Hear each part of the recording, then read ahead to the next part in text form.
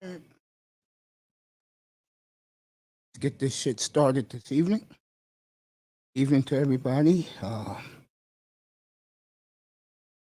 Chilling. Beginning of another week. Middle of August. Summer is a month from summer is about 3 weeks away from being over. Like me, I've had a great summer. It's ironic. Last time I had a great summer, I lost weight. Fortunately, goddamn dialysis machine for the next 10 years. Feels good. Enjoy a peaceful summer alone the way I like to enjoy my day. Nothing wrong with being by yourself. Let's congratulate the Atlanta Falcons.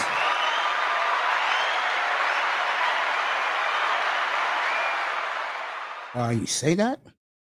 Because the Atlanta Falcons is the first team in the NFL that everybody is 100%. Every player, every staff member, every coach, every front office people, all tested, came back 100%. So that whole organization and vaccinated.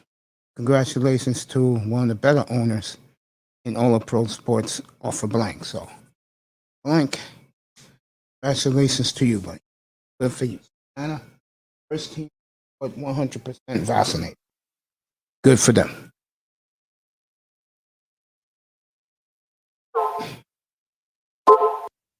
I had the great Eye Test Sports on last night, and he had an interesting observation.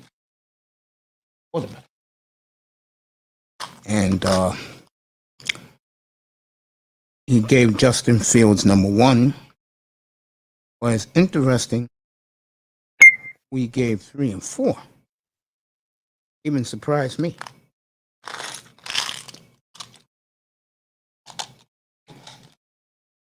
His reasons were interesting reasons.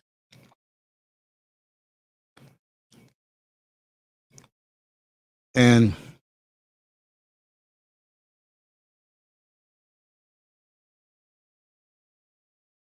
it doesn't surprise me why. He did the rankings.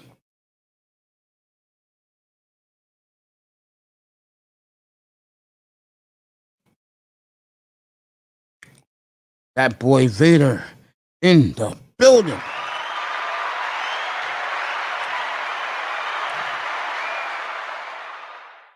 Pride of Southern Ohio, the Queen City, Cincinnati, Ohio. Well, it's good, buddy. Good to see you.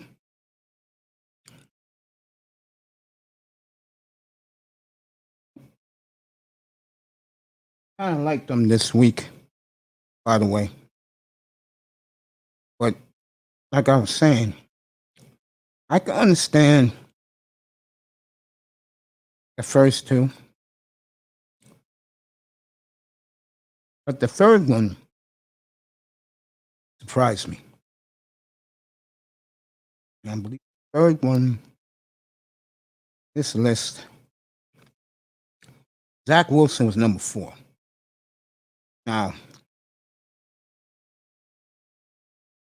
all's well with me, man. Laying low, staying out of trouble as usual, man. That's all you can do in this town is lay low and stay out of trouble.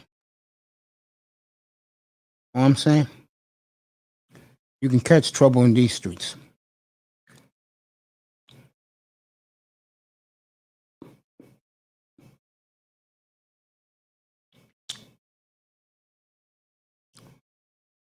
He evaluated 7 quarterbacks.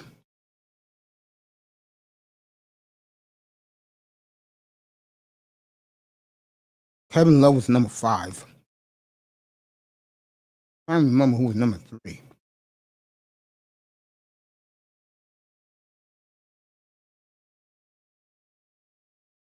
But the third quarterback stood out to him.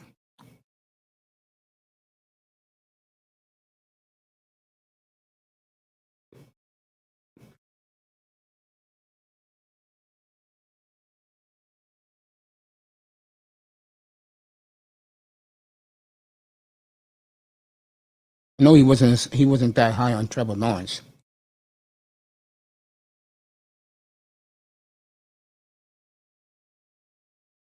I think Zach Wilson was third.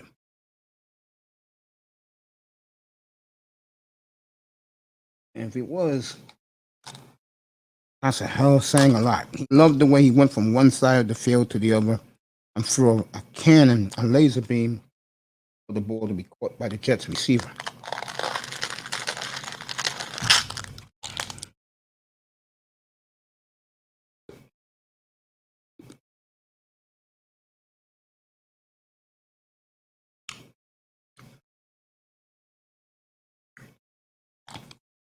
Remember, when it comes to these young players, you gotta take it with a grain of salt. You know what I'm saying?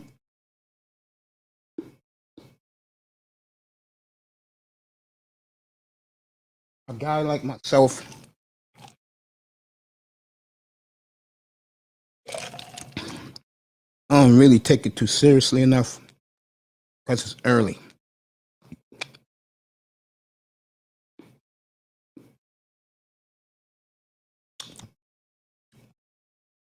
It's just one game. In a game, it doesn't really matter.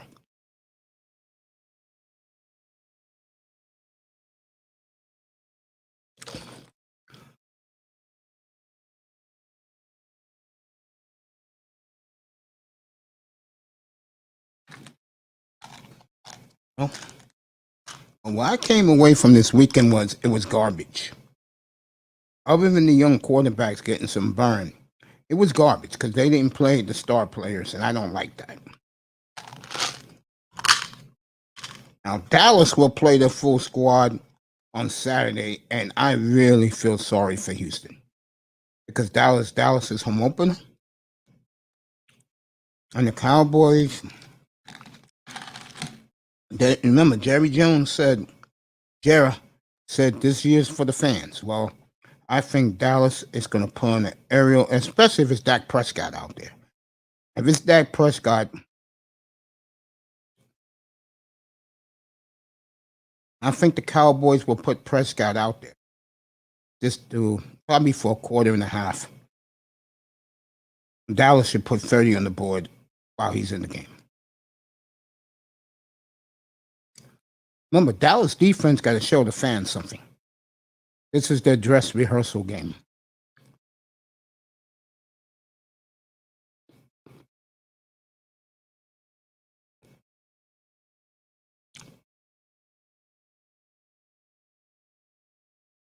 Another team I like this week is Miami because the guys are going to play. So we should see a lot from Tua.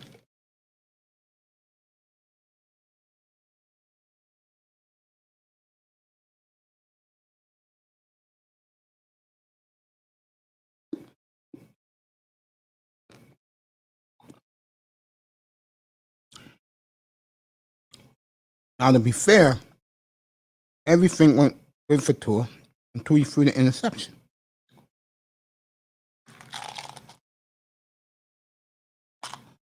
And that's on Tua.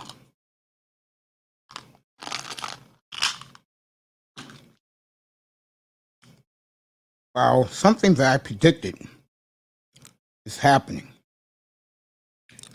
I was reading the newspaper today before I came on the air.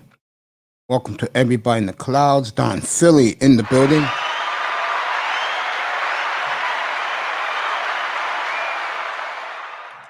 That Jacoby Brissett is very happy being in Miami. And they're very happy to have him in Miami.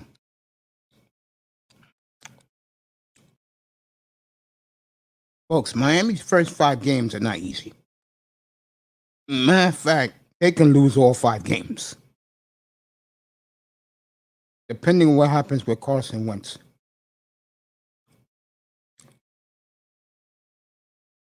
Let me say hello to Don Philly. Building. I'm a Dolphins fan. Your best bet is better come out guns a-blazing. If you don't, you start 1-4, 0-5.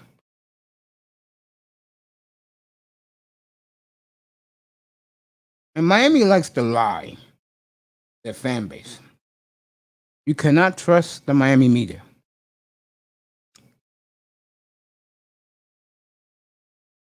Can't trust them. Manzano in the building. Can't trust the Miami media, folks. You know, other than Omar, Dave Hyde,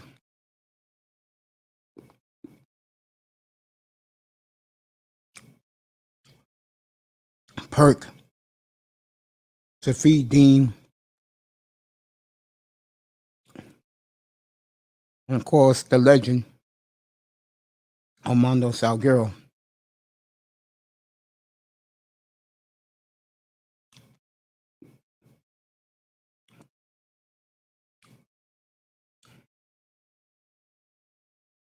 I like Miami a lot. All the players coming back this week.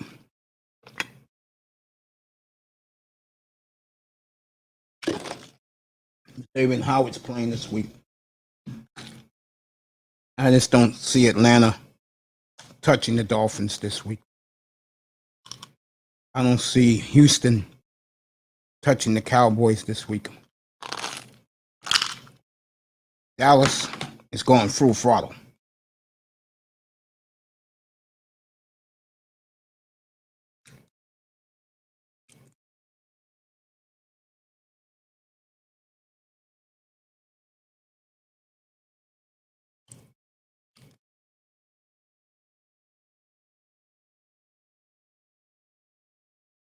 He never had that opportunity. Now, he's beaten rookie quarterbacks, but Tom Brady was a second-year player when he had him.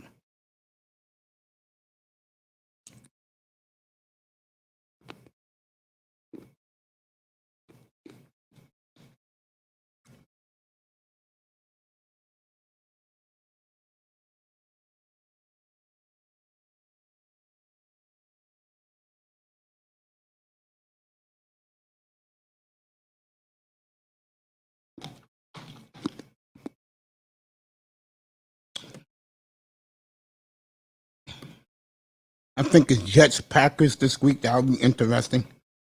Jordan Love versus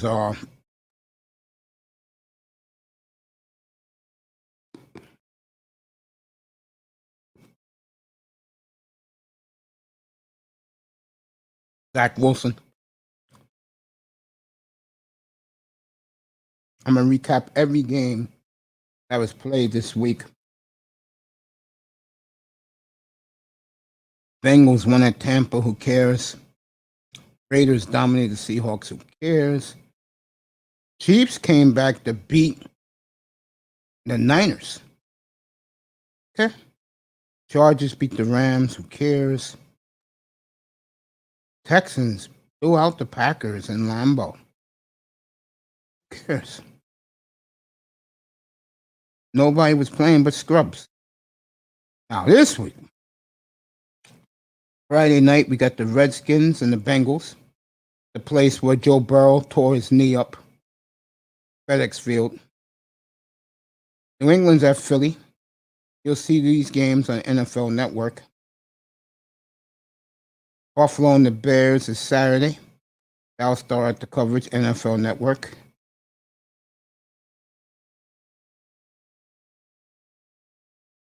Got the Chiefs and the Cardinals. That should be interesting. Kyler Murray, Patrick Mahomes. Jets Packers, like I said, Jordan Love versus Zach Wilson. Ravens and Panthers.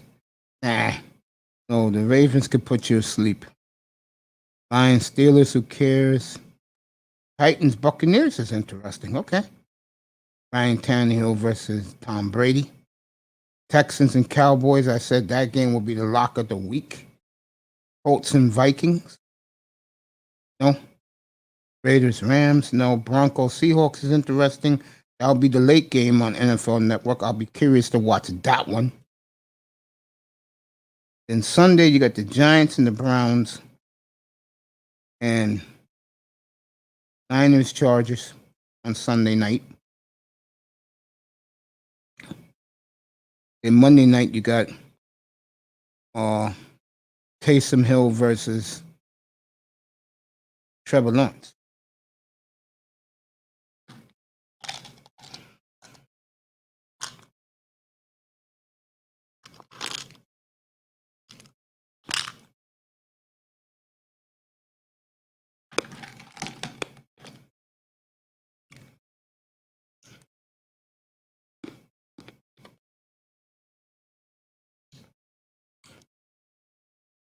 Let me see what else is happening.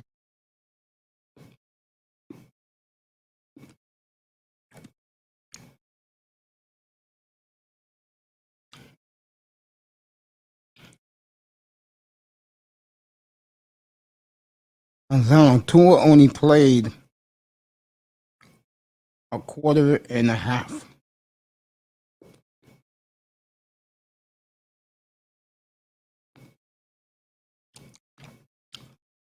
Well, Pete was up here talking about a couple of months ago with Myles Gaskin. You like Myles Gaskin? Well, we're going to find out.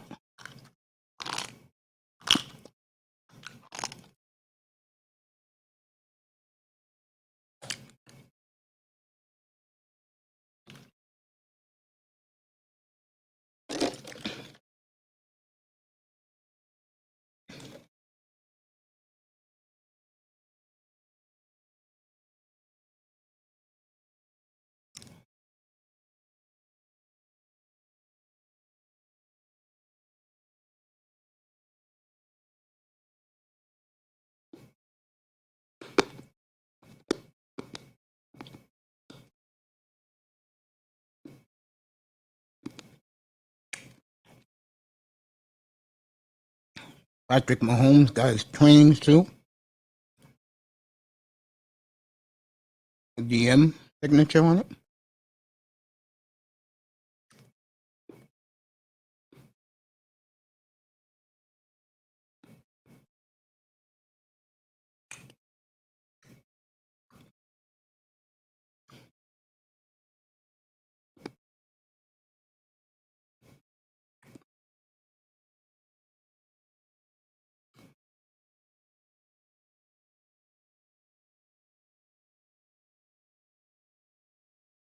The NFL 100 surprised me last night.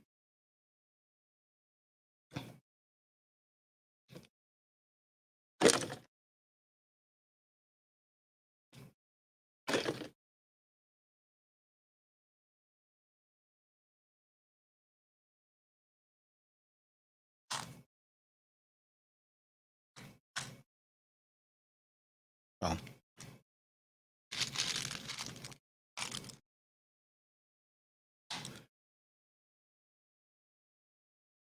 I'm going to go through 100 to 40.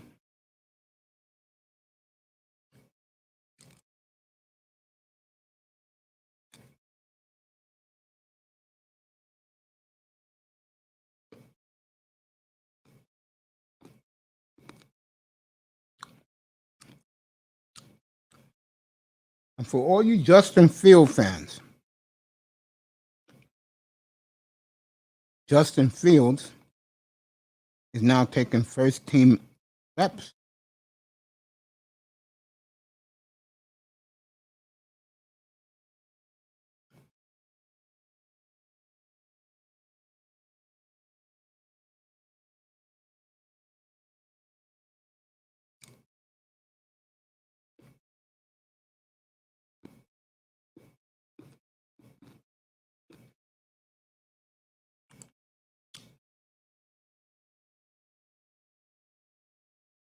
Luke Kuechly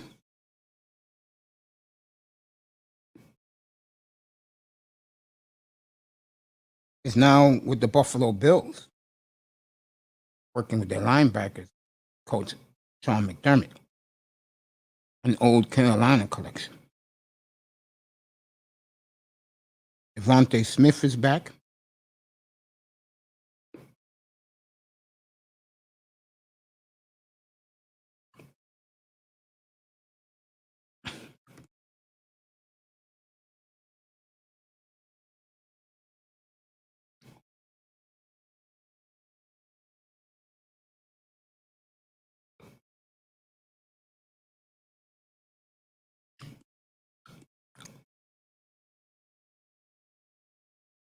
I'm going to do the NFL 100 to 40 in a second. First, I want to read about quarterback battles. Okay.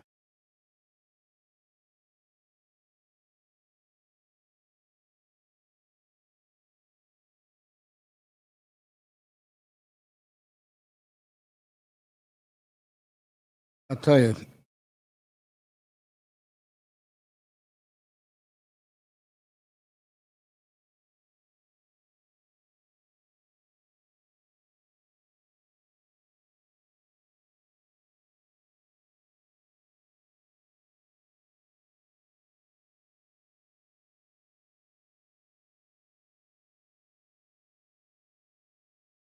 Right here, folks. Ain't going anywhere.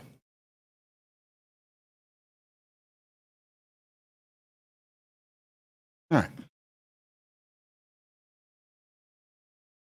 Got the quarterback battles around the league.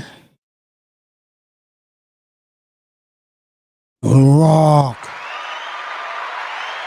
Little Rock in the building.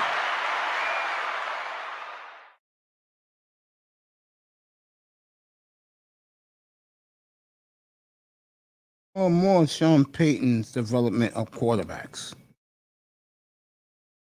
Thanks, brother. Appreciate that. Appreciate you. Thank you, Lil Rock. Everybody hit that like and subscribe button. Appreciate you, man. Also, make this go viral. MTGV TV, the beautiful Miss V. Hit me up with 5. Let's just say hit me up with a nice cash up here. Appreciate her. Always appreciate her.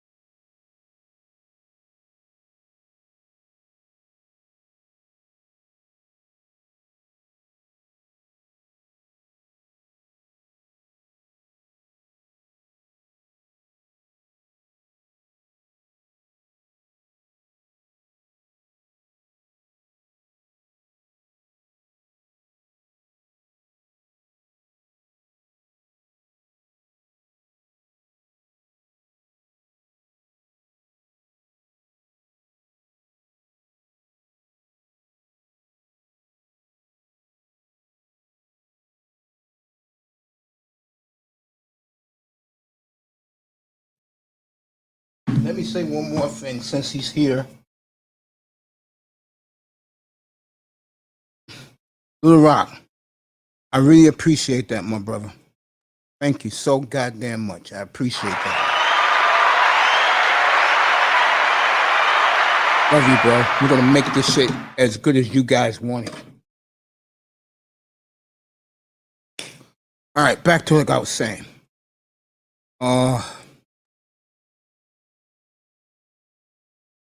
It'd be interesting.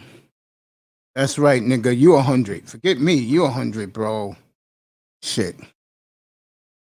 I appreciate you so much, man.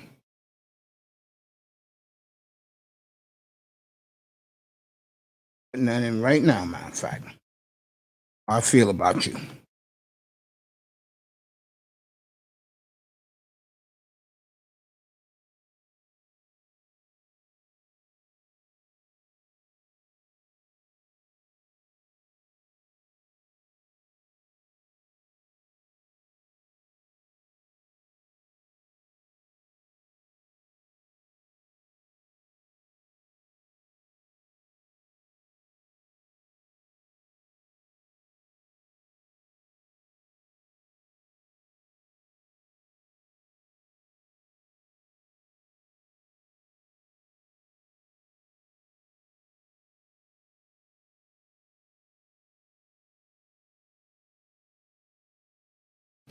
I wrote a nice note to Lil Rock, thanking him for his generous contribution. There he is for him. Always write people back all the time. Manzano hasn't said nothing yet. Yeah, I think getting back to these quarterbacks, everybody's going crazy over Josh Fields. That's okay. It's okay. Like I keep saying to people, all these guys who are there right now, end of the day, the best one of the group is going to be Jordan Love. Heard it here first.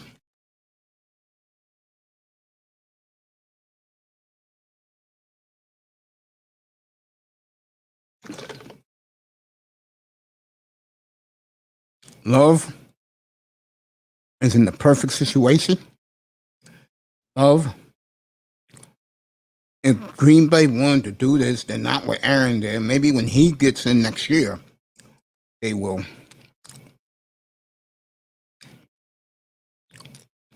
They can play power football and let him get his feet wet. The problem with them is Green Bay don't have a Miami. They definitely don't have a Washington defense, but they don't have a Miami or even a Cleveland defense. That's their problem.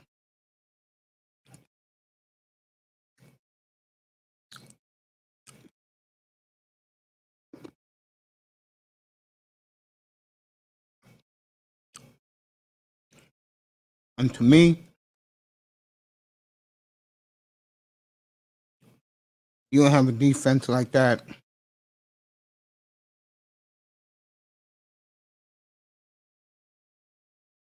It better be guns a-blazing.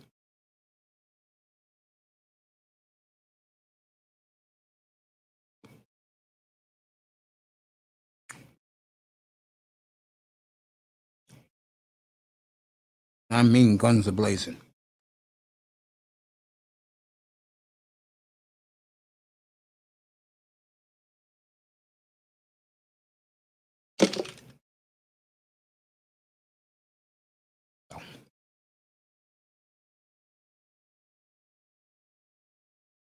NBA talking about that bullshit summer league.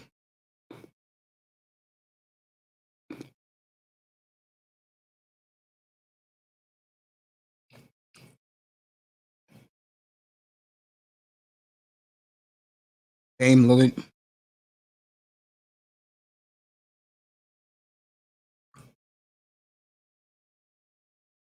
Dame Lillard dropped his new album.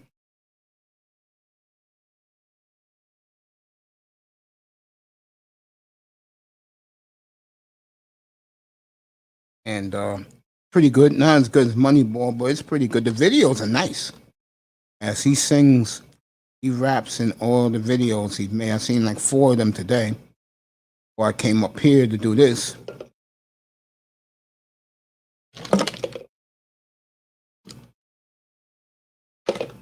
No team really stood out to me.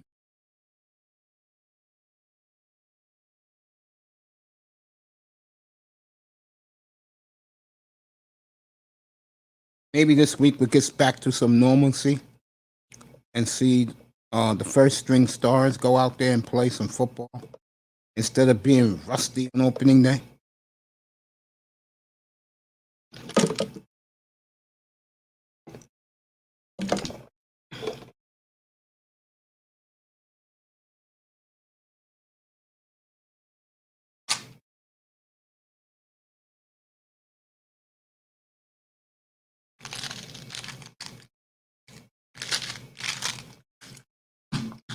No football tonight. They'll play next Monday night. Jaguars and the Saints. A real snooze fest.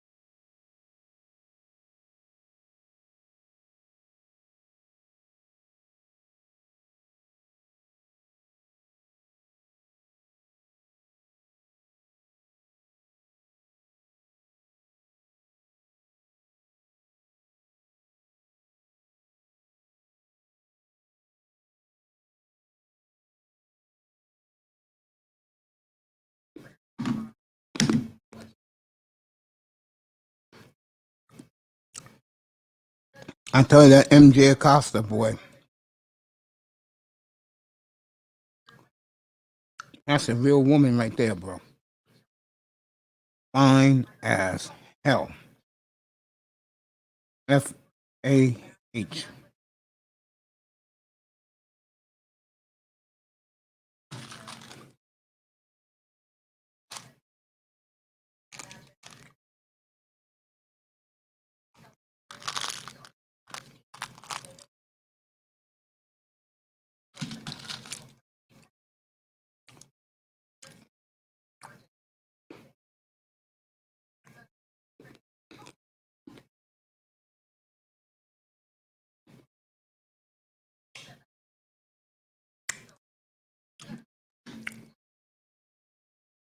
So,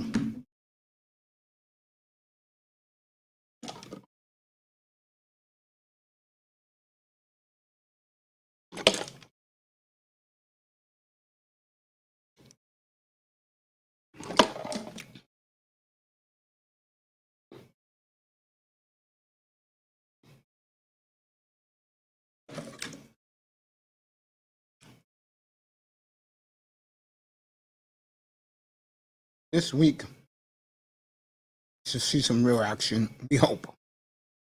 We hope. Yeah.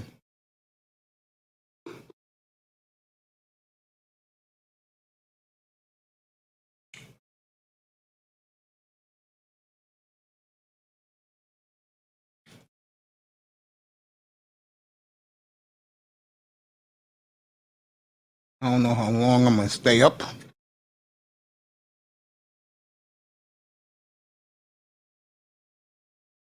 But I know one thing.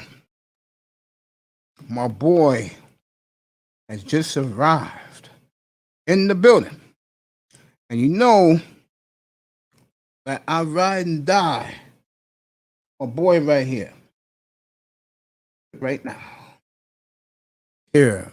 Battle is in the building.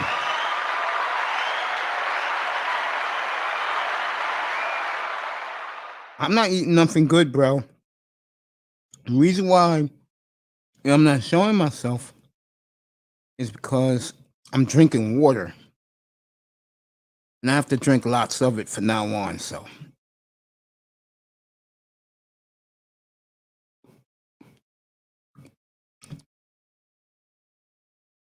Now, if you're eating something good, what the hell are you eating, my brother?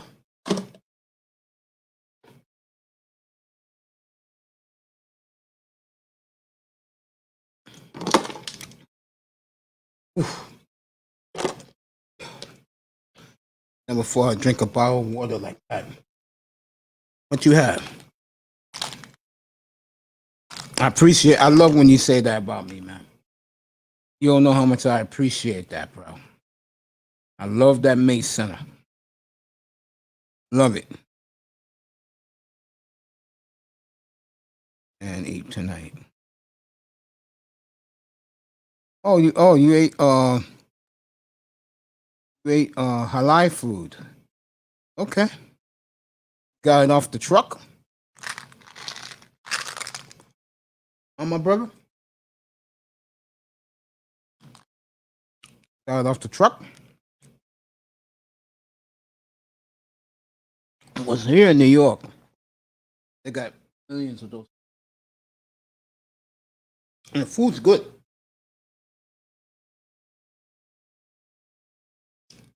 Now get yourself a pita, barbecue sauce, hot sauce.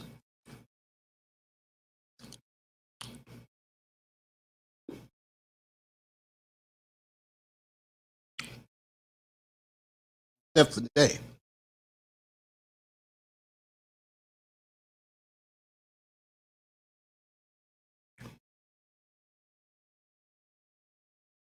Okay. I feel you, bro.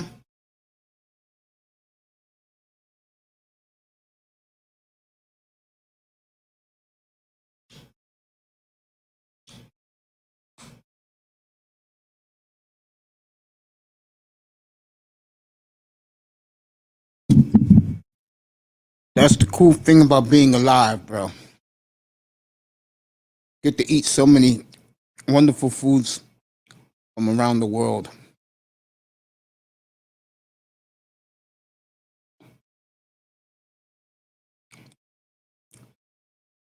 Makes the life pretty cool living.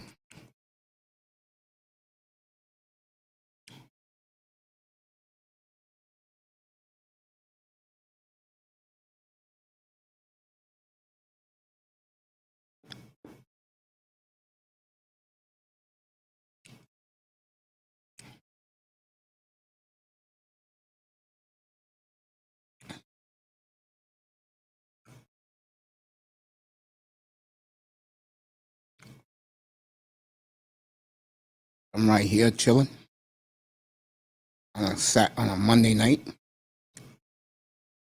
here in New York City. Here battles in New York. Davey's in Staten Island.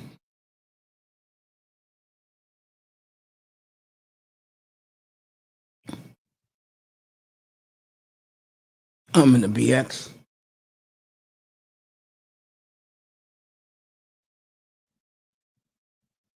Again, I'm just chilling.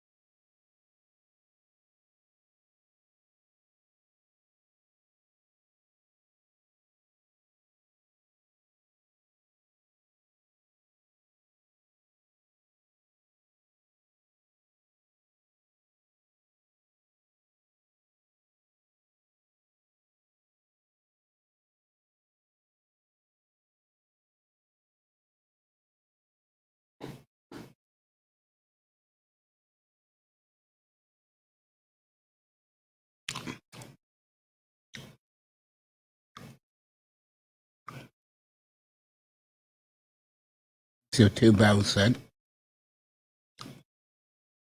Justin, the real deal Fields. All the brothers.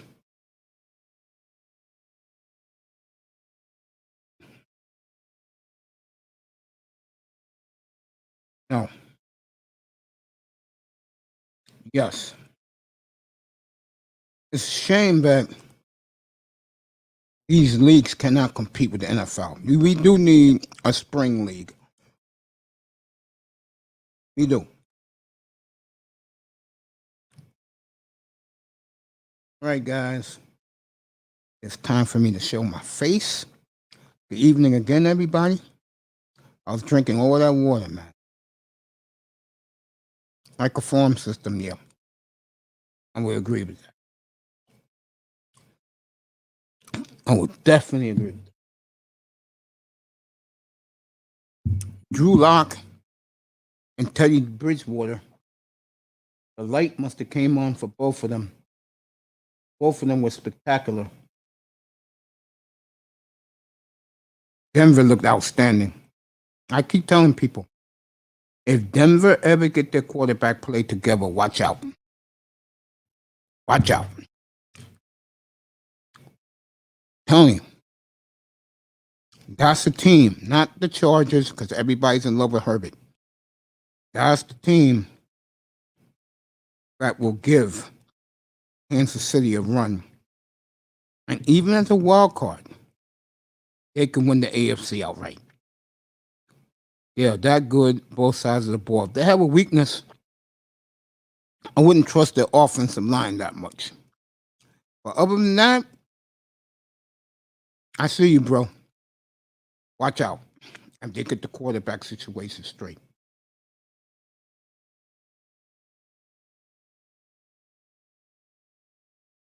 I'm doing good, Flipside. What's up, buddy? Flipside fishing in the building.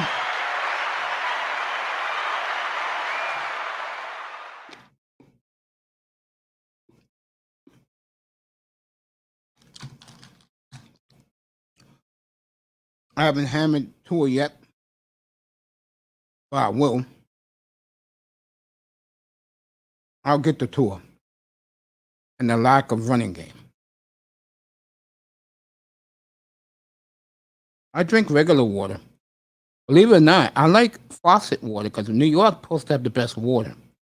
But we got the great cleaning system upstate. Adrian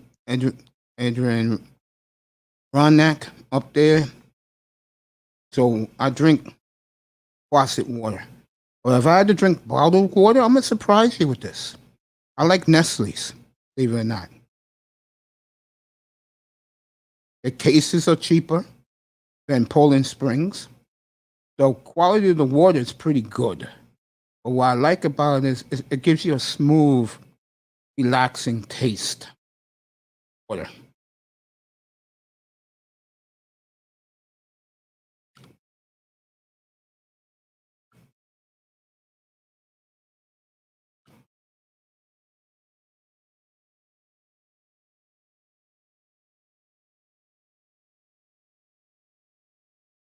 No one's the problem with that though, Manzano. Teams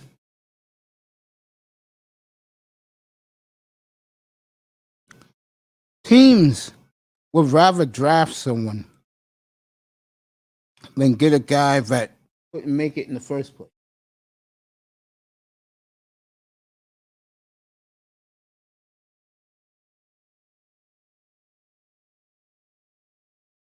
Now, see, this is the Jameis Winston. I didn't see no highlights. There you go, Jameis. There you go. Another interception for Jameis. Can't make this stuff up.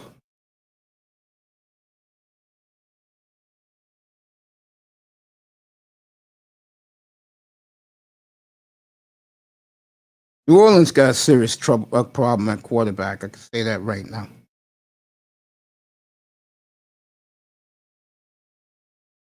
Yeah.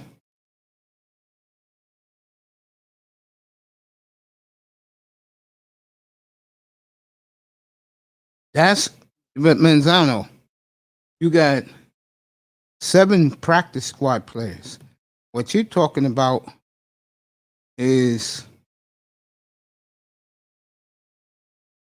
like 1,000 guys who didn't make it.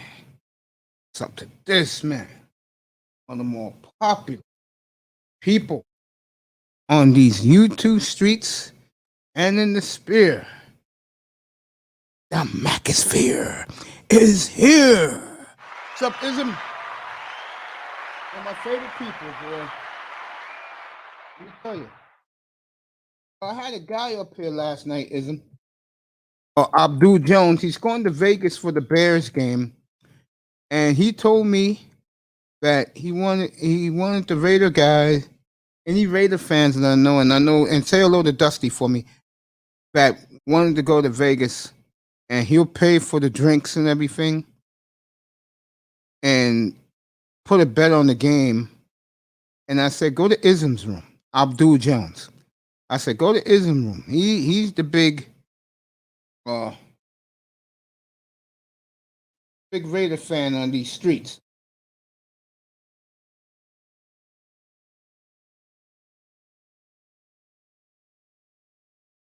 Boy, Ism in the building again. Good to see him. My boy, my brother. Macosphere in the building. Thank you for coming, sir. Ism. Appreciate you, bro. Famous Jameis Nameless. Yeah. Silver and black, Jack. That's right, boy. Ism likes to take some weekends and go to Vegas. Show everybody his $500 breakfast. Room service. Yes, he was. Yes, he was a practice squad legend. You know, I forgot about Cruz. There you go. Silver and black Jack. Great guy. Good people, man. All you guys are good people. Ism, what I love about him so much, I'm always in debit to him as we're near 500 subscribers. Everybody, congrats for showing support in me. Ism was here every night. Him and Dusty. Flat would come through. Whole group of guys would come through. And it was a terrific place to be. Still is. I mean, I think this is one of the better, and I get complimented about this around the manosphere. This is one of the more coolest places to go. Now, you're acting like triple black, and I don't know about marathon, you know, but I had a long day today, but everything's okay. Hopefully I get a nice cut on Wednesday. I'll be back early in the morning tomorrow for sure. So get ready. My man's in here. Let me drop this link. One of my favorite people is in the room. Prince Pierre is here.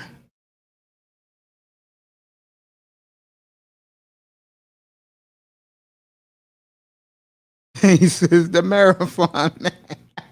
I love you.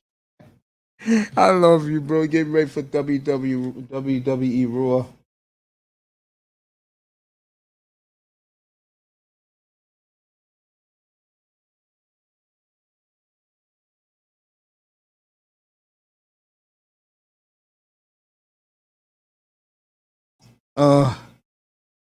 For your fitness.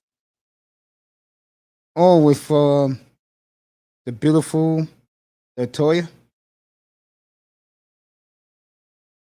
Yeah, Latoya is something else. Let me say hello to one of my favorite guys. He's up in here now. As I dropped the link. I believe I dropped the link. Did I? No, not yet. Let me drop the link. Go. Get some of you guys up here.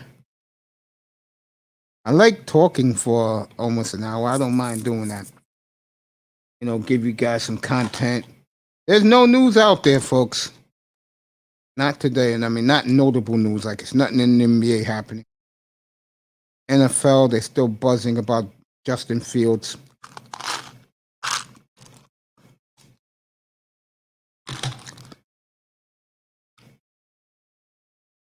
Yeah. Right, guys. You want to come up? Come up.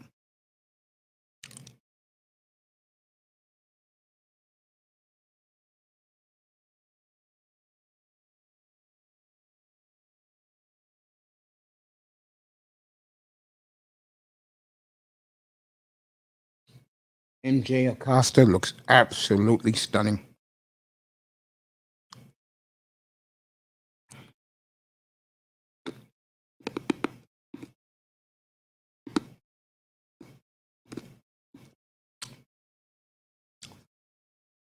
Ism with all the love. Thank you so much, my brother. Link is in here. Let's go if you want to come up. Is Eric Bledsoe news? No. No. And we know why the Clippers got rid of Patrick Beverley.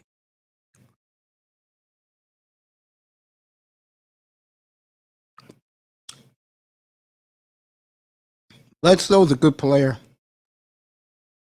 but which have been proven, you can't win with him.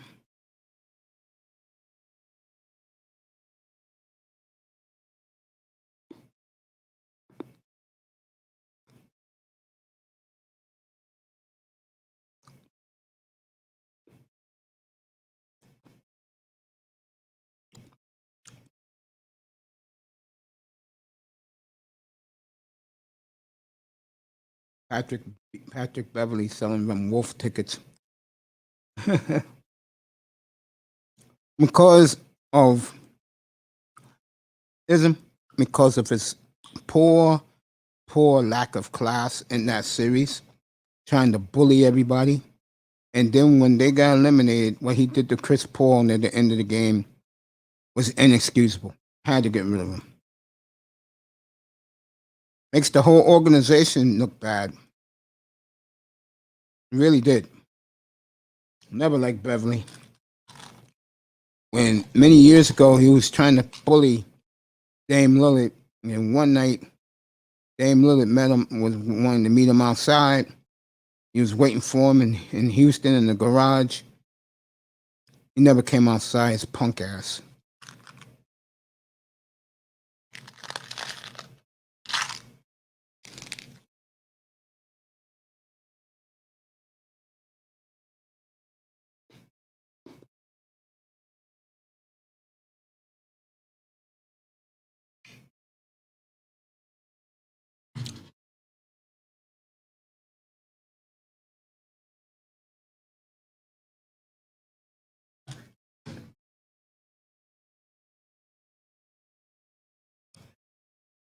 That was such a lack of class.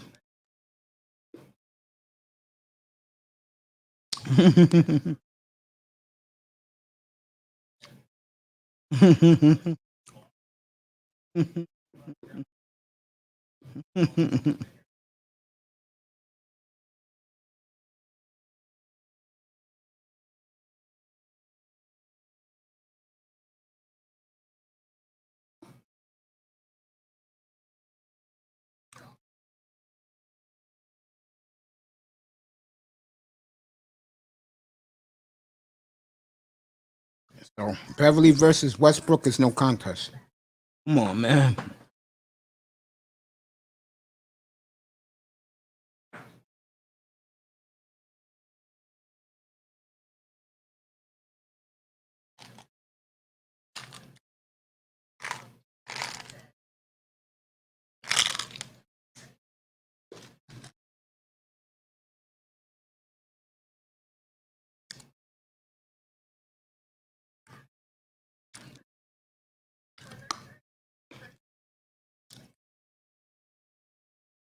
I'm gonna surprise you.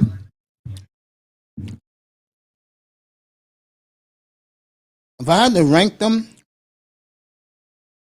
I would say Mac Jones is 5th. Trevor Lawrence is 4th.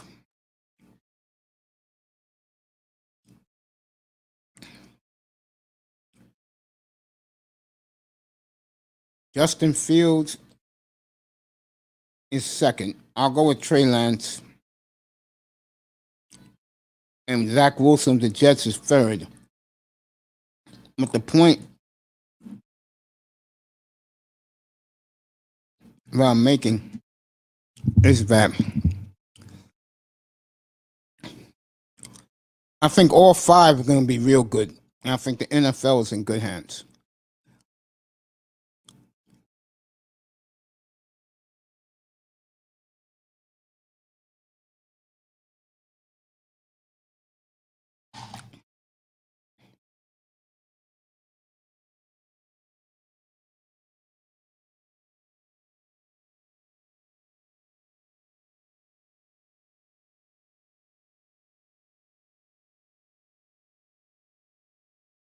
Yeah. So I'll go 1 Lance, 2 Fields, 3 Wilson, 4 Trevor Lawrence, and 5 Mac Jones.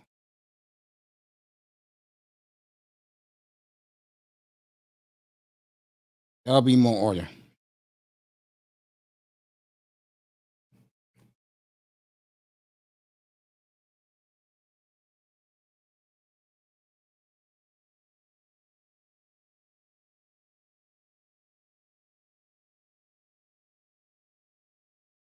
So I like that we all talking. This is good stuff. Isn't only one game though. Yeah, I agree. That's what I said a few minutes ago. I said it's only one game. Let's see Mac Jones, for example, against the starting Eagle defense. Let's see Josh Fields. I forgot who Chicago plays Friday, but it's a good game.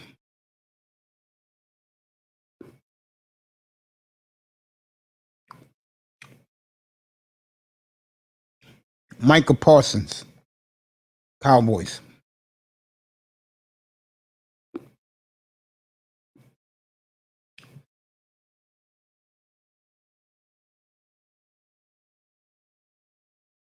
You're right.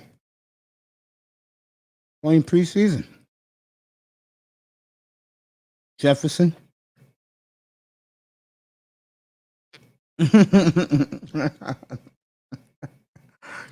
I love you, Jefferson. The link is in the chat. You want to come up, Jeff?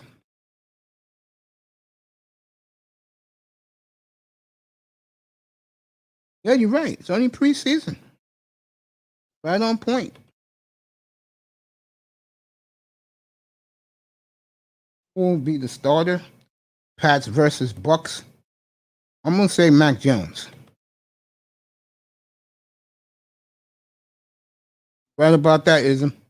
They're not really showing their stuff.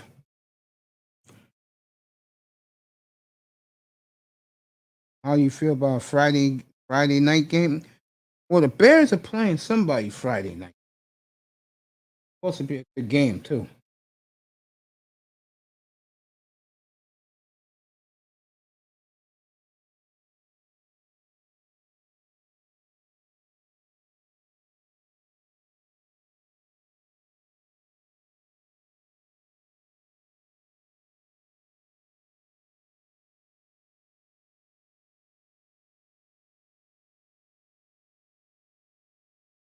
Yeah. Oh, right about that guy. Can't argue with you. Bears are playing Saturday against the Bills. All right, we'll see against the Bills what Justin Fields is made of. On regular season?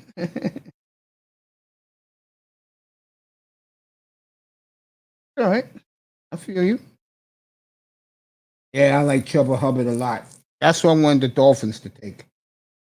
Besides Justin Williams. Of course, they effed that up. What else is new? And now they're having running problems. I like Chuba Hubbard a lot. So did Tackman. I'm going to be plugging Tackman this week. One of my favorite people on earth, the great LaShawn Jefferson. It's in the building. I apologize, Mace. I had to drop off that panel the other night because I realized, nigga, you cussing me out because I ain't your daddy. And you know what? Never mind. I got to drop down and let y'all talk sports like you want to. Because John, I'm just like, damn, Mace gave me the floor and I got permission. Can I finish the sentence? When that got to the point, you got to let them niggas go ahead and let out their frustrations. Jefferson, when it comes to you, I'm going to have to change some things. Because, see, I respect you. Tear Battle saluting you in the chat room. That's for you, Jefferson. Hey, bro, we all respect each other. It's just, you know, there's one motherfucker that's your best friend that poke a bear, and damn it, you didn't even know there's a bear in the room. There's always that bastard that poked the bear, didn't know there's a bear in the room. It just happened to be Jefferson. When it comes to you, I'm going to start changing some things. Because there's one thing when I read you, and It's another thing when guys see. This is what I'm talking about with black men. If you have a problem with someone, tell them. Don't hide the You know fact. what? Look. Men right Everybody's now quiet, can Jefferson. can feel like a woman. Remember that country song Shania Twain sang? I feel like a woman. Men are having that moment, and sometimes they have feminine feelings, and we just figuring out which one's going to go ahead and make a change. That's all it is.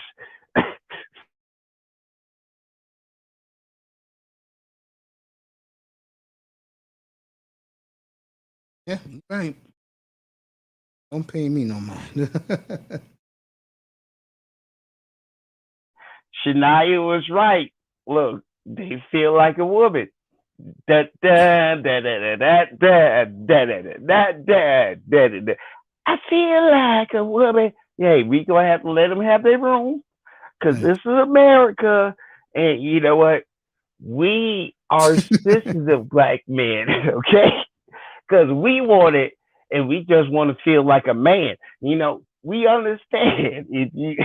Yeah, Jefferson, I I can't really even don't want to finish talk. the sentence. This is too funny. Jefferson, I love you, bro, but I don't really want to talk about what you're talking No, about. no, I'm no, no, getting. no, no. That was just a drop. That was me carpet bombing and let them figure it out because that is a thoughtful. That's a thoughtful. Okay, and you're gonna need to go ahead and get off offline and think about it if it applies to you. But sometimes you apply it to me, and I don't understand why you feel like a Because woman again, when I you don't jump act in like my one. ass. That's No, all it Jefferson, is, and that's it. I get uptight because you don't stick on topic.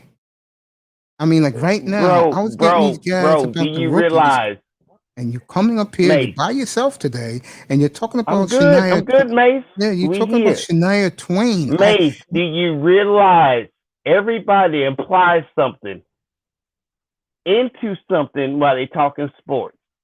Yeah, But when I me, I'm notice it, gung ho, you know. there's a problem. I didn't say shit because I'm always on mute because I got to wait till Mace say, Jefferson, you got the floor. I'm on mute. How the fuck did LaShawn listen on mute? And I'm a problem because I noted that they said and they wasn't on mute. I got to wait till Mace Taggart tell Jefferson, you got the floor. I'm on mute. I'm just I'm just responding to what they said, but I'm a problem on mute. Okay, they That's don't what's bother. You funny don't to bother me. Jefferson. They don't. When you're on mute, I'm they on mute. I no, but ain't said shit, but as yeah, but soon as let me end LaShawn this. say shit, it's a problem. And he was on mute. And Mace, you just gave me the floor to speak. And all of a sudden, LaShawn Yeah, I'm speak, gonna it's all of correct a that, sudden a Jefferson. problem. I'm gonna correct that. I'm Don't on worry, mute I though. got you. Yes, sir. Don't, But you realize I'm on mute and motherfuckers want to cuss me out when I ain't said shit. That's Slowfish, the you want to come up problem. here? Come And up. yet I got to defend myself You too, when I Ism. was on mute. That's Because all. That's again, all. no, but you again, if you stay on topic, you'll be good.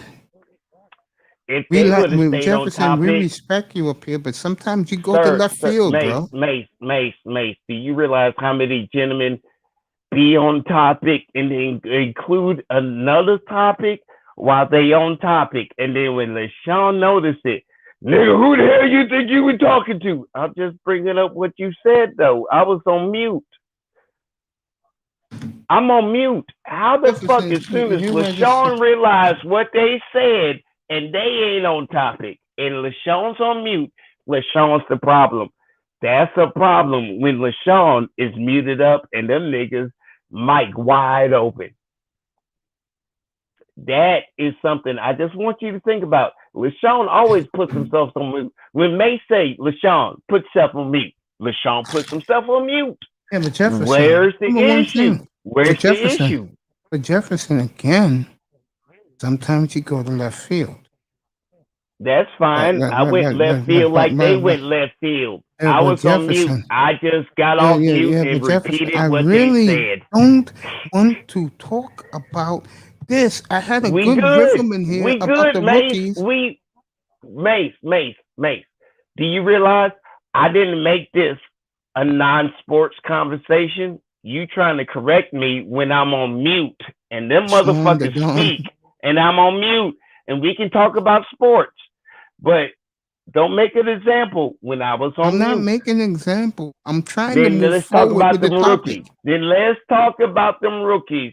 Right, that's why I joined your panel. Let's talk about them rookies, sir. Thank you. Thank you.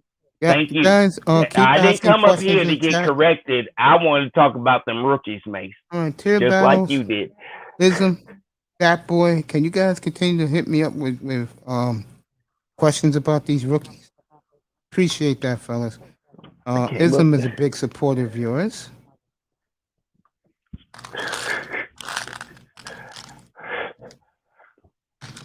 That's pretty cool. Look, I'm not here to be the pain in your ass. You got enough people being the pain in your ass. Hell, I'm just here to just talk about sports because that shit makes me happy, just like it makes you happy. And guess what? We can block out a bitch complaining for 3 hours if our team is on the goddamn screen. That's all I'm here for. I ain't here for all the extra shit, but motherfuckers want to make me extra. No.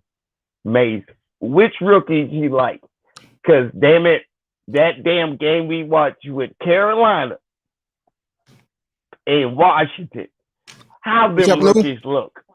How them rookies look? Man, I'm telling you right now, the veterans gonna lose their jobs because their rookies look so good. And damn it, I watched too many preseason games, and damn it, y'all asses ain't going to be in rotation after preseason, and you a vet.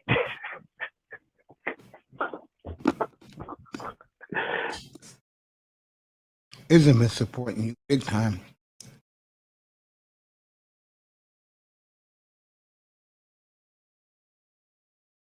Keep up the great work, Jefferson.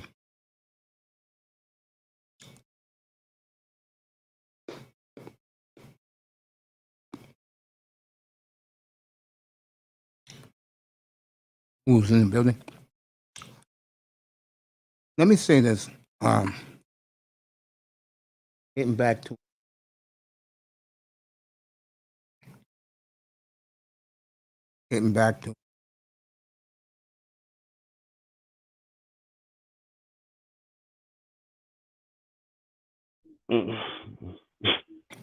Mace, everybody's supporting you, bro.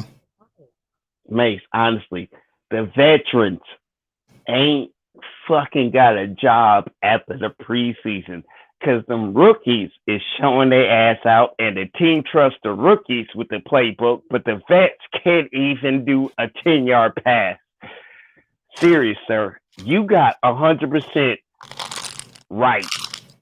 And I'm just going to listen to your point of view because, you're right.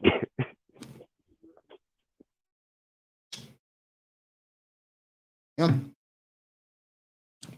I would agree with that. And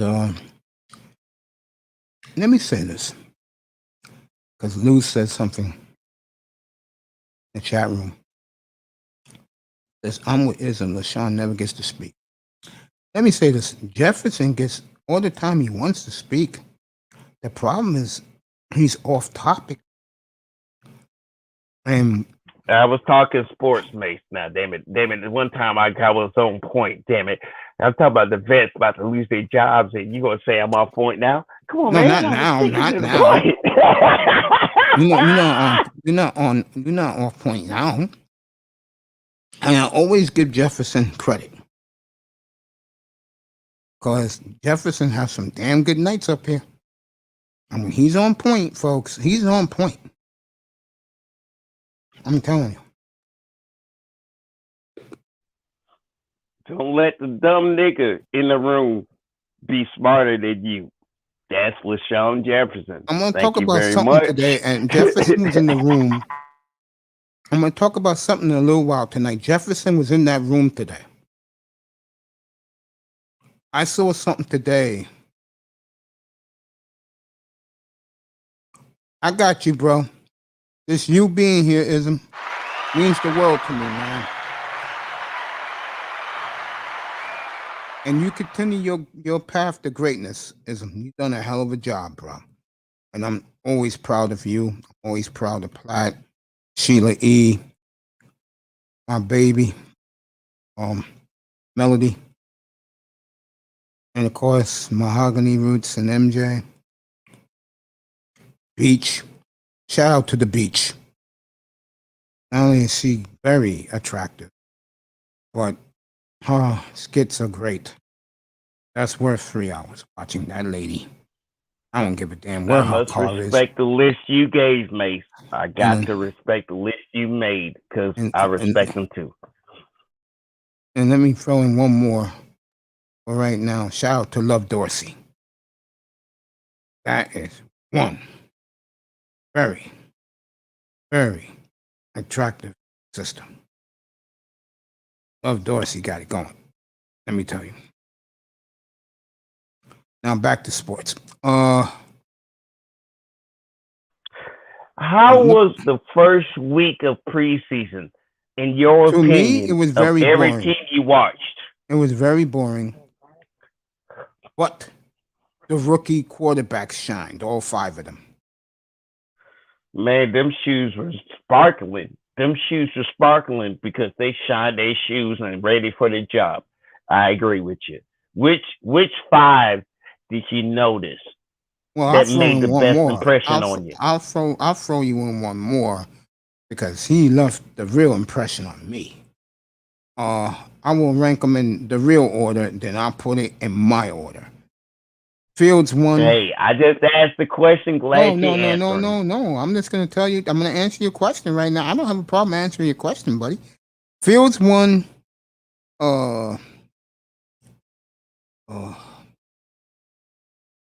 Trey Lance 2. Zach Wilson 3. Trevor Lawrence 4. I think Trevor Lawrence is going to struggle. I think he's going to take a while. He'll be 6 weeks. He'll be 6 weeks, but after the 6th week, I think he's gonna be trouble. That, in my opinion, Mace. That's what I'm thinking. Yeah, Platinum's big on the Jaguars this year. Number what Platinum supports in college football. The horseshoe.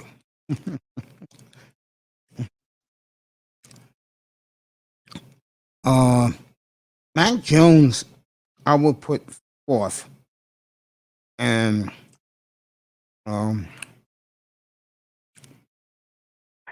Baltimore Ravens got 2 QBs that's backups, and damn it, they could be a starter on other teams. I'm not lying.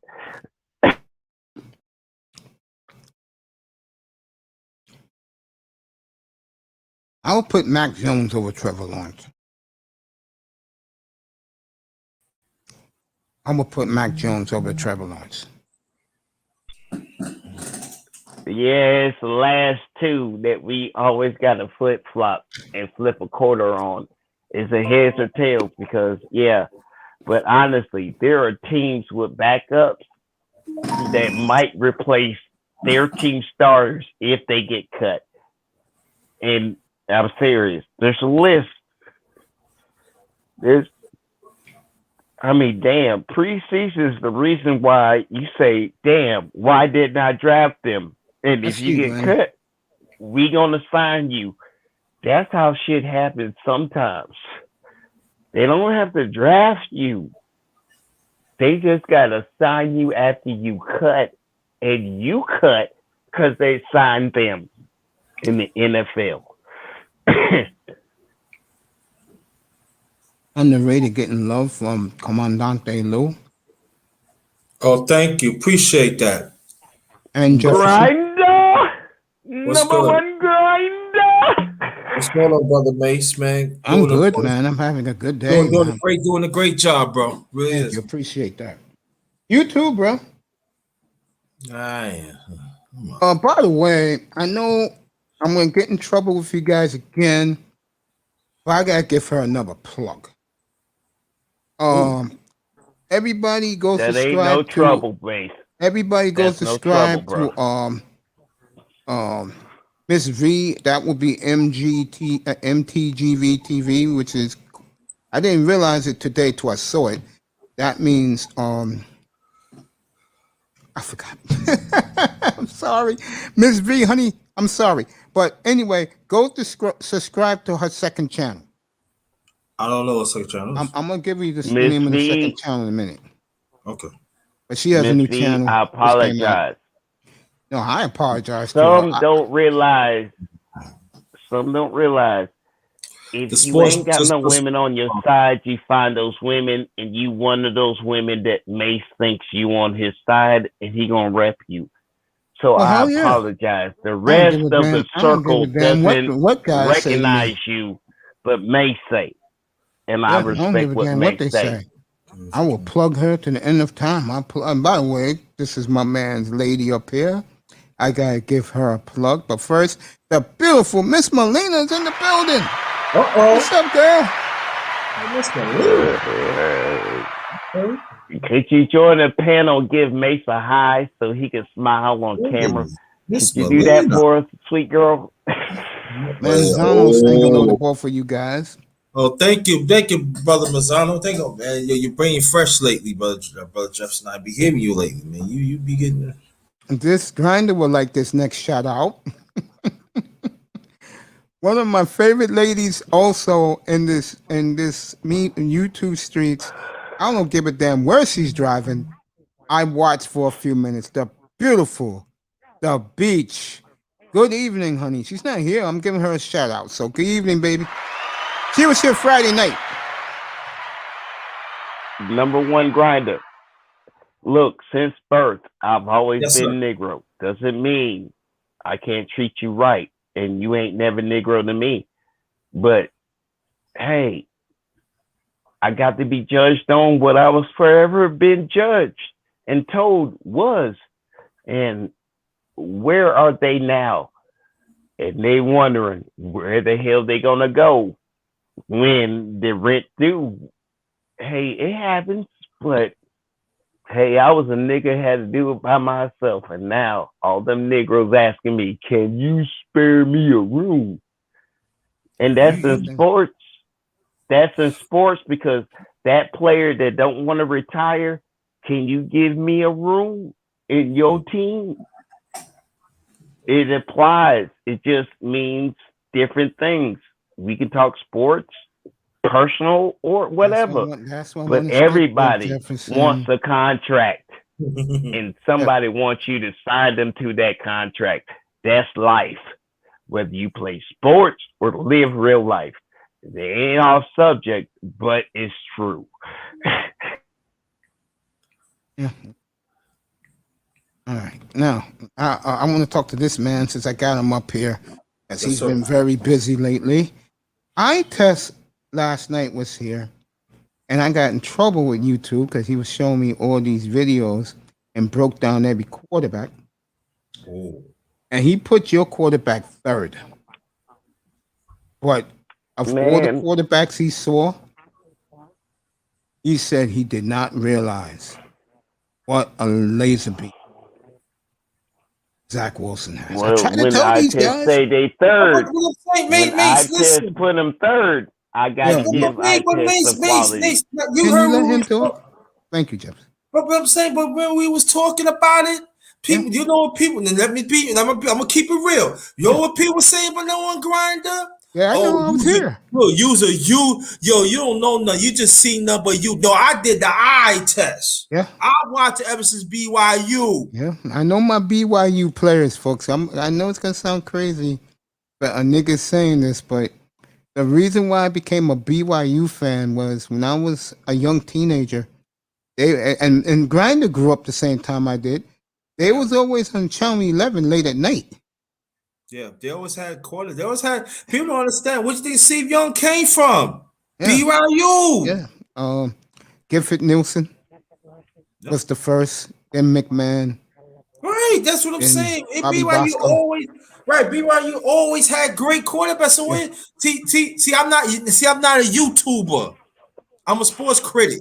I watch games. Yeah. Right? Yep. I know what I'm talking about. Yeah, and I just don't say nothing. But I know what I'm talking about.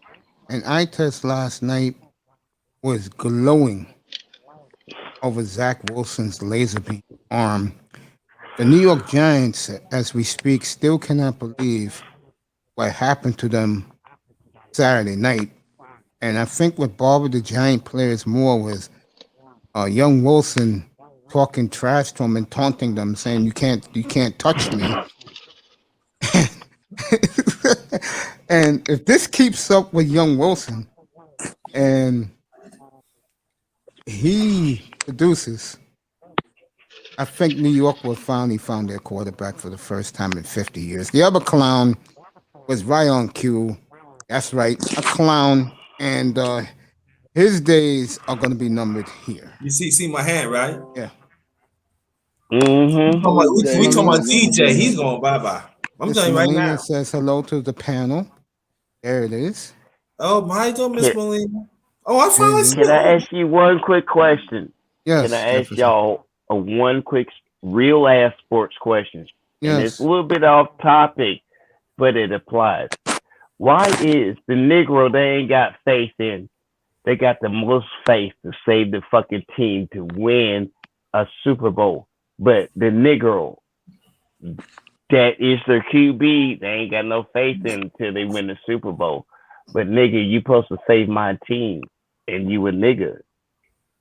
Doesn't matter about race. It matters about talent. Chicago, hold on. Chicago is one of the most segregated cities. It doesn't matter about race until you get a Super Bowl ring. Dude, it matters about race when you don't get them to the Super Bowl. Jefferson. That is the NFL. He's right about that, but 100%, Jefferson. And I'm not lying. Jefferson, I want to hear what he's saying. Jefferson, I know what you're saying, bro. But Chicago is a very segregated city, bro. And everybody, white, black, whatever, they're all in love with a young black quarterback, bro. Mm-hmm. Yeah, no, and Jefferson, I understand what you're saying, but I'm not the fan base. I'm fine with it's the ignorance. That's for you, Nice. I love you, girl. The ownership. I'll give you some applause in a minute. Do you guys agree with me? It's more the ownership, not the fan base. Yeah. I would agree with that. You're right. It's been when you haven't had an all-pro quarterback since 1947. There's something seriously wrong with your organization. And tell them the name Brother Mason, 1947 quarterback they had. Sid Luckman. Sid Luckman. Even little Shirley knows that. I had her up here right before the draft, and she said, "Yeah, some guy named Luckman." I was like, "Yeah, that's 1947." And that was let me tell y'all, that's the only all-pro quarterback that Chicago had. Let me say this about His Chicago. name was Luckman. His name was Luckman. Yeah, Luckman. Yeah, Sid Luckman. Prince can explain more because he's from Chicago. Prince, am I right? And by the way, good evening to both you and Tony Manzano. Yeah, good evening, everybody in the panel, everybody in the chat. Can you please explain? Peace, brother. Can you please explain the backwards mentality of the Midwest person? Yeah, man. I'm being real about this. Yeah, because the backwards way of thinking is because a lot of Chicago people, man, they kind of out of Mississippi. Yeah. Oh, okay. So, it's a lot. Yeah, kind of out of Mississippi. Oh yeah, that's like my late father said that in Chicago. You know, ain't nothing but a Mississippi. You ain't nothing but a Mississippi nigga. Windy Mississippi nigga. That's all you is. Yeah, my dad, my grandparents, and my relatives on my father's side. My father's from Chicago. He's from the West Side. They're all from Mississippi. So I get it. Right. Oh goddamn! He said they farted in Mississippi wind. Oh shit! But you know what's so funny? My late father, I asked my late father. I said, "Dad," because my late father had family in Chicago. He said, "You know what?" He said, I said, "What you think about Chicago? Windy, Mississippi." I was like, "What? Windy, Mississippi?" And I said, "Oh, okay." Mace, I understand the fan base. But we was out of Texas, though. Our family was out of Texas. I have a question Good for you. I mean that. I have a question for Mace and Grinder. Yes. I understand this generation What's up, is Mr. okay Miami? Bang, bang. I understand this generation of Green Bay Packers fans is okay with having a black representation as their quarterback, but do you think the older generation, the older generation, like from the 60s, 50s, and the fans of the 50s and 60s Packers are okay with it? Is what I'm asking. I'm Good gonna answer question. that. I'm gonna answer that. Good question. I'm gonna answer that. If you have the demeanor of Jordan Love, they're gonna love you. Because Jordan Love is a little bit like me. He blends in, keeps his mouth shut, say good morning to people no matter what race they are, and keep it moving. But if you're a flamboyant guy, like let's say a guy like let me think of a receiver. If you're a guy like Odell Beckham, he'll never work in Green Bay. Or Tyrell Owens. No, Owens will fit because he works. No, Owens. They'll love T.O. is a team player. They'll love T.O. up there. I forgot that they would hit him with T.O. One at a time. Go ahead, Grinder.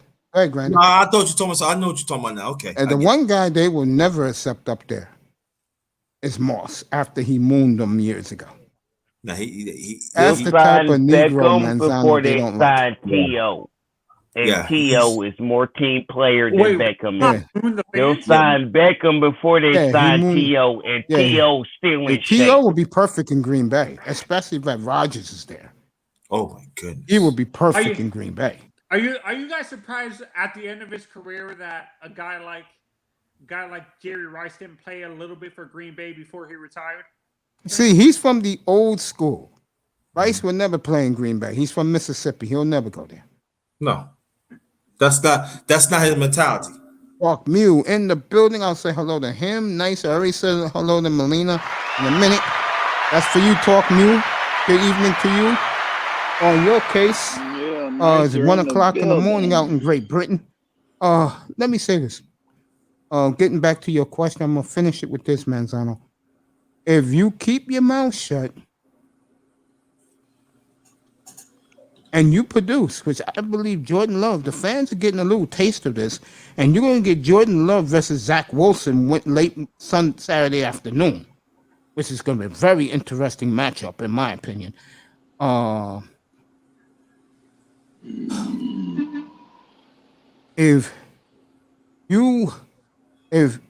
think Jordan Love will perform next year. He won't play this year. Next year he'll perform. Mm-hmm. Green Bay will be very happy with him. Mm-hmm. They won't have a problem with him. Permission to have the floor after you finish your point, Mace. Just permission. Yeah, go ahead. Nicer. I ain't respect you as much as I should have, but damn it, you respect the same man I respect, which means you're a good ass woman. So I appreciate you, because Mace appreciates you, and I saw it that I need to appreciate you too. Not because Mace did, he just made me notice. Thank you for being one of those decent ass women that Mace put on the list. You better take that to your grave, girl, because you respect it. That's all I got to say. I'm putting myself on mute, and y'all got the flow.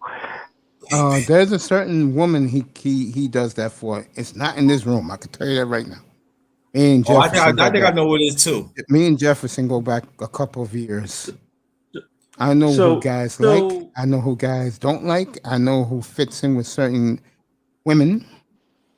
Grinder. I wish I test was up here, but we never. Getting back to the sports. Go ahead, Prince. Go ahead. Oh yeah. No, Prescott, by the way, the Cowboys announced. I'm just going to tell you because you're a Cowboys fan. Cowboys announced tonight that you won't see Dak Prescott until opening night in Tampa in 3 weeks. Ain't that what I said? Yes, you did. Mace? Yes, you did. That's good though. Who's your backup quarterback, anyways? You don't want to know. Yeah. Really? If we get You're welcome, nicer. Do we do I know the quarterback? Do I know the quarterback? We got a dude named Danucci and a dude named Gilbert. And we That's get what? that they need to get that out of there. Yes, I totally agree. What? I don't know what Jerry is. Jared Steven and Jerry be with the shits, man. They like those white guys. I know. Like that bullshit, man. I keep on telling y'all, man. It's the shield, man. They protect the shield, man. They're a male version of Genie Bus. Did you see the Lakers drafted some white boy and Genie Bus is over this kid? Yeah. Googly eyes. Tongue out like this.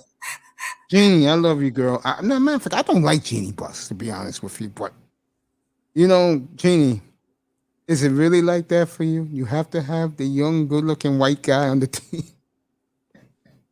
What Genie Bus, bro? Genie Bus. He's 60 years old. Yeah, I know. Genie Bus need to sit down. I would agree with that. And for people who don't know this, the Lakers, as shocking as this is going to be for a lot of people, they are a mom and pop organization. Jeannie Bus's office, if you ever seen it before, is the size of a hole in the wall. The Lakers just do things differently than anybody else. God bless them. They're still a mom and pop organization. And it's the daughter running the franchise. Because let me ask you this. Prince. Yeah. Prince, did you like the years Jim Buss was running?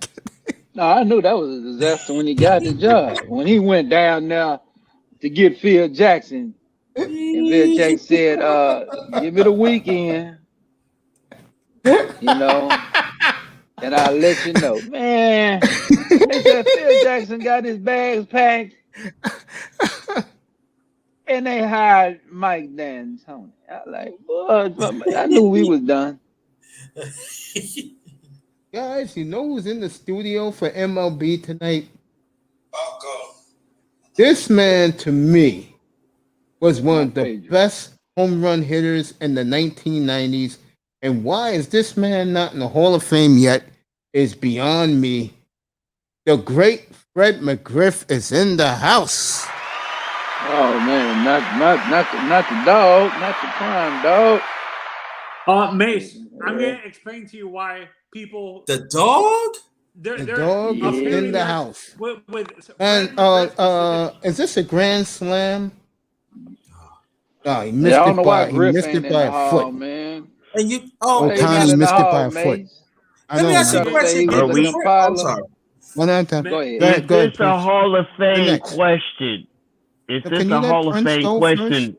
I'll get to that. No, I'm just asking, mate. Is this a Hall of Fame question? Because you brought up the Hall of Fame. Go ahead. Is this a Hall of Fame question? That's all. No, this is not a Hall of Fame question. No. Okay, my bad. No, it's okay. Everything is good tonight. Go ahead, Prince. Actually, it was. I was asking why is McGriff not in the Hall of Fame? Oh, okay. Why is he not in the Hall of Fame? No, he didn't have no steroids.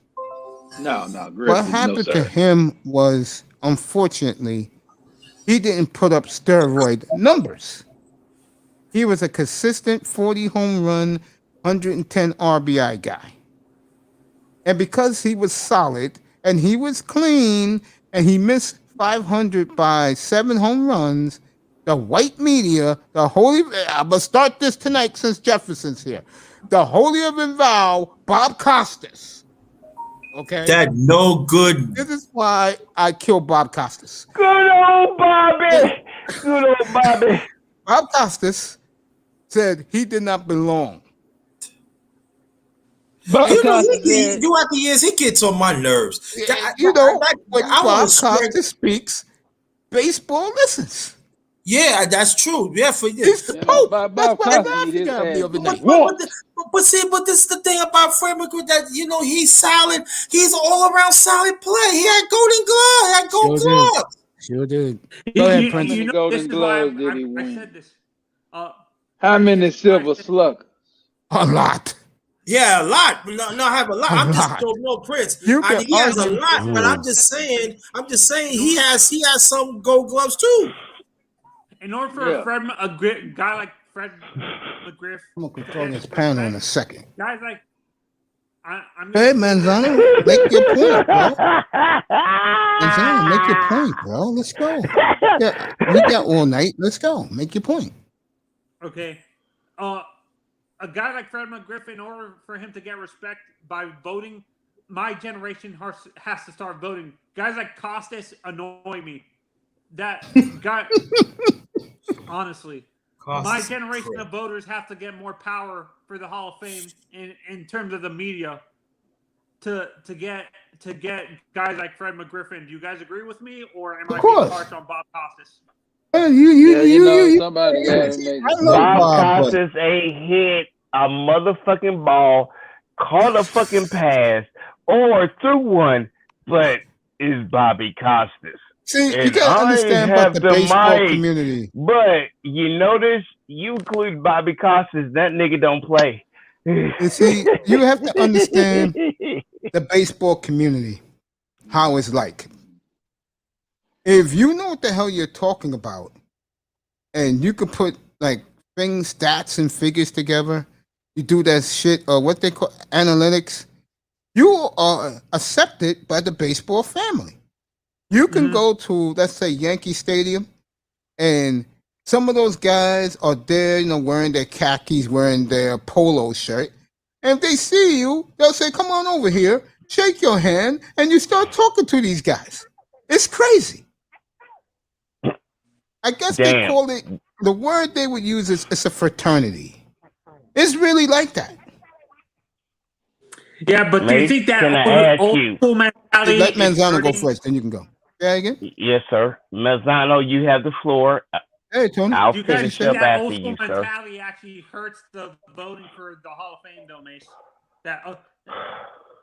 That old school fraternity type mentality can affect the voting in the Hall of Fame because these guys. Yes, it does. That's why baseball is the hardest to get in. And for Manzano, this is for Abdul Jones. They wearing khakis. Yeah, never played in a uniform, and they the reason you get in the Hall of Fame. And I love baseball. Abdul. That's what he's saying. That's what Mace said. I love Abdul Jones and all, but brother, the countdown has started for your boy Barry Bonds, bro. If you're still alive in 2037, bro, that'll be your year. That'll be your July to see him get into the Hall of Fame, bro. Now, do you guys think Ichiro is a first-round Hall of Famer? 37. 37. Yeah, you have to wait 15 years. Mace, do you think Question is, do you think the announcers in the booth that's wearing a tie, a white shirt, and khakis think they worth to be in the Hall of Fame?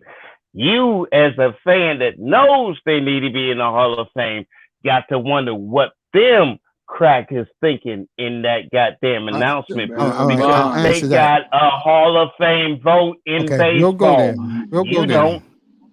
We'll go there, Sean. Just give me a minute. First of all, we do have a Zillennial in here. You ready for the question Fireman asked? Ready, guys? I'm on my Wait till you see this question. There you go. Who is Bob? Oh wow. We're dealing with a young boy here. Yeah. Bob Costas. And then I could let me say this, and you Fireman, I love you. And you don't want to know that no good young. Bob Costas, I'm telling you, as scary as this may sound, I agree with most everything. I'll get your question in a second. I agree with most everything. Right about the question. Yeah, I agree with mostly. See, I'm a purist. I agree with mostly what Bob Costas says. My problem with Bob Costas is you have to kiss his ring. That's what I'm saying. It's like anything to do with baseball the last 50 years, it goes through him. Yes, exactly. It goes Bad through him. thing is Bobby Costas don't have a World Series ring. And then people gonna know what we Mace, you kissing. know what I'm What talking we about. kissing How and do I Bobby Costas know? don't have a Calm ring. down. I know what Jefferson's saying. Jefferson's saying what makes him special. Go ahead, Grinder. You know how I know? Because anything to do with baseball, Bob Costas was in. Anything that deals with anything, Bob Costas. He in every network of baseball back in the days. I'm saying, don't go on it. True. And you guys like he's the daddy of baseball. Yeah. And it's sad because Bob Costas, if you don't know this, he's not on television no more. He went to HBO. And the main reason why he did was because he's with MLB. So he gets his baseball, call the games and everything. I think he's calling Yankees tonight because the Yankees and the Red Sox are playing a day-night doubleheader. He's doing that game tonight. But the real reason why Bob Costas left the networks because he said they disrespected him and only looked at him as a baseball man. Oh, God. They only That's looked why at my him Bobby as a Costas man. impression is funny. That's why my Bobby Costas impression is funny. Who is Bobby Costas? He was right. Jefferson? Thank you. Go ahead, Prince. Then Manzano. Yeah, I mean, I remember Bob Costas way back in the day. I mean, Me he too. said that he got fired. I mean, he said he lost he didn't respect the networks don't respect him because they said he was a baseball man. Yeah. That's what he said. Ain't that what he is? Well, he did NBA. I thought he hosted some Olympics too. Yeah, he did hockey. He did hockey. Yeah, he did the Yeah, he NBA did for years NBA. on NBC. Yeah. If you're a Chicago Bull remember. fan, Yeah, if I you're a remember Chicago calling Bull him. fan, he was your voice with Marv Albert. If you was a Laker fan with Kobe and Shaq, it was him doing the games with Doug Collins every Sunday. This is what I don't understand about. He always talk about the black players and stuff, but when it comes to McGriff, like, what is you doing? Yeah, he really give Costas credit.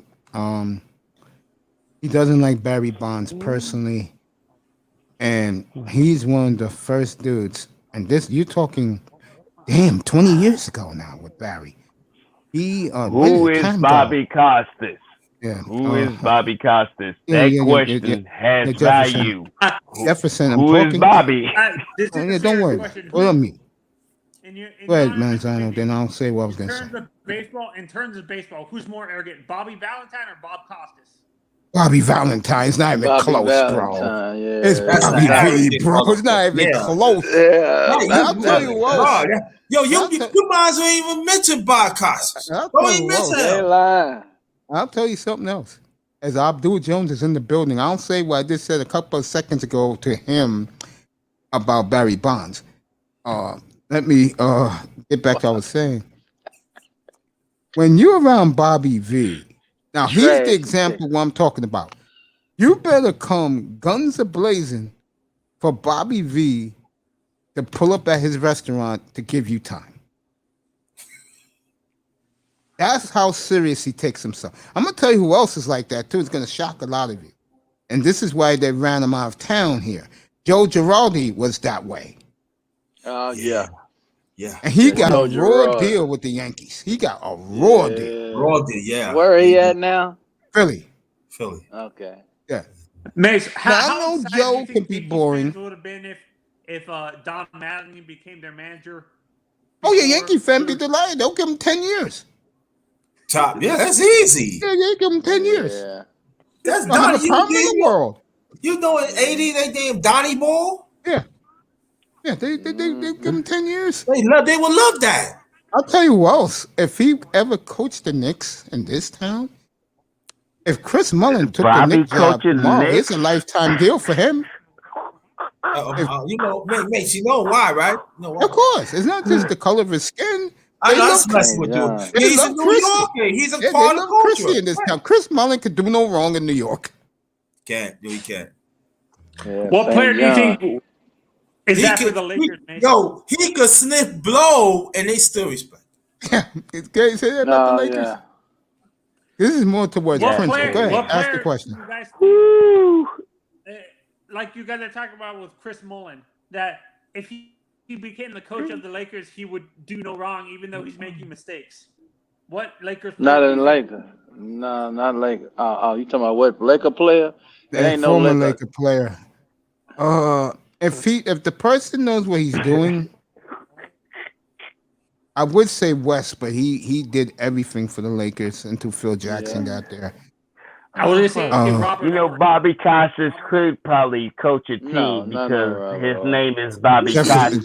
Jefferson. But he ain't going to be a good coach. I'll be telling y'all the truth. He ain't going to be a good coach. You could do the Bob Costas skit later because I want to do that. Abdul Jones is saying that Barry Bonds is the best player to any born after 1985, but admit he was an asshole to the beat. Yes, he was. He was definitely an asshole. Yeah, he didn't give a damn. I gotta find the ticket stubs to show you that I was there, and I'll find them. I was at the playoffs in 1990, Pittsburgh and Cincinnati. In Pittsburgh, the middle games were in Pittsburgh. So I remember that. I saw with my own eyes what Pittsburgh people really thought of Barry Bonds. And there was a reason when he had his first chance to escape, he ran to San Francisco. Are you guys surprised that Roberto Clemente, being that area is pretty known for being pretty racist, that he lasted this long, that played that long? Wait, his whole career he was racist? Pittsburgh is racist. He was racist. You crazy? No, the guy he just named. That guy was he's racist? not. Clemente is not racist. No, Manzano, okay, not Manzano. Jefferson. No, he's not racist. I didn't bring up the point. I just responded to someone said he was racist. Go ahead, Manzano. Was he racist? Okay. No, he's not. Ask the question. Jefferson, let me clarify what I'm trying to say is, are you guys surprised he played so long in Pittsburgh with how you guys are saying that area is super racist, being that he's dark skin, a dark Afro Latino? Is saying. It was different times then, Jefferson. There was no, Manzano. There was no free agency. No. So if the Pirates drafted you and you became a star like he did in the '60s, they're going to keep you. Even though they don't like you, they'll tolerate you. But because Bobby, and that's why I call Roberto Bobby Clemente, one of the great. He's the reason why I became a baseball fan. Believe it or not, he just didn't fit in Pittsburgh. But I think the best thing that happened to him was near the end of his career, Pittsburgh went from white guys to all black guys. Those early '70s Pirates with Pop Stargell and Dave Parker. That's another one of Duke Jones' boy. But I do agree with him with Dave Parker, though. About Parker should have been the Hall of Fame in '85, and that is true. In 1985, I was a Pirates fan, and that is true.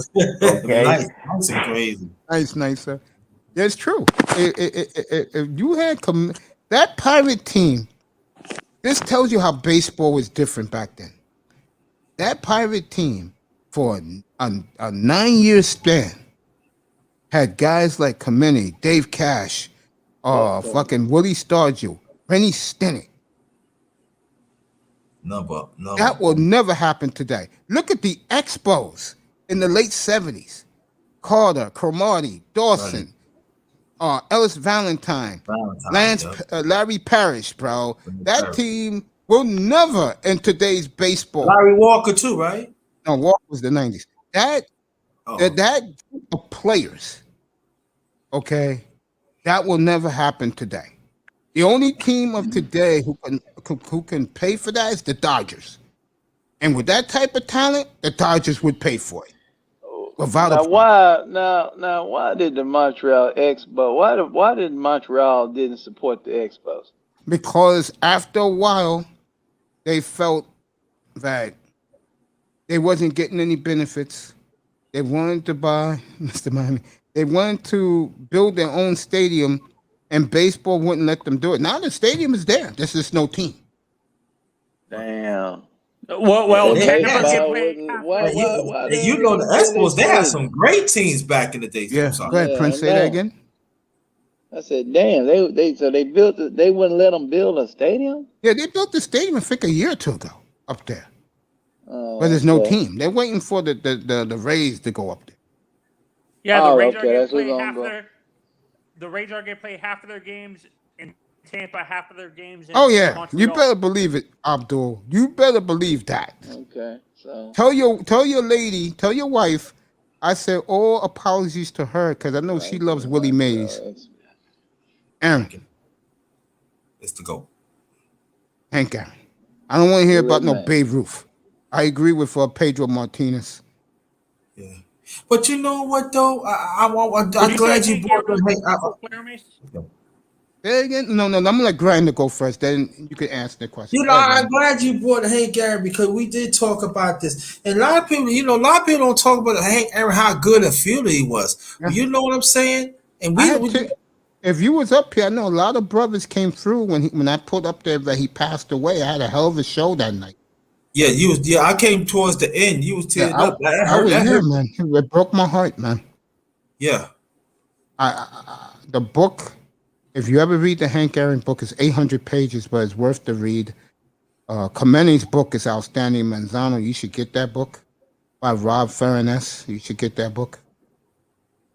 It'll make you feel so proud to be a Latin person when you read that book about Bobby Kameni.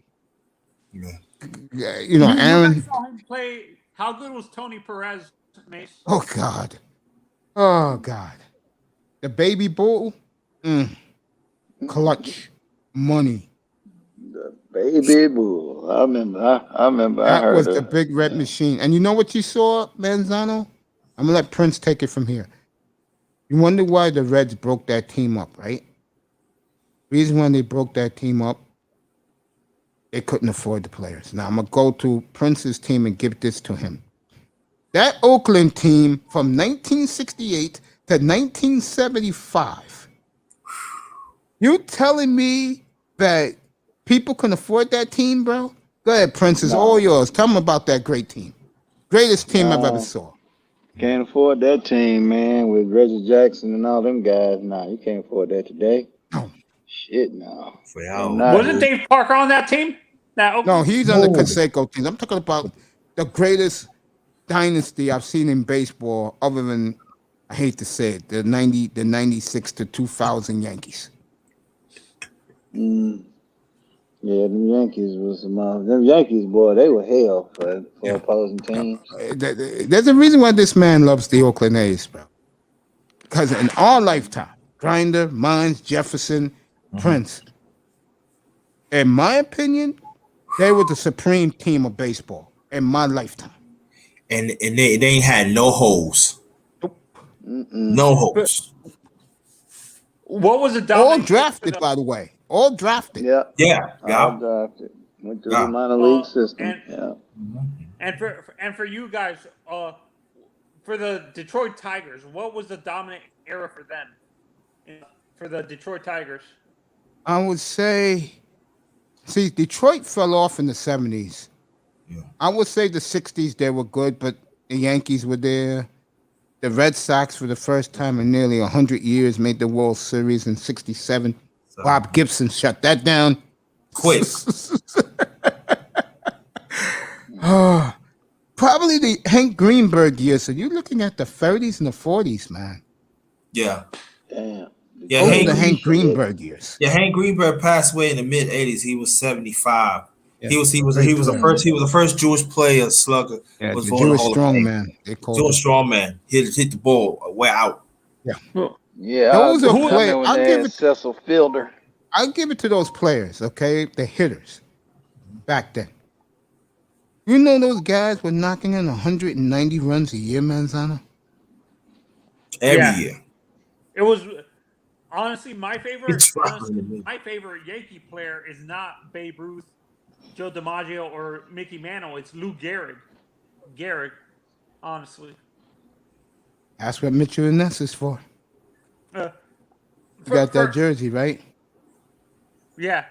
I have all four jerseys. I have Mantle, I have Maris, I have Mantle, Maris, and and Ruth. I have all 4 of those jerseys. Yeah, see, Those 4 Manzano's like me. Yeah. Manzano's like me. With my squad, every jersey I have of the Angels was from their World Championship team. I've only put their players on it. I got a question. Yeah, go ahead. It's all yours. I got That's a question for Prince. y'all. Read that. What? I got a question for y'all. Could y'all name me which catcher had more than 5 world championships? Oh, that's easy. Go ahead. Tell him, Manzano. Jorge Posada? No, more than 5. More than 5. I know the answer.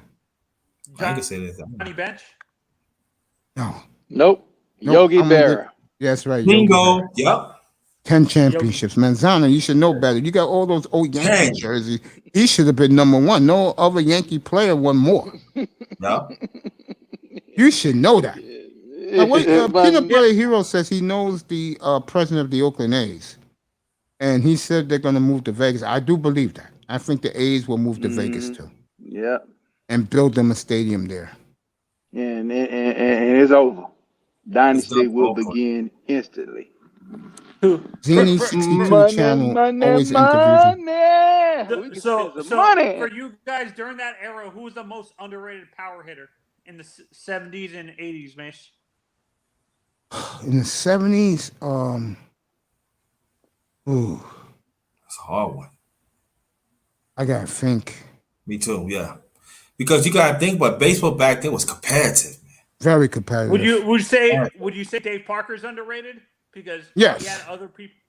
Yeah. Yes, that's for Abdul Jones. Yes, Abdul. Dave Parker was very overrated. We had that underrated. That's what I said, underrated. Me and Abdul had that conversation one night up here because most of the time we talk baseball. Yeah, Hank's brother played with him, yeah. Back in the 60s. Yeah. What do you guys say? Hank Aaron was the first 5-tool player before Clemente? No. The first 5-tool player, DiMaggio. Yeah. Oh, DiMaggio. Calavito. Yeah, from the Indians. Yeah, Calavito had it all, man.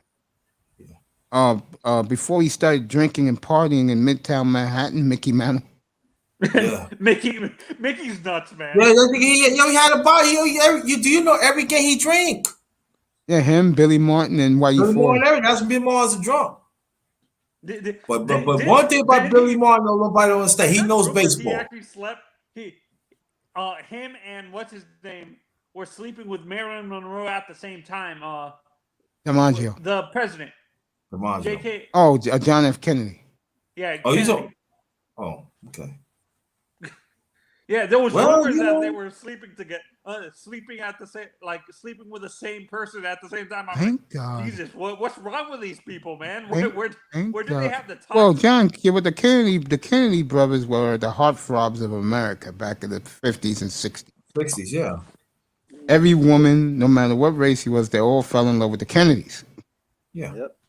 Kennedy's always had, in the early years, always had good-looking guys. Now they're all ugly with nasty teeth. And the Kennedy women put a bag over their heads. You don't want to be seen with a Kennedy. Anyway, get back to this. Let me go back to the Oakland A's again. That's right. The Oakland A's was so good back then that if you was an Oakland starter, you only had to go 5 innings. That's it. Because Dickie Knowles will pitch 2/3 of an inning, and then Raleigh. This is what the difference between Raleigh and Mariano Rivera is. Raleigh will go 2 1/3 to close the game, not 3 outs. Okay, with some damn split finger pitch. Yeah. Raleigh did 2 1/3 every night. Think about that. Yeah. And also tell them about Vita Blue. He gonna go get you 7. And don't forget Goose, Mace. Goose. I don't think Mariano was on juice. Yeah. You know what? Goose, you can argue. That's what makes Mariano even greater. Because he was doing all of his shit like Pedro Martinez during the steroid era. And look at their numbers at the end of their career. Right. Mace, tell them about Vita Blue. Boy. How dumb he was. Boy, you had Vita Blue on the left side, Blue Moon Odom on the right side. And Oakland, I'm telling you, oh boy, that was the best team I've ever seen with my eyes, bro. And you know what's funny? You wanna know how great Oakland was, Manzano? Reggie Jackson broke his leg in Game 4 of the American League Championship Series against the Tigers. They won the 72 World Series without him. That's how good Oakland was. Easily. It wasn't easy. They won it. They had to come back from 3-2 down. Oh, you talking about 72? I thought you were 72. Okay. Yeah, 72. 73, the Mets gave him hell. Remember, the Mets had that pitching staff. That went 7. That was 7 too. And Reggie hit the home run off John Matlack. Yeah. And then in 74, the Pretty Boy Dodgers, it was the first year they were good again, the Dodgers, with Russell, Say, Lopes, and Garvey and Yeager. And Oakland just spanked the hell out of them. I'm going to bring in 3 pitchers, guys, and I want your honest opinions. If you guys were a hitter, who would you have hated to face more? Randy Johnson, Bob Gibson, or Steve Carlton? Because I'm left-handed, I'm right-handed hitter, I don't want to face Bob Gibson. No. And Bob Gibson would drill you or near your hit throw. He was a headhunter back when headhunting in baseball was legal. Yeah. He made you scared of him. Yeah, you ain't gonna cry this plate. Tim McCarver told the story because he was his catcher all those years in the 60s. He said that there was one game, it was the All-Star game, when he went to the mound to talk to Gibson, and Gibson said, just put the number 1 down. Now go back, squat. And, McCarver did it. Didn't want no problems with him. Right. And, McCarver thought that Bob didn't like him until he got hit by a pitch. And when the pitcher came up to bat, Bob headhunted him. And in those days, there were no helmets. It was baseball caps. Think about that. Yeah, that's all it was. No protection, no nothing. And they asked him, why did that happen? And he said, he hit my catcher, right? Yeah? Get the hell away from my locker. That's how he was. Would you say was a man of few words. That's right. Intimidating, Miss? Who? Nolan Ryan? Of course. You're throwing 102 miles an hour, but and Nolan was wild too. But he controlled it. Once I'm gonna say he controlled it in the late 70s when I was watching him every night. Because I'm an Angels fan. I was watching him. And he controlled it a little bit. Well, I think what changed Nolan Ryan's career was he started throwing no-hitters. That changed his career. Oh, yeah. That really changed his career. Yeah, 7, right? Yeah. That 7. changed his, yeah. That's that a changed lot. his, he that changed his entire career. That's a lot. That's a lot, though. Yes. How good of a pitcher do you think Clemens would have been without the steroids, Miss? He was already great. He was already great. Like Barry Bonds. He was great. Yeah. He was great. He had he had Hall of Fame numbers before he got in it. Yeah, stupid. Abdul, I said it before, Abdul. I said it before, bro.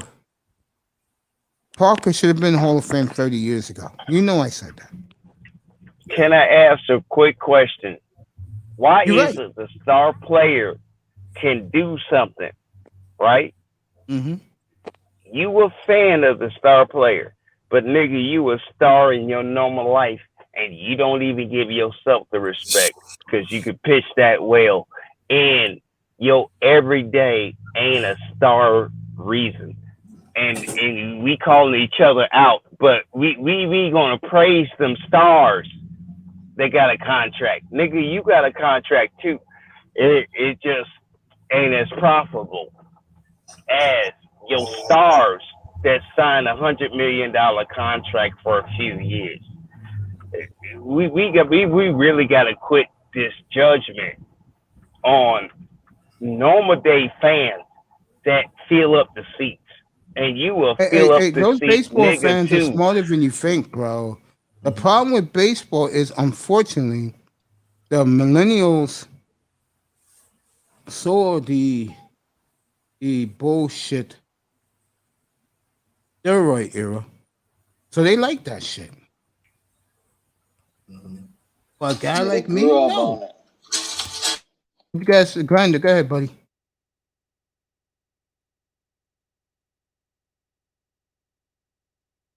Go ahead, Grinder. I mean, not Grinder. Go ahead, Prince. Go ahead. Yeah, they grew up watching that shit, man. You know, so that's all they know. Sad, isn't it? Yeah, it's sad, man. The juicing era was bad for baseball. You know. Yeah, I agree. It ruined it. Yeah, it did. They turned the blinds eye to it. They knew what was going on. And they want to come with that misery, bud. All right. Abdul Jones requested it. We are going to go through it right now. This is for you, Abdul. I'm going to do Dave Parker. Get him, panel. Get him. This is Abdul, one of his all-time favorite players. So I'm going to pay homage to him. Like, I love one of my all-time favorite players is Don Baylor. And I don't know why he's not in the Hall of Fame either. Exactly. But I got to be real. His Angel years was the best years of his life. Yeah. And I'm biased. I'm not going to lie. When it comes to him, I'm very biased. That said, I have to be fair, too. All right, this is Dave Parker, folks. His rookie year, he had 4 home runs, 14. He only played, let me see how many games he played. Parker only played 54 games, so he was a late. He was called up probably after the All-Star game. But this is the telling thing. He hit 288. Now, I'm going to read off this coming up. Remember, 27 home runs in the 70s was a big deal. So Parker had 27, 62. Oh, excuse me. Let me take that back. No. He had his second year, he hit 4 homers, 29 RBIs, hit 282. Here it comes. Dave Parker, his third year. This is for you, Abdul. 25, 101, hit 308. Fourth year. 13 and 90. Guess he was hurt, but damn, 90. No, yeah, he missed 20 games. 13 and 90 RBIs, which back in those days, those were great numbers, believe it or not, for a baseball player. Yes, it is, yeah. Yeah, because he knocked in 90 runs. He hit a robust 313. Now, this is when he began to explode at the average. 1977, this is the first year I knew of Dave Parker. 21 homers, which back then was a lot, folks. 88 RBIs, 17 stolen bases. He was caught 19 times. But here it is, 338. Yeah, that's good. Those are good numbers. 1978. 1978, Parker, 30, 117, 334. 1979, they gave the MVP to Stardew and Keith Fernandez. Parker was robbed. 25, 94, 310. He had 20 stolen bases, was caught 4 times. The year before, 78, when he had his first real monster year, that's the year he hit 30 and 117. He stole, let me get this right, man. He stole 20 stolen bases, was caught 17. Okay. 1980, Parker, 17, 79, he hit 295. Now, you could say he hit a little bit. Parker, 81, that was the strike year, 9 homers, 48 RBIs. He hit 258. 1982. Motherfucker, fuck you. Nigga, I'm cutting now. 6 home runs. You got a 1 light pitch. 20, nigga, 29. Get your light fixed. Yeah, 29 RBIs. Get your light fixed. Maybe I would have saw you, nigga. 270, God damn. 83, 1269, So 279, 84, 1694. He's bouncing back, 285,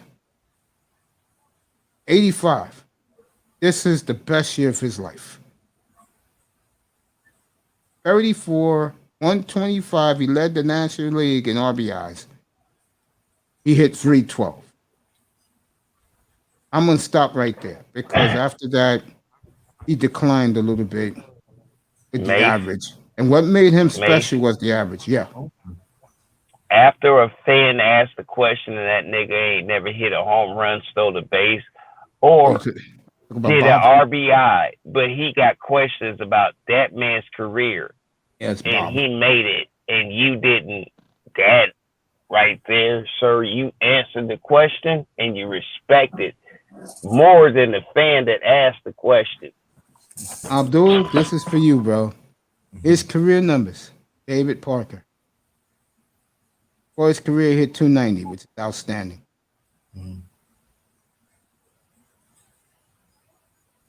He had, make sure I got this,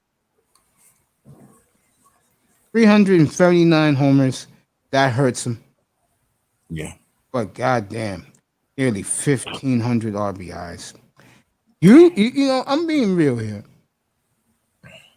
I would put him in, if it was me, I would put him in, like I said, 30 years ago. But the Bob Costas of the world. No. The Keith Laws of the world.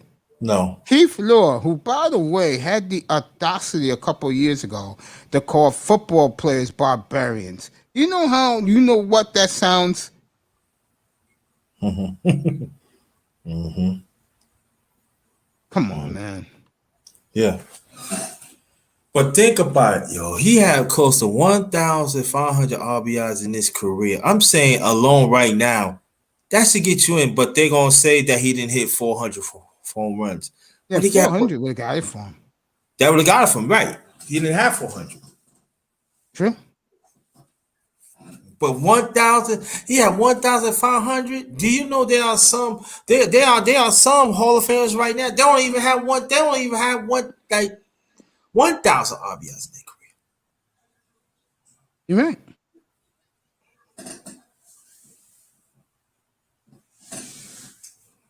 You're right. Yeah. That don't make no sense to me. That don't make no sense, man. Doesn't make no sense to you? It don't make no sense. He should have been. I would put him in right now. I'm not saying because of you, but all right, like you take the 300, right? Okay, you could debate, but he got one. But he had consistent years. He got close to 1,500. Yeah. That's in for me. Yeah. He had some few stolen bases too. You know what I'm saying? You throw that in, but I agree. And Manzano panel for you guys who are the most underrated pitcher in the era when you guys like Alton Gibson. Oh, that's easy for me. I would be Vita Blue. I wouldn't dispute that. Dominant.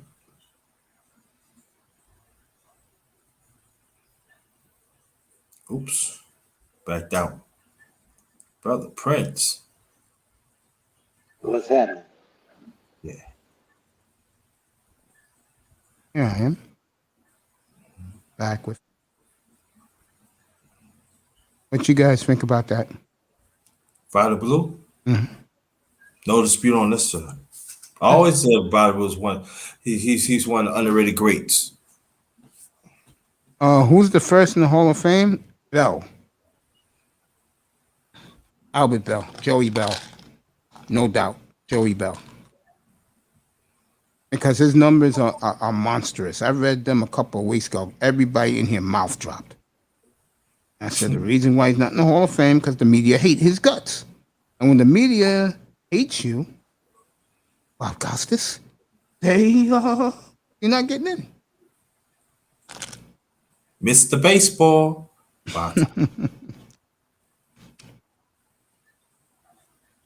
Jefferson, you want to come back? Here's the link for you, Manzano, Mr. Miami. And you know, and Bell had the numbers. Bell got the numbers. So does Parker. Parker had the numbers too, right? I mean, you finish your career 290, you knock in just about 1,500. But there's one player that fell off, and I'm glad baseball players still respect him. You got a player that is still playing right now. He's old. That has hit 650 home runs and has knocked in way over 2,000. In our lifetime, I have never seen a better player than Albert Pujols. And still playing. He deserves to be up there with the Roofs, and the Aarons and the Willie Mays. He deserves that. I agree. But remember, Mays, Pujols got suspended a little bit for 60 games because of steroids. So I think he gets still Manzano. Pujols never got suspended for steroids, bro. Where you get this from? Wait. He got suspended. He never got caught. He never did it. No. Am I thinking of someone else? You're thinking of somebody else. It was not Pujols. No. Not Pujols. No. No, I always for you guys. But Pujols. As a fan of the pure game of baseball, do you guys think Ichiro's a first ballot Hall of Famer? Albert Pujols? No, Ichiro. Yeah, he'll make it first ballot. Yeah.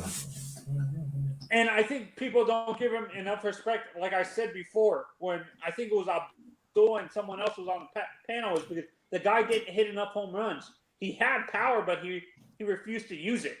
Do you agree, Miss? Do you think Ichiro had power? It's just he refused to use it because he rather be a slap hitter here. Yeah, and let me say this, since me and Manzano like this kid. The Padres are falling apart and the Reds are charging because this young man cannot get back on the field. Tatis? Yes. That was a mistake. I understand why they did it, but it was a mistake. He signed a fat. He signed a fat contract. I mean, come on. The Padres have completely fallen apart, folks, and Cincinnati is charging. I'll tell you. Don't forget the NL East. Yeah. I'll say it right now, folks. Cincinnati makes the playoffs, folks. We're going to see something. We're going to see something. Another team from the NL East makes it, Mace, like the Phillies? No, none of those teams are going to make it. Nah. I'll tell you one thing, though. I didn't mean to go back, like when we talk about the good Cardinal teams back in the late 60s. A lot of people don't know Kurt Flood was part of that team too. And unfortunately, that's the one started the free agency. He won. Unfortunately for Kurt Flood, he'll always be remembered in Game 7. Gibson pitching a masterpiece. In the top of the ninth, he lost the ball in the sun. Remember, back in those days, World Series was played in the daytime. And they never forgave him in St. Louis. Nope. That would have been the Cardinal dynasty that America had to respect. Yeah. And they let... Was Musial on that team, Miss? No, he was retired. And Denny McClain got away with murder that year because Gibson beat him every time he went out there. He lost to Gibson, except 7. Yep. Son of a bitch. If Kurt Flood would have caught that ball, Cardinals would have been world champions again, and that would have gave them 3 championships in 5 years. Yep. And I think when he make a stance of that, I think even then St. Louis didn't forgive him that either. No, and his wife said the same thing. Remember the umpire Don Dinkinger when he made that horrible call in Game 6 of the World Series against the Cardinals, Royals Cardinals? You want to know how much St. Louis hates you? When his daughter died, when his granddaughter died, the people in St. Louis celebrated. That's horrible. That's. I understand you're upset, but there's no reason to do that. Seriously. St. Louis is one. Prince could tell he's from the Midwest and the Southwest. St. Louis is one of these places where, let's just say, you see the Klan and those people out there. Am I right, Prince? Yeah, Prince is out for a second. For you guys, who are the most underrated baseball dynasties? Cardinals. Not even close. Yeah. Cardinals. They never got their due. Nah. Cardinals. And then we leave out the late great Lou Brock. Yep. He died last year. Baseball took a major hit last year. We lost so many of our childhood heroes, bro. Yeah, man. It really hurt me, man. They got Gibson, they got Brock. I like, nah. Is Joe Morgan still alive? No, he died back in Joe Morgan died, I think, in the wintertime. And Bargo, if you want to come up, the link is there, bro. Yeah, man. Joe Morgan, that's another one. Yeah. We lost a lot of our greats, man. Joe Morgan was great. Joe Morgan. Yes, he was. He was great. Both sides of the ball, man. He sure was. And you know what? He played his best ball in the playoffs. I would say, honestly, for me, the most underrated dynasty is because we're playing with the Big Red Machine during that time. I would say the Pirates. Would you say they're a little bit in the underrated dynasty, Mace, or not? There wasn't a dynasty. They won 9 years apart. Right, exactly. Was the A's underrated? Was the A's Milan? Yeah, because the national media didn't like the A's because it was the first team they saw that was multicultural. Plus, the A's team hated each other. Here's one of my guys. You know who he is. A corporation representative is here. Shots fired. Shots fired. Excuse me, Mr. Miami, you have not let people know that I am very part of this corporation, and I'm very, very, very angry with that. You're adding a woman to the corporation, by the way. No, not yet. You gotta clear me up. Let them people know what's my position in this corporation. I'm not in the corporation, but I respect it. Jefferson's back. You the executive VP. Okay, let them know. I don't play no games, so you put some respect on them.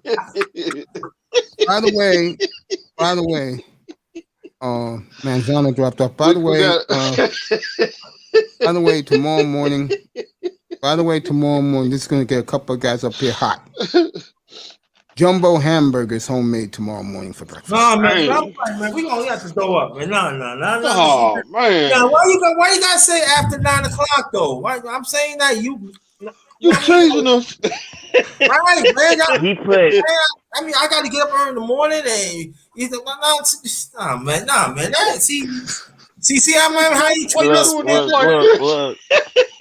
He making hamburger steak and putting mushroom and gravy on top of his hamburger steak, bro. I don't eat it that way, by the way, Jefferson. I'm about to book me a plane ticket right now. Don't come on up here. Gravy on your shit. I'm sorry. Fellas, this thick pork chops on Thursday. This thick. Getting them from the meat market. She likes me at that meat market. I don't know why. She gives me extra meat, so I'm not going to complain. You know why, right? I don't You cook the pork chop right. That's why. You cook the pork chop right. That's why. Look. Toya's not up here. We can let me stop. Nah, I'm just saying no. He got someone named S too. I gotta be quiet. Hey, coach, if I come to New York on a private jet, I'm about to stop at a grocery store and get Yo, they still have the meat out there, mate. They still having a butcher stop there. It is hard to find a good meat market, fellas. Really, Nicer loves this platform tonight. Mm-hmm. You know, but seriously, I'm gonna try and get over there. And man, damn it! You said seriously. I can't make a joke now. Okay, let's finish. No, your what I mean by serious point. seriously, I'm talking about me talking about the hamburgers tomorrow. Hey, That's Elder, not a what joke. I say is, look. As you said, it's hard to find a meat market, a good It meat is. market. As a grown ass man, you It's true. realize What? women is saying, "Damn, I wish I could find a good meat market now in 2021." And they pandemic panic. But this ain't no. That was off topic. Don't follow for it up. blog off, We Kim talking people about struggling. sports right now.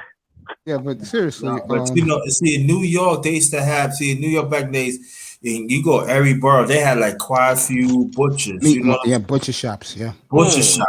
it's not like that no more. Now, like Unfortunately, like if it's like 90 degrees, you better bring a coat. You better bring a jacket. That's how cold it is. And then when they cut your cold cuts. They tell you how you want the meat, a meat plan and stuff. Man, ain't what it used to be, man. I'm talking about something.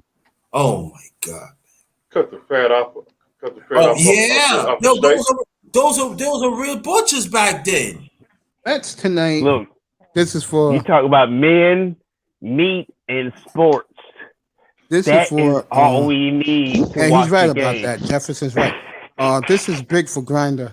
The Mets. This is their season right here. They're in San Francisco tonight, in about half an hour. They gotta win. San Francisco, if you don't know, best record in baseball. And never forget when Manzano, that was bullshit. That was no strike. Manzano asked me who would be the surprise team in baseball this year. It was hard for me to pick one. So I said, I'll say San Francisco. Guys, I know there's guys in this sphere that gets tired of me always being right. I mean, that was a lucky guess. I'm not going to lie here. But I'm saying, but this is what I'm saying. Mets could hit, but they don't have no pitching. So I'm saying they better win. They better win. They pitcher better show up. They pitcher better show up because they can't back up. Better show up if that pitcher. This is sad. They can't even get out. Not even the third inning. They getting bombed. Oh shit. Oh, you talk about that Oakland game where there was 17-0 and then niggas put in the ball boy? No, we ain't talking about it. I don't want to think about that. That's a football score, so we ain't talking. The Braves have turned it around. Yeah. They still have time to catch the Phillies. Yeah, that's what I'm saying. I bet you They're getting killed by the Braves tonight, though. What's the score? 8-2 Braves. Dang. Okay. Can we just? Oh wow. Can we just say, wow? Okay, maybe Atlanta ain't fucking around this year because they whooping everybody's ass. This is the Brave team. He's right. Preseason. This is the Brave team I expected. I know people think I'm crazy, but I'm gonna say it again.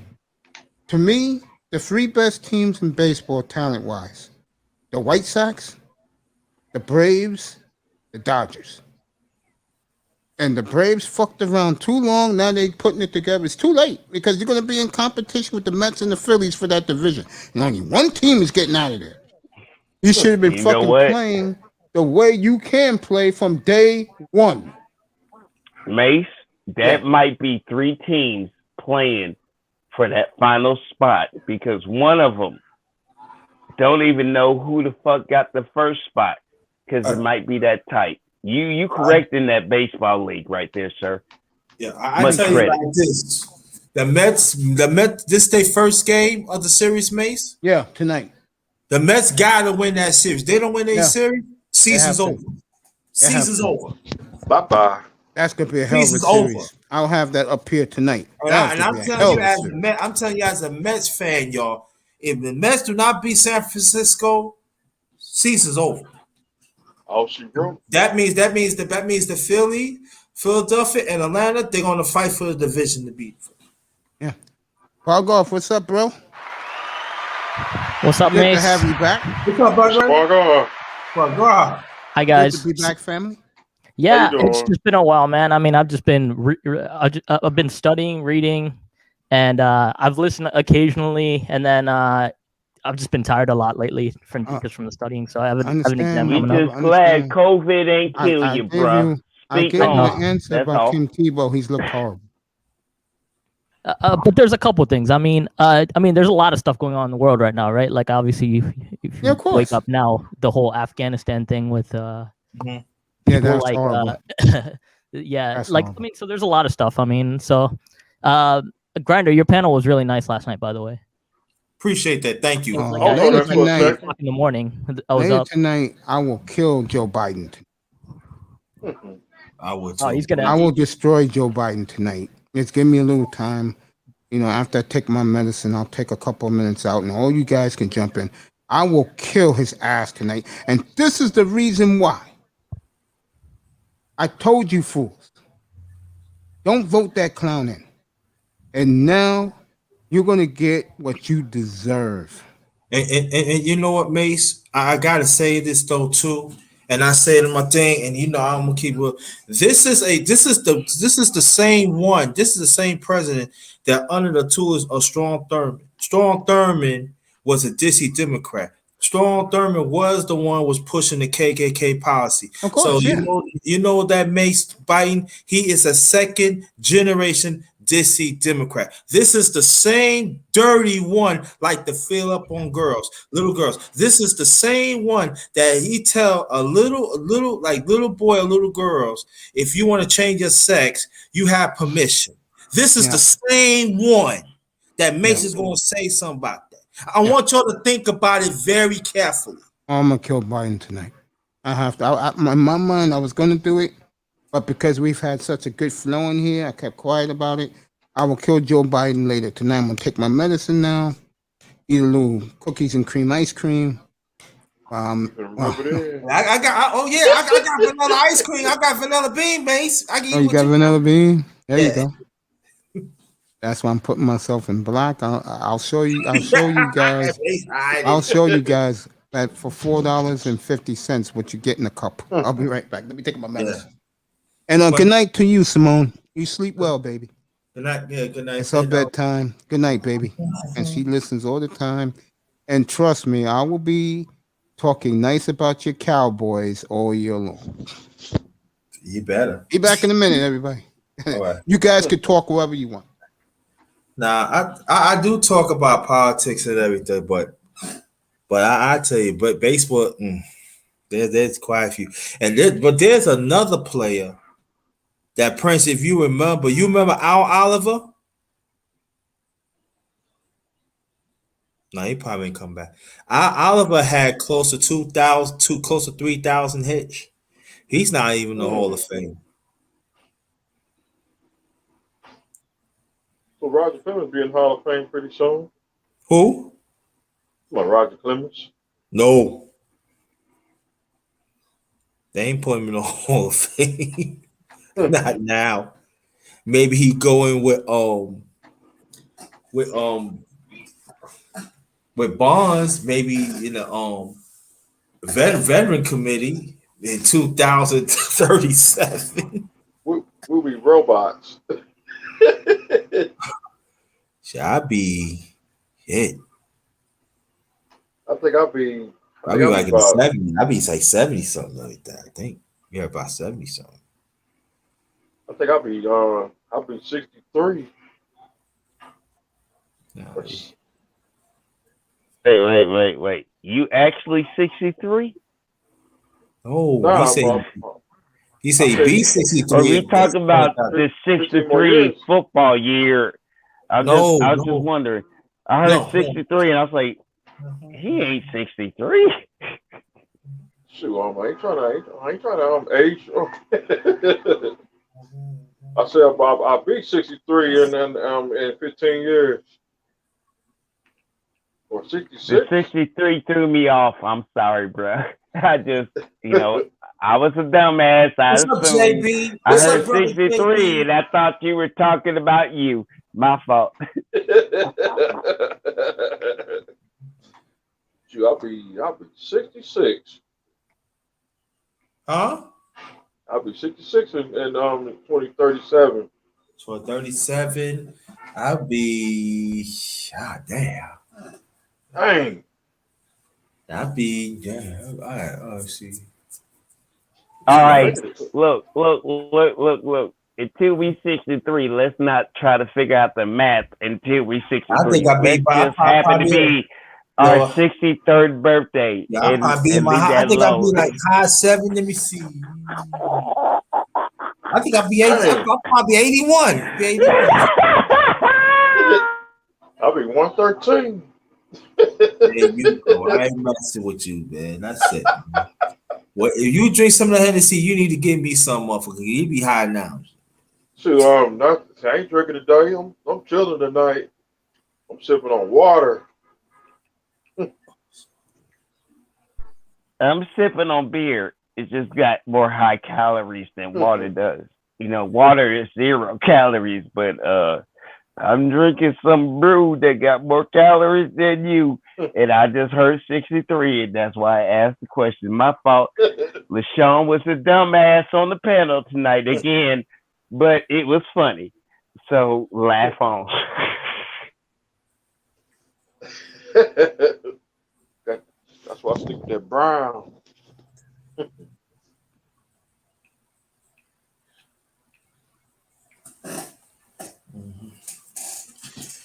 Yeah. Mm-hmm. So you looking for the football season, Mr. Miami? I'm ready. Yeah. I've been ready since January. Man, I hope the rookies make the cut. That's how much I'm looking for football season, bro. No, I think the ones who drafted high, I think all of them gonna make the cut. I really believe that. Honestly, I'm just happy I can buy a ticket and fill up a stand. Just like we saw every preseason game, and them motherfuckers did it during the preseason. Can we have that again? What's up, John B? Brother John B in the building.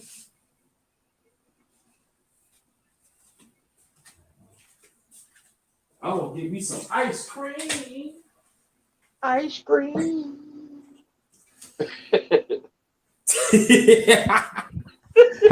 Have you guys seen the? Have you guys heard the podcast "Death at the Wing" by any chance? You said ice cream. I'm fucking stuck on that ice cream. I'm just stuck. Have you guys heard the podcast like "Death at the Wing"? No, sir. No, it's interesting because there's a lot of stuff on there about like how a lot of it's about like death due to like cocaine and stuff, and like how like drug policy changed. Yeah, but it's related to like sports though. So they talk about like Len Bias.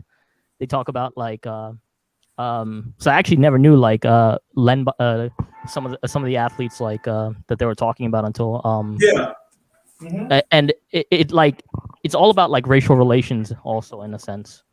Yeah. So coke was a problem in 1980s in the NFL, Major League Baseball, and NBA. Yes, sir. Drugs like Benji Wilson, like there's a lot of athletes that they talk about the stories about them dying on overdose out of nowhere, but they also link it to like Ronald Reagan and how like the policies changed. I'm gonna have to look that damn video up, sir. Thank you for the info. But yes, it is true, and we are men that know. Everybody know LT was high. Okay? When he broke that bastard's leg, the way he broke it, and that motherfucker snapped out his cocaine addiction and realized, oh shit, I hurt a motherfucker. Yeah. We all know, but it was part of the game at the time, and we accepted it because it was part of the game at the time. I did see that game that night when Joe Theismann broke when Joe Theismann when he got his leg broke and LT called. Motherfucker, LT. I cried along with LT. I didn't know your leg can do that, and I did it. I cried with LT on that night. That is 100. Just like baseball got the damn steroid issues. nigga, you always been on drugs to perform better. It's just now a problem.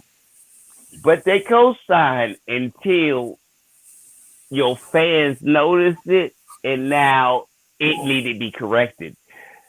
Yeah, you 100 on your point. He's 100 on his statement, and I'm 100 on that goddamn day where LT made Joe Theismann leg go the other way, and we all was like, "Oh shit!" His career was over. That's the hardest part about the NFL is like the painkillers you're on constantly. Definitely. I don't want to mess with no painkiller. Like, I mean, I feel like basketball players, basketball and like other sports, it's not as intense. But I think with football, they do have like because it's just more physical in that sense. They're constantly on painkillers. Can I ask you something real quick? Have you seen NBA players? Nobody trying to block their ass when they go for a slam dunk lane wrong and they need go the way Joe Theismann did, and no motherfucker hit that. Yeah, NBA players have the same problem. They just can't blame that motherfucker because you the reason I'm retired. That's the only excuse they ain't got. But that knee did move that way, and they were playing 100% they game, and their knee gave the fuck out. That's all it is, bro.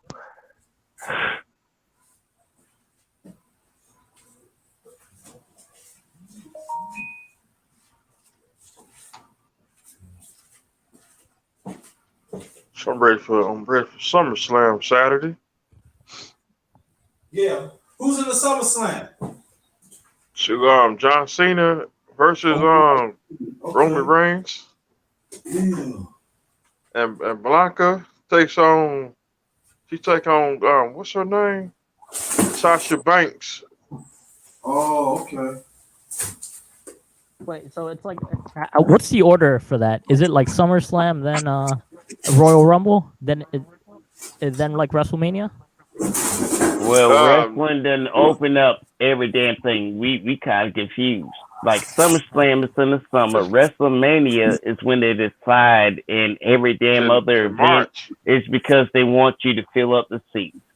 That's the truth about the sport you're talking about. See, Royal Rumble is in like in January, and WrestleMania is like April. March or April. Yeah. SummerSlam is like in August. Yeah. Then I guess like you have like a random Hell in a Cell somewhere in between. Yeah.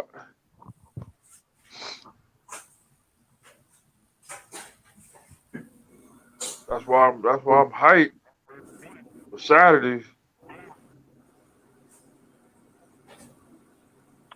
Granted, I don't know the wrestlers, but I understand his fanhood because I was a fan when Undertaker, Steve Austin, Macho Man, Ric Flair, and all them, when WCW and WWF, before they changed their name to WWE, had a goddamn rivalry. I understand. And I can respect him because he respects the sport. I still Mr. Miami for you, baby. You see this, Mr. Miami? There you go. Dang, that's a big ice cream. Mr. Miami? Yeah. Rub it in. I'm about to come up there. Let me see. Oh, shit. I'm about to come up there tomorrow night. Let me see that one. I'll show it to you again. Hey, Mace, Manzano's I'll come get you too, Brother Griner. There you go. Oh, yeah. That's right there. Yeah. There you go. Yeah. That's how we do it in New York, baby. $4.50. You get all this. Dang. Yeah. This is $4.50, bro. Nigga, don't let me put 20 on it. Yo, how much is this in Brooklyn, bro? Where? What yeah, part? in Brooklyn. Where you going? Where? I know New York got a big ice cream place. No, this is from the Chicken Box. Yeah. Chicken Box. Yeah, Yeah, the chicken box are all over. Yeah, the chicken box are all over New York now. Yeah, all over the place. You gotta take us to a chicken box place. See, the reason why I go to mine because it's right down the block from my house. So all I have to do is walk down the hill and it's there waiting for me.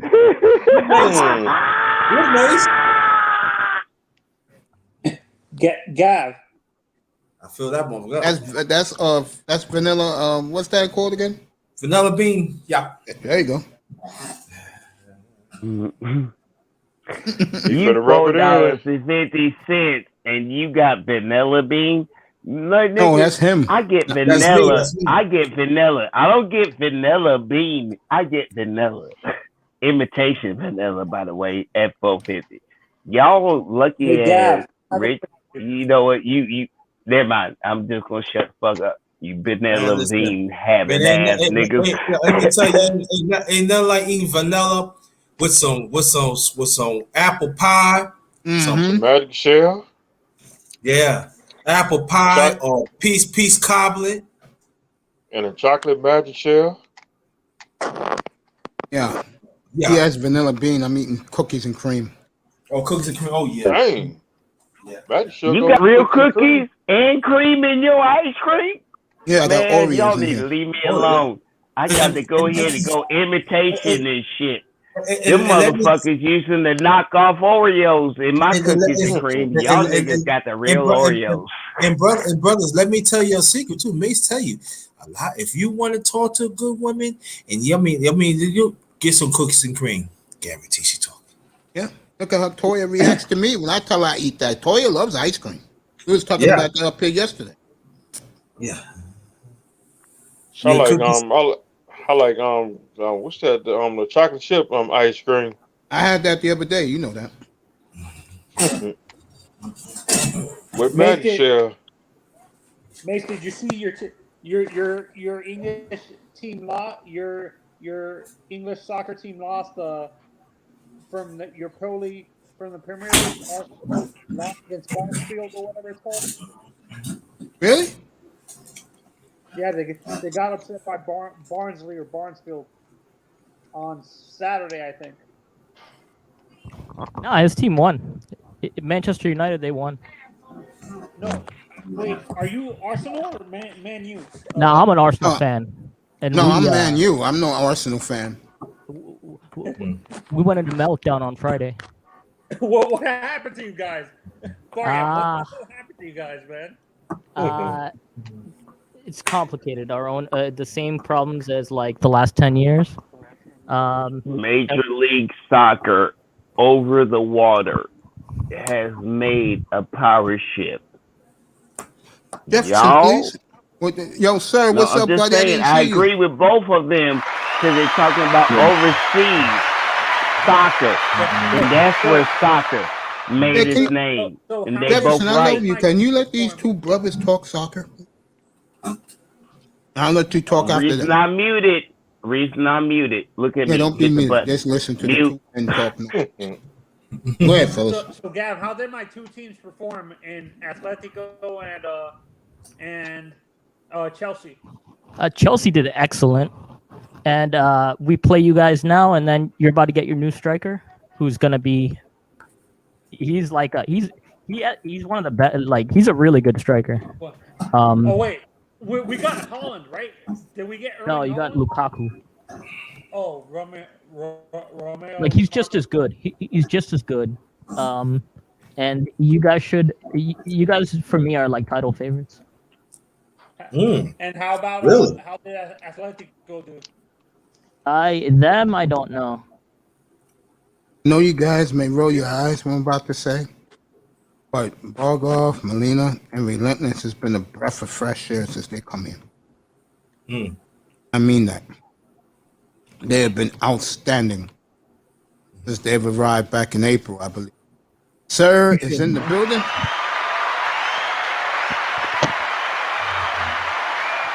Thank you for all your support, my brother. You guys can keep talking. Yeah, I mean, Manchester United looked good too. Yeah. But I don't know. It's gonna be like Manchester United, Chelsea, and like Man City for the title. So, did you see? Do you think Barca's going to fall down with Messi not there anymore, and he's playing with Marseille or wherever he is, PSG? No, I think you'll be fine. No, do you think? No, I gotta respect. That's a fair question. Do you think that's Barcelona a fair question? He's the star now. Come down to earth, is what I'm saying. Wait, what do you mean? Say it again. Messi lost. Went to PSG. He left. Oh yeah, Barcelona. they're gonna be good, and I think Mbappe's gone, and Ronaldo might go there. That's like the news this morning. Ronaldo may join Messi. Yeah, Ronaldo may join Messi this morning. Damn. Because so the PSG right now have a really good team with Mbappe, but Mbappe wants to go to like Madrid, so and I think they're trying to pair like Ronaldo, Messi, Neymar. Wait, is it which Madrid? Atletico or Real? Real Madrid. Okay, because when you say Madrid, you're not being specific. So yeah, you got me excited. I thought he was coming to Atletico. I see. Yeah, I hear it, Mazzano. Mazzano, if that was the case, Mazzano would be flying there tomorrow. Realize America will join the World Cup, but y'all is talking about the bastards that's going to get the World Cup. Damn right. Before America joined, and we ain't gonna do shit in the World Cup before the Olympics. Mace, can I ask you a question? Yeah, go ahead. Do you think the Mason League is ever going to bring the team back in Montreal? Yes. Okay. It's gonna be the Tampa Bay Rays. And they're gonna be the Montreal Expos again, right? Yeah. Okay. Yeah, let's be talking soccer. Is this the year that the NBA is expanding also? I don't know about the NBA expanding. Or like I forget like who's going to expand this year, but expanding is going to be NHL. NHL is going to expand. And our team is I'll be honest with you. The NBA wanted to have an overseas team just like the NFL. It don't work. Okay? For whatever reason, we can't. The reason is easy. Besides baseball, that's the only sport that is universal among everybody. Baseball. Now, we can't. Okay. Go ahead, gentlemen. No. Go. I'll wait. Well, the thing is, I don't know why. I was just saying, baseball is the only American sport that translates to the rest of the world. We still try to translate every sport. The sport that translates to the rest of the world is basketball. You have the floor. The sport that translates to the rest of the world is basketball. Go ahead, Grinder. Okay, basketball's one. I agree. You right, Mace. I was wrong. I gotta include baseball. I would say this. And basketball. Go ahead, Grinder. I would say if I would like go more on the program, if I think the NBA gonna expand, but I don't think it's right now because they're on the honeymoon street right now. They giggling. if you see the the numbers, but I would love to see they bring the team back to Seattle. Right. Can I ask you something? Right. Now we still in European talent, and yet Europeans are making their teams damn near close enough to beat our NBA teams, and we send them professionals, and they about to kick their ass. It's Did because you see it in the Olympics game? If you watch the Olympics, I'm just asking out. Okay, well, I did, and that is the problem. Shout out to Kareem, by the way. Hey, Kareem, how you doing? But I would say this though to you, what's up, sister? Brother LaShawn, is this that you got to understand when you deal NBA right now, you got to deal with demographics. In Seattle, that's liberal. Okay, they told you put them in there, put the Seattle, it will grow. They got techs tech companies in there. It will work. Well, you know it ran them out the first time, right? Mm-hmm. You know what ran them out the first time, right? What ran them Grinders out the right first with time? demographics Yeah. with cash to support them. Grinders right. And I'll shut the fuck up because Grinders right about that. Now they got the demographics with the cash to support the team, and the team left them. So money right. was never I'm a problem. Jefferson, I used to live out there at that time. Money wasn't a problem. The problem was the millennials back then. They didn't like basketball. You know, they showed their racist colors and didn't like the Sonic team, the players, and they wanted to support the Sounders, bro. That's their number one team out there. Only thing I got to say, Mace, is there's no Seattle Supersonics no more. And I don't give a damn how much they support. They ain't support the team they already had. It's over. You ain't got Supersonics no more in Seattle. Don't tell me what the fuck you rep. You ain't support the team you had. No, they said again, Jefferson. I'm trying to explain it. I was living out there. Go ahead, Mace. You right. It had nothing to do with support. It had nothing to do with support. It was two things. They wanted a brand new building. They didn't want to give it to them. And number two, the millennials back then, they really didn't like the players. And that's how white people are. If they don't like you and they don't like your product, they're not going to go. That's why they ain't had no support and there ain't no Supersonics in Seattle. Oh, they regret it now. Mm-hmm. Yes, sir, they do. But they thought they were better than the team they should have supported and been better with that team. Now you're figuring it out. You 100% fact. Now you're figuring it out. That's exactly what it was. Yo, Relentless, get up here, kid. I dropped the link. Calvin Rogers in the building.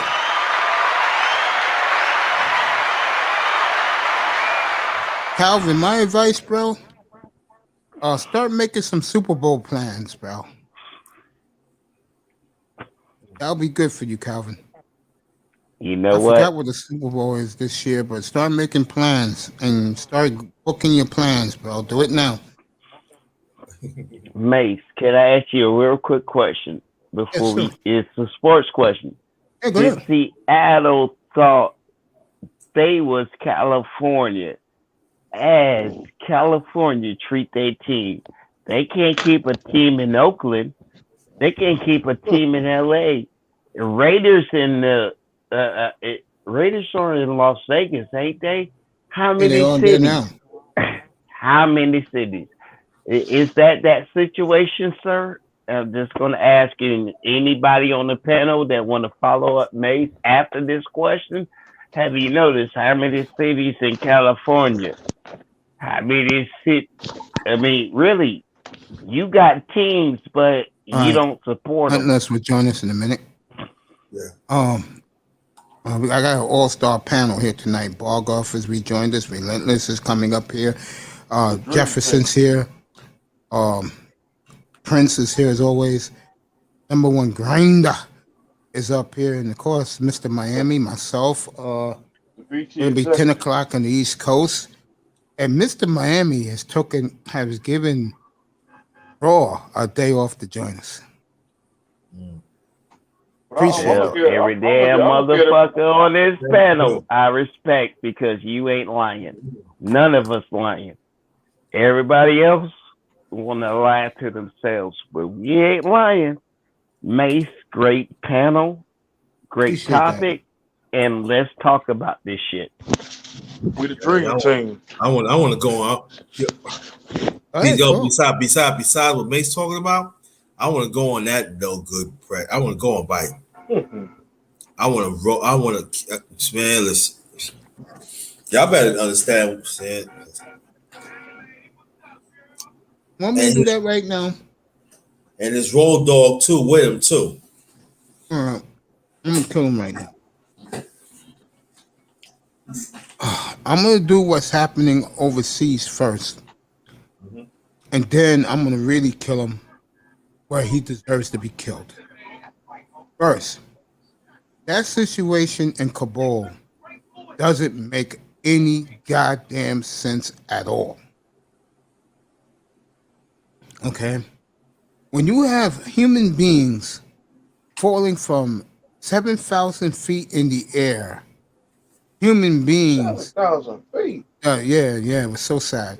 Human beings hanging on an airplane to get the hell out for their lives. This idiot brought the troops home 2 weeks ago, and now he's sending back 50,000 troops. Dang. You talking about that nigga hanged on to an airplane to 2,000 feet and he had hit the ground and never made it to America or ocean. He hit the ocean, maybe not ground, but you never mind. Hit the ground. It's the black man's fault. It's the black man's fault. Nobody blaming the white man that's the president and made the decision. It's black man's fault. Nothing to do with it has nothing to do with black. Now let me get back to our Hey, we gonna get blamed at the end. Cause nigga, we should let him in. Please. And the black man was supposed to be blah blah blah blah blah. Let me put him on mute. I'm on mute now. I'm about to hit mute now. Oh goddamn! I was just making a point. The white man can do it, and the black man's to blame. Yeah, but Jefferson, is that not America? Jefferson, no one can. Thank you. Get the hell out of it. This guy. Anyway, getting back to what I was saying. For this clown to stand there and just look as dumb as he is, and for you Democrats, and for especially that damn cow, Simone Sanders, okay, with the bubble lips, this is for her black ass, okay? And you didn't include the vice president. Shots fired. Can you please? You could do shots fired. Again, this shows you the ineptitude of what you goddamn people, especially you niggas, voted for to get into the White House. Ineptitude like what you're seeing now, what's happening in Kabul.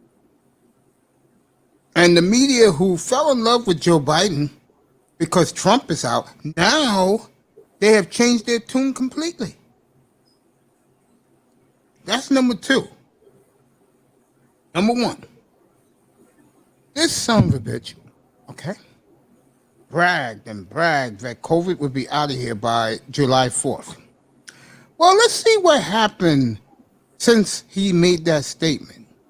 In Florida alone, I believe the number is 70,000, 80,000 cases. Yeah. Okay. California is shut down again. Dang. People are falling out. Dying. Okay. This clown tried the bum rush at Jefferson. Get him, Mace. Get him. This clown tried the bum rush, the vaccine, to everybody. And, well, you know, it's backfired on him. Now, he's going to be responsible for hundreds of thousand deaths. All because this fucking old ass fucking Ku Klux Klan fucking white son of a bitch tried to do something that the last guy he couldn't even touch. It's mighty funny that last week, it was on Friday, that they sent the message to the White House saying that on September 11th, they will strike again. Well, guess what? You're seeing what they're doing in the Taliban. I mean, in Kabul. So happy-go-lucky Joe Biden, the man who everybody calls Uncle Joe, okay, this ass clown is going to pay the price. Mace. White folks on Congress wanted to hang the vice president that was white and Nancy Pelosi, which is white. Why do you interrupt me, bro? White folks. You right, bro. You right. Why do you interrupt me on my platform when I'm making a damn monologue? No, you right. White folk ready to hang the vice president that was Mike Pence and Nancy Pelosi. If I don't care. They stormed the goddamn Congress and they ain't listening to your common sense. That is truth. That's all I got to say. You ruined my goddamn monologue, bro. You know what? I'm sorry, but you know what? Telling the truth I'm serious. anyway. I feel like banning you for a month. That's fine. I'm talking about something very important, and you interrupt me. Okay, but I agree with you. You want to ban me because I agree with you? Agree with me? Hey, gentlemen. He talking to LaShawn, and I'm about to get banned for a month. LaShawn agree with him. And I just brought up Mike Pence and Nancy Pelosi, and they white people. They want to hang while white people storm Congress. Let me go ahead and deal with this shit, y'all. Can you let me finish, please? Mace about to ban me. Let Mace put yourself on mute, please. Okay? I'm shutting the fuck up, sir. You right. God damn. Now I lost my train of thought.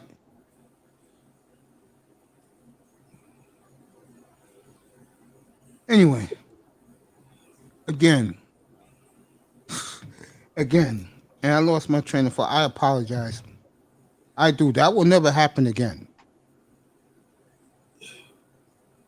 I think you was talking about how Biden looks right now. Okay, I gotta get my thinking cap on. Yeah. It was about how Biden. No, man. He wants to hear from you. No. You've done enough damage up here.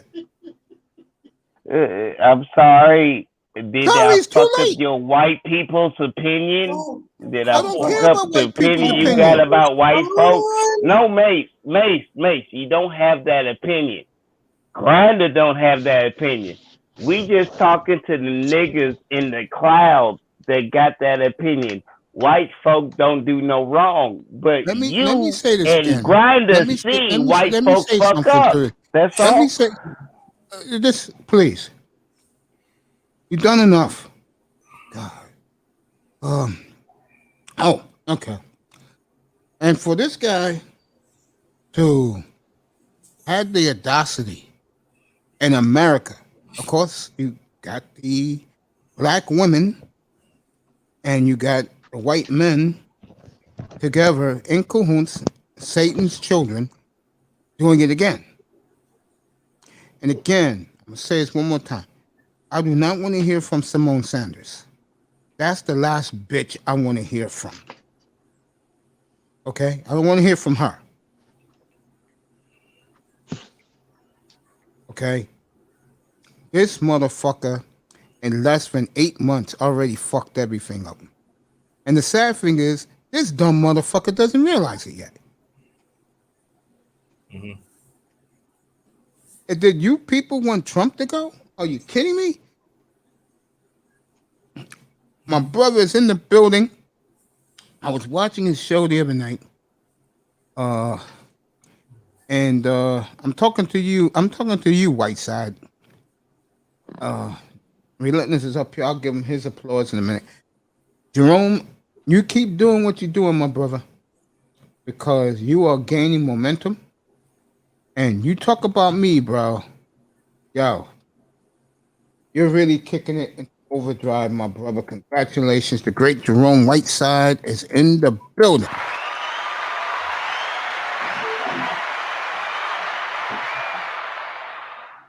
I wish Jefferson would have stayed. I just want him to shut up. Okay, now he's going to be crying to me again about bullying him, and I don't bully him. There he is. Let me. I just had an email, man. It wasn't no hate towards you, bro. I just had an email, Jefferson, and I had Jefferson, to save a nigga. That's all Jefferson, it is, you know mate. what, Jefferson? We good. Jefferson, you know what? We'll do a one-on-one interview next week. And, no problem.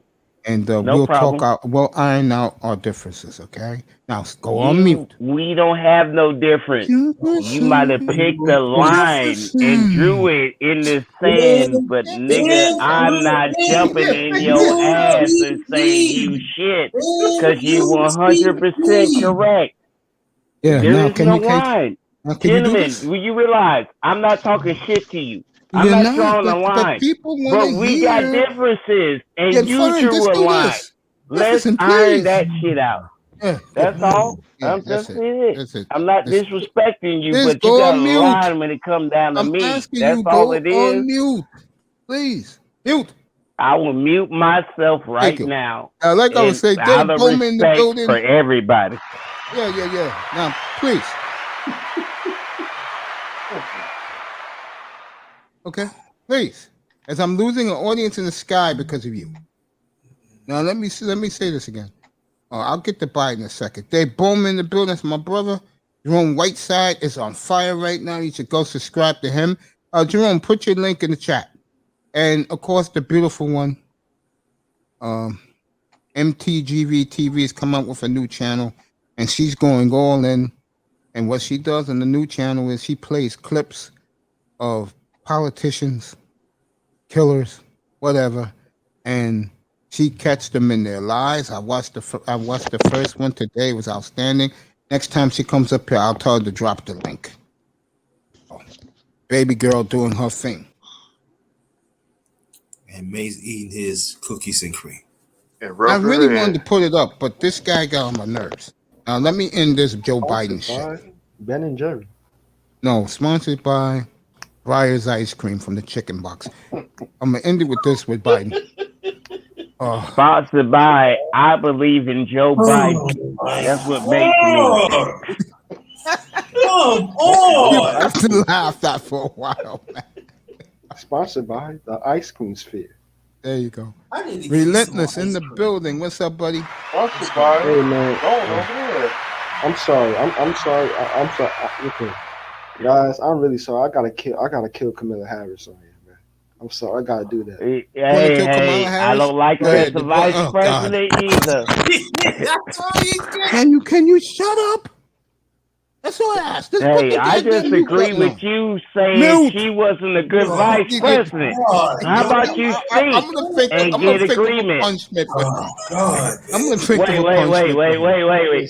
So Camilla is the reason you cussed me out as a nigga, while you don't trust her as a nigga. Okay, wow. Yeah, it's wow.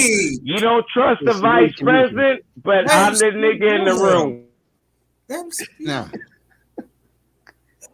Go ahead, Relentless. You want to kill Kamala Harris? Go ahead. Listen, man. I'm sure she's a decent lady. No, she's not. No, she's not. You can't wake up one day and say you black, the next day you wake up and say you Indian. You gotta choose one. Matter of fact, don't even choose one. You mixed. It's funny. Don't you find it funny that this whole race, during the process, whatever, she was talking about how she's black. Blah blah blah. Everybody's like, "Oh, Kamala Harris, the first black woman." Blah blah blah. You had to get the black vote, female vote. And then all of a sudden, you don't hear her talking about her black side ever since she got in office. You want to know what Joe Biden and Kamala Harris remind me of? I'm trying to think of a better example than what I was about to say. What's a more appropriate example I can think of? You know how you lie to somebody? You dress it up to make it seem like you really like the person, and then once you get what you get out of the situation, you run off. Your true colors come out. I think that's what they did to black people, bro. It's like they let them in. It's like it's like they got us to sign the contract, but we didn't read the fine print. That's what it is, man. Listen, man, that Camilla Harris, bro, she's I don't know, man. Something's up with her, man. I don't trust her, man. She's a dragon lady, bro. And dragon women can't trust. Bro, she went from the first black lady to be in the office to coming out a couple months ago in an interview saying that there's no racism in America. What the hell are you talking about? He says that, my brother, because she is with our enemies. And listen, you can date whoever you want to date, but when you downplay the people that of your race or whatever, that's when you take it to the next level, man. I don't like that shit, man. You can date whoever you want to date. Like I can say I like apples over oranges. I can be a green apple and say I hate green apples, and then I go date an orange or a banana or some shit. You know what I mean? You can't do that. You can eat whatever you want to eat. Just don't disrespect the other race. That's all it is. I mean, it's not that hard. But when you do that, that makes it seem like you crazy, like something happened to you, somebody hurt you, man. Don't do that shit, man. Yeah. In her case, it was her father, who's Jamaican. Shit. Yeah. And I was talking to one of my coworkers, right? And he's an older guy. I was talking to one of my coworkers, and I'm like, I be making fun of him sometimes. And, he'd be swirling. You know what I mean? Swirling it up. And I'm like, you know what? You can swirl in that. I don't mind swirling. Do that. Do whatever. Have fun. You know what I mean? But the way he was just downplaying all like black men, I'm like, bro, chill out, bro. It's like, I do understand they got their problems, but you can't just be like, oh, chicks. Like once you generalize everybody, that's when you wrong. And another thing I gotta say about Joe Biden and the whole Trump thing, right? Would you rather have Donald Trump in office, or would you rather have, like for me, I was a big Bernie Sanders fan, but I realized that the media had an agenda against him, and they was never gonna let that dude win. Even when he dropped out, I know like people were happy when he dropped out. You know what I mean? Because he was the most normal out of all of them. You know what I mean? So I mean, listen, it was a lose-lose situation. If Trump got back in office, Trump ain't for anybody. Trump is for himself. You know what I mean? Yeah, but you do realize that since 2016, when Trump got into office, all African American men have had employment. When Obama was in office for 8 years, brothers didn't get no employment. And Obama is another one. Obama's another one who lied to you. A lot of mixed. You think that's a good thing though? Like let me ask y'all, everybody here in the panel, how's everybody doing? Good evening to everybody. But what's up, brother Pete? You actually think that's a good thing? Like having that like unemployment high and it's more helpful? Like you think that's good? Yeah, more people getting jobs. Yeah, more black men getting jobs. Now, is it good jobs? Yeah, the entrepreneurs. They wasn't getting no licenses under Obama regime. Hold on, but if you're collecting unemployment, how are you getting jobs? I don't know, but brothers, they was getting jobs. Okay, brothers are getting better jobs. But there were more entrepreneurs in the last 5 years of black men, and like the great Dennis Sperling said tonight. Shout out to Uncle D. 62% of black men, 16 to 65, are in the upper middle class. But everybody was losing their jobs when COVID hit, though. Everybody's losing that shit, and especially for like the entrepreneurs who they had to save a lot of money. Like I was watching this YouTube. He an entrepreneur, right? Like he had 5 streams of income. About 4 of them motherfuckers just went down the drain. So he was like, damn, he couldn't spend, because when you're an entrepreneur, you kind of by yourself. You know what I mean? Yeah, exactly. Black entrepreneur, all his businesses got shut down. Everything he couldn't do anything. And then he had an online business that, if people ain't got jobs, they're not gonna pay for something online. But Yeah. And also, and also, let me say this though. Funny, Mason. And also, let me say this: the ones that are on disability in our community, they had lived well too. They like expenses had gone well too. They had social programs that could help them out too, the medicines and certain health insurance and stuff like that. So, but buying them, no. Everybody. One thing about everybody's in a different position in life, right? Yep.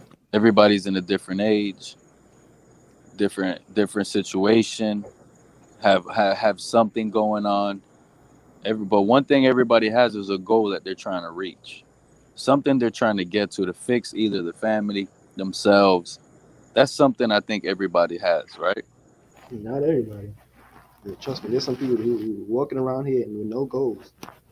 My age, walking around with no goals. I'll be honest with you. Nobody around I hang out with, if I feel they don't have no goals, they'll be. Yeah, I won't even talk to them. There's no. You can't even talk to me. There's no goals, no passion, none you're trying to reach. You at least for your family. Sometimes you try to help people. Like there's another guy, man. He has a.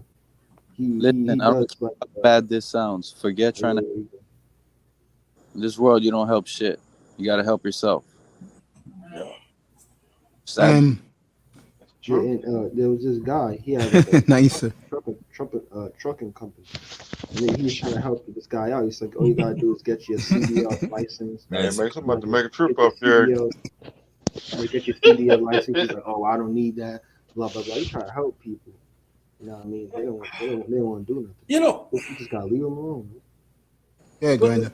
But let me say this because I hear what you're saying, okay, and I get what you're saying. But when I'm talking about the ones that are less fortunate, so what we gonna do? We gonna tell the less fortunate that we need to get on their own. That's what we saying. Pete, you pushed the button, bro, because he did a show about this the other night. No. Listen what I'm saying. I want you to listen very carefully because I did a show on this. And please, I'm being very, very nice.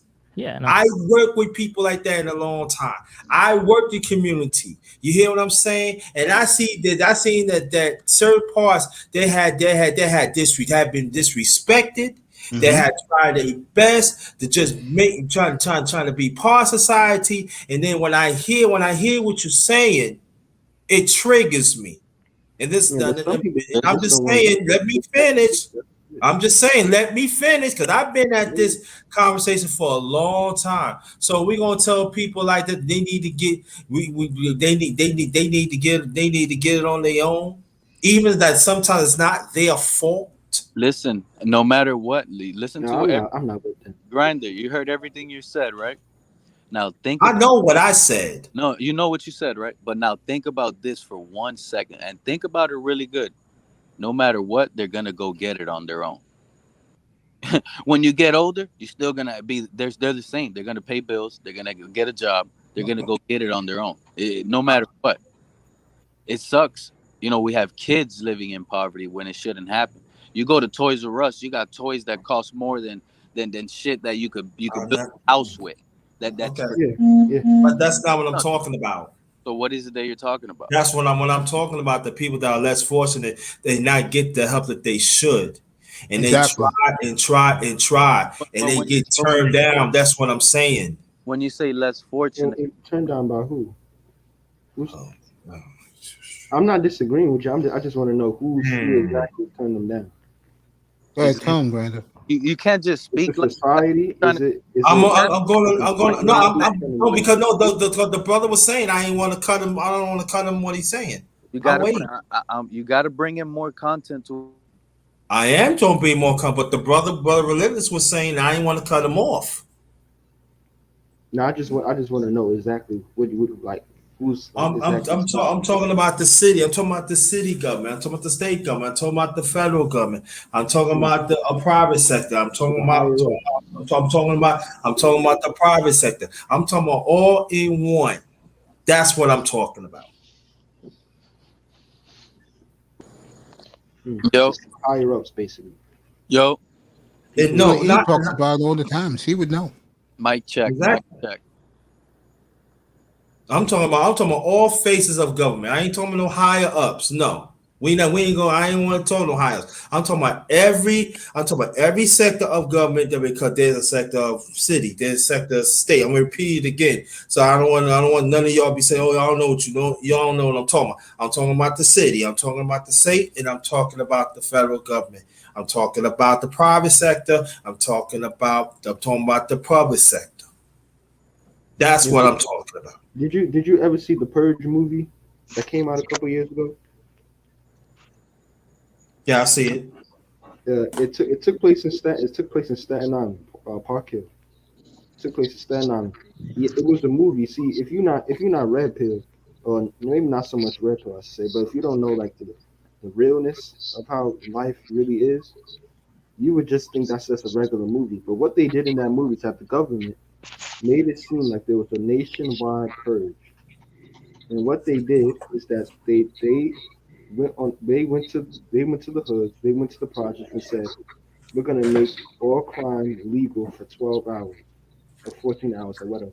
But the thing is that they made it seem like the whole world was doing it. So really they were telling the people in the hood that yeah, you can have purge, whatever. All the people in the hood was doing messed up shit, killing people, stealing stuff, destroying each other. They do that all because the government didn't want to take responsibility of those people. Didn't want to pay them. Didn't want to pay for their schooling. Didn't want to do none of that. So all I'm trying to say is that the government don't want to help nobody. They ain't trying to help nobody. That's Hey, can I say something for a second, real quick? Yeah. All right, you can say whatever you want. Hey, what's up, man? Hey, listen. Here's a basic thing I want to say. Is there a problem with the concept of the haves and the have-nots? Because it's not going to stop. It's always going to be here. I mean, at a certain point in time, we can feel sorry for the less fortunate, but you got to keep on moving, man. I mean, Totally agree. You got to keep moving, man. You can't feel sorry for everybody because a lot of people's predicament is based on their own life decisions and life choices. Exactly. Thank you, Lauro. I'm glad you're up here. How's it? What's going on? And that's what I was What's up, brother Lauro? Yeah. So. But that's not what I'm saying. Because see, that's not what I'm saying. I'm saying that the ones that are less fortunate, they are helping themselves. But what I'm just bringing up the conversation. See, this is what I'm saying, that yeah, we can go to we got to keep on. That is not what I'm saying. So please do not twist my words around. Do not twist what I'm saying. Please don't do that. I'm not saying that. I'm just talking about I work with people that is less fortunate, that they have been getting it for a long time. Yeah, just as they are some people. Access to opportunity. Listen to how the world works. And how I know how the world works. Why are you telling me how the world works for? I know how the world works. No, but Grinder, I know what you're trying to say. You're trying to say. Okay, I shut up. But let me exposure to the. I shut up. You're trying to say. Explain myself. We talk about race divide, right? We want it. We want unity. We all want to be one. Ain't. Not in this country, they don't. Not in this country, it ain't. But here we only make up 13%. Country, yes, bro. In this country, but hear me out. Listen to me, please, guys. In this country, we preach unity. We want it. When you go to school, you hear the national anthem. I don't know where you guys from, but we heard the national anthem every day in the morning. You had to put your right hand over your heart or whatever and say, you know, all us are one, right? But in reality, growing up, everything is not one, because if it was like, if everybody wanted unity, there wouldn't be things where it sets so much divide. The government, for example, money. There's things that divide the world, believe it or not, in situations. You could pretty much sit here and say COVID was like planned in a way, let's just say, right, to set a divide, right? For another example, I'm gonna give you guys. This is a perfect example. Election. When people are electing a president or someone, how come it always ends at a 50 or 49-51 divide, almost a 50-50? This is all Obama. It didn't. You know what I'm saying? Well, what was it? like 70-30. Yeah, but who is he going don't to? everybody have like different requirements in life? And I think like, and part of that's like where you grow up at, and part of that is like what you interact with society. So like in that sense, I totally get like why people like go on different fences. So we preach unity as one, but then what we live is actually everything is taught as divide. No, what you're saying like is Even like everything's like an individual thing. I agree with that because like I think like we have so many personalities. No. The thing is, the only way we'll all unite is if we get like 2 presidents and one president wins at 100%, right? Because then that means almost everyone is united. That's what never gonna happen. Agreed with. Everybody's happy. I agree with you, Relentless. That's never going to happen. I mean, well, the only we way live too much in a racist society, especially here in the United States. It's not even that. People can't even agree on a simple thing like And we got our own war going on, bro. So I mean, we don't for us brothers, man, we don't care about the rest of the people in this country. All we care about is if it's ourselves or people who are like us. You don't give a damn about everybody else. Exactly. What I always say. No, not you. You know us, bro. What are you talking about? You not us, bro. It's like this is for the guys up here and to the audience. You're over there, Pete. You got your own. No. I'm not playing race card. I'm being. This is reality, bro. Well, us brothers, a lot of us may hate each other, but the ones who understand and respect one another, and you see it up here, we know the war we're going against right now. We're going up against our own people, our women, and white supremacy. But I tell listen, how can you go to so it's not like that all across the United States. No. Not with everybody else. With us. Not everybody else. And we always been fighting each other because we were programmed to fight each other, man. Ever since like the slavery time, even before that. Hey, you know what? You see somebody, but in reality, every race has that same thing. Thank you, Pete. Yeah, that's a fair point. And I'm Indian, and I'll tell you, we have that same thing. You we just don't talk about it as often. Hey, you know one thing that I've always seen in life or whatever, right? Is that I have personal friends across different nationalities, right? So in this particular space, right, guys that come in like, oh, the Hispanic men don't have to deal with this. Oh, the Asian men don't have to deal with this. Bullshit, bro. Bullshit. I would ask you, how many Asian friends do you have? How many Hispanic friends do you have? How many Arab friends do you have? Bro, you don't know. Those guys be going through the same shit, man. Colorism, oh, you're too dark for the family. They go through the same shit. But somehow, black people, we had this plight to where we the only ones that go through it. No, get some friends, man. We not the only one. Now, we do have a particular situation within our group, all right, which is unique to a lot of people. All right. Okay. But as far as like dealing with things, man, people have the same problems. Hey, this is what I'm gonna say. Would you say is Dave, I love you. Have a good night, bro. Look, would you say it's as bad as our problems? Would you say that? This is as easy because nobody could tell me no. You're in your hood hanging out, and let's say it's black predominant neighborhood where I live at in Miami Gardens. You see a white boy come around, you're not gonna just let him in. It's not racist. It's just you're just not gonna let him in, right? He's a white boy. You don't know. Unfortunately, I disagree with you because a lot of us will choose them over their own. You see, and that's one of the major reasons why we have such a divide in our race. Mace, in the hood, if you see a white boy, he's a cop. You're gonna just be all. You're gonna shade away from that.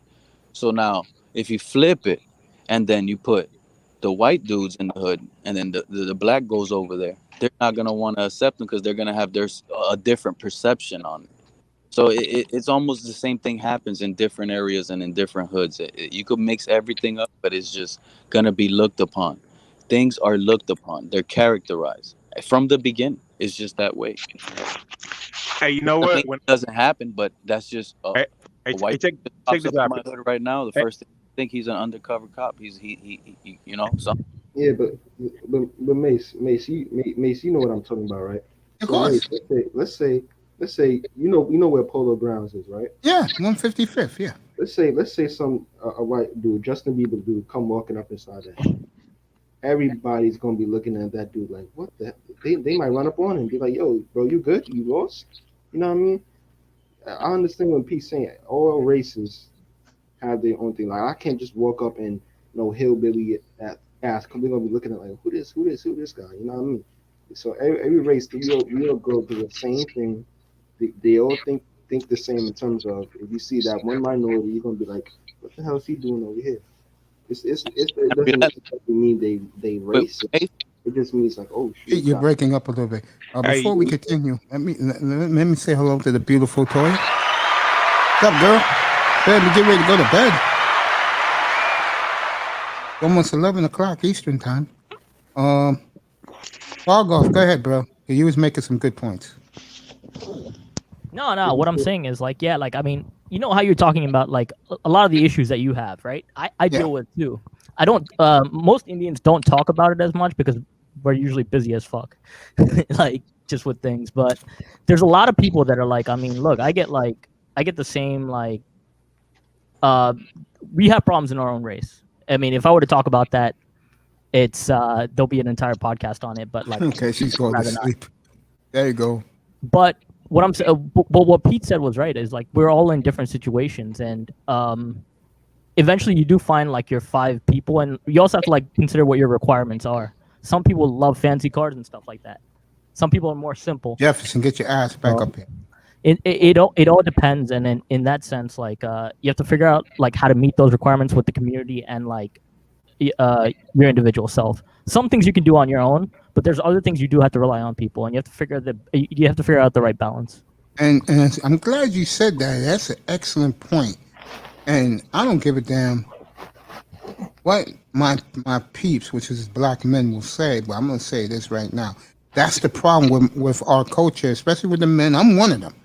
That we're more of people men, that we stay to ourselves. We don't reach out to people, and we try to solve our own problems our way. Shit, you just described me down to yeah, there you go. Hey, yo, mate. The thing I would say is, in my hood, hey, mate, hold up. With my own eyes. Hey, hold up. Unit jump out on the block, jump and beat up the boys on the block, and they weren't even doing anything wrong. They were just hanging out. Yeah, that's how they do it, bro. You know, so there has been cases, and I agree, it has to change.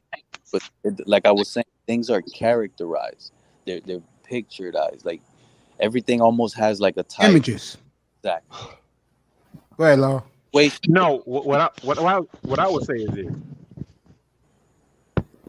Each and every one of us up here, we see how society is going.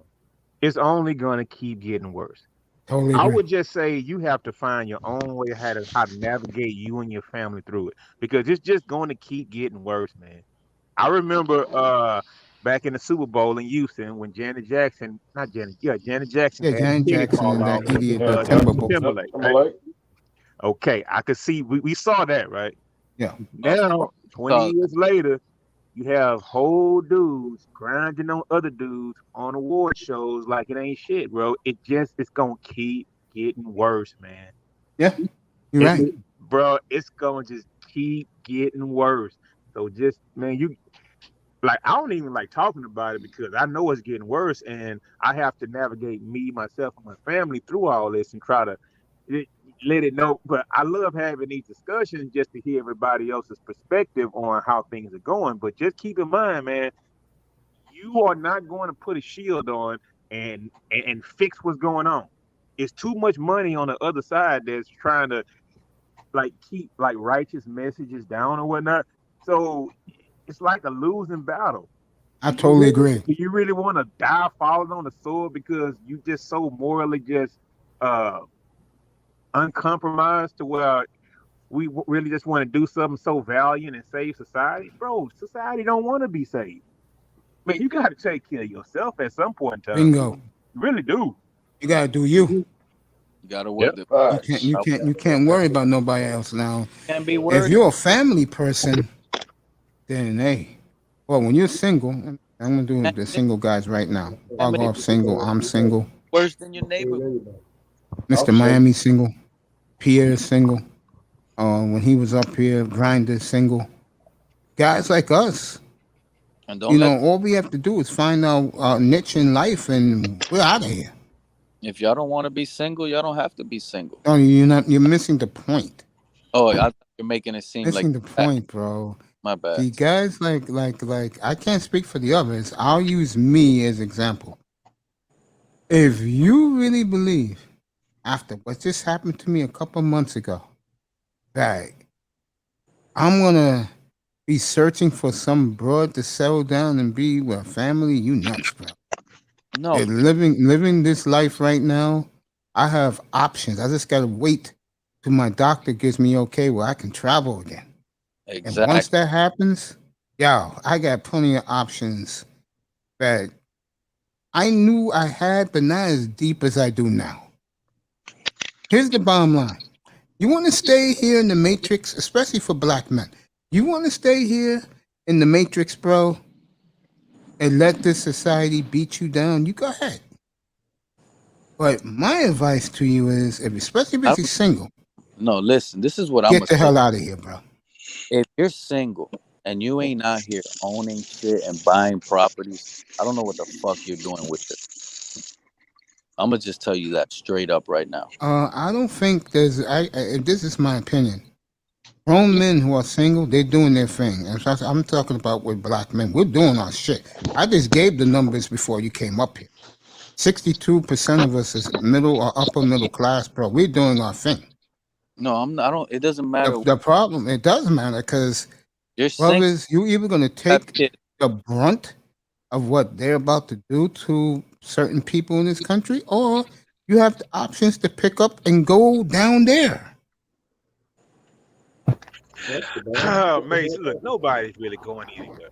Yeah, you keep believing that, bro. Oh, okay. Well, I believe what I see. So I haven't seen anybody go yet. So once I see it, I'll believe it. That's you. I'm always on the traveling channel, bro.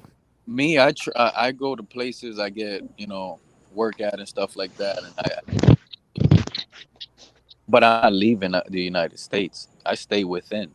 Yeah.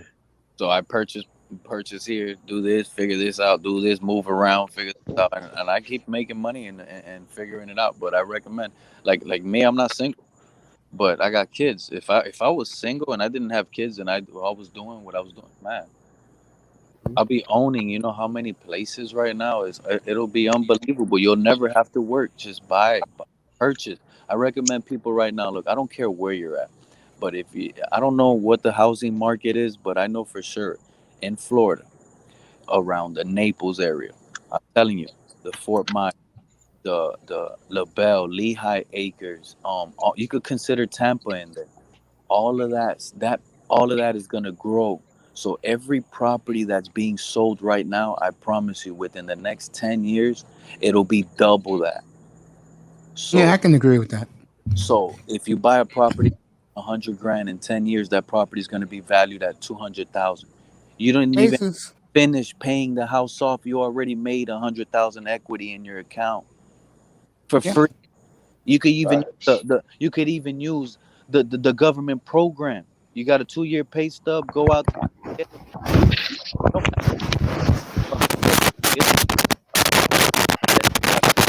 The mic is a little messed up. Oh, and you know what? It's one thing I would say since it kind of stopped or whatever. Pete, it was like it's a guy on YouTube. His name is Matthew Lesko, and he would tell you the exact same thing that Pete told you guys.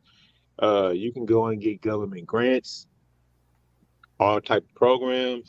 If you're trying to get a business off the ground to buy real estate, you don't have to use a penny out your own pocket to get started if you're in certain like economic classes, because they'll give you the money. Remember earlier I said everybody's situation is different, right? So the situation is a lot of people get brokehearted and a lot of people stop. And mind you, I don't do this. I don't make money off of what I'm saying now. This is what I did, and this is how I was able to make it happen and to move more, right? So you just gotta go on it. Someone's situation, they got the house in 2 months. Your situation probably took 8. Again, I don't care about that. I'm talking about successful black men. What makes people successful makes you owning property here in the. And they put these brothers do this. The problem is they don't like the way they have been treated in this society, and I don't blame them. And once you own shit here, you don't give a fuck about the society, mate. It's your shit, and nobody could tell you shit. No. What Mace is saying is like once you, even if you are successful, there is a man, point, you damn right. There's a point where like you just don't feel accepted, and that's exactly. Hey, wait a minute. I don't give a fuck about being accepted. Neither do I. I don't care about not being accepted. But if you spend enough time in a certain place, you do care. I want to go. I don't care about being accepted because I can pay to be wherever I want to go. So so can other people too, Laura. But here's the thing: if I'm in a situation to where it's just outright disrespectful, or I might feel like I can't control myself, or I won't restrain myself, I won't put myself in that situation. Like I'm not gonna go. Laura, I hate to. I hate to tell you this, but there's a lot of brothers that's going through this right now in this country and making damn good money. Hey, but the thing is, man, Dennis Sperling said that today. The thing is, like, do you mean like opinions? Do you mean like other people's opinions? No, like you can be. Let's say you make. I'm gonna go a little astronomical, but I'll do it. Let's say you make $3 million a year, right? Mm-hmm. You try to live in a very gated community, affluent. People still treat you like $1 million nigga. They don't care that you make the same money, have money like they do. They don't want you around. Mace, let me tell you something. I don't want to be around them because if you making money, listen, man. You see, those people, they don't pay your bills, bro. Exactly. I don't care what. I literally don't listen. For me, like at my age, I actually don't care about other people's opinions at all. There you go. But unfortunately, young man, there's a lot of brothers that do. Somebody, I can walk outside and somebody can say, "Yo, your shoes is ugly." I literally do not care. You did not pay for my shoes. If I like it, exactly. I walk outside with it. So I feel like those people, they need to build. I'm sorry, you gotta build tougher skin. Are you gonna sit there and cry because somebody say they don't like your haircut? You ain't pay for my haircut. Why should I care what you care? Like, why should I care about what you say? I think we need to get to a point where if somebody is giving you their opinion, everybody can have your opinion, but I didn't ask for it. Bully. That's a bully. Now, look, I'm going to say something going to get some people alienated, but we know that a lot of brothers are known to run away from situations, unfortunately. Hey Mace, though, like I do think like everyone does feel disrespected in some way in the U.S. If that makes sense. I would agree with that. I would agree with that. Yeah, I mean, dude, I told you before. I live right. I don't know what today is for your tribe. Everybody's wearing their nice outfits. That's not true. No, I'm talking about today. There was a day today up here. You mean in New York? Yeah. New York. Okay. Yeah, here in New York, and everybody's wearing their nice outfits. And that's a day, like today's a day that in my community it's respected. You know what I'm saying? Hey, but I know exactly what you're saying. You're right. Hey, check this out. What you said, look, hold on, just 1 second, you can go.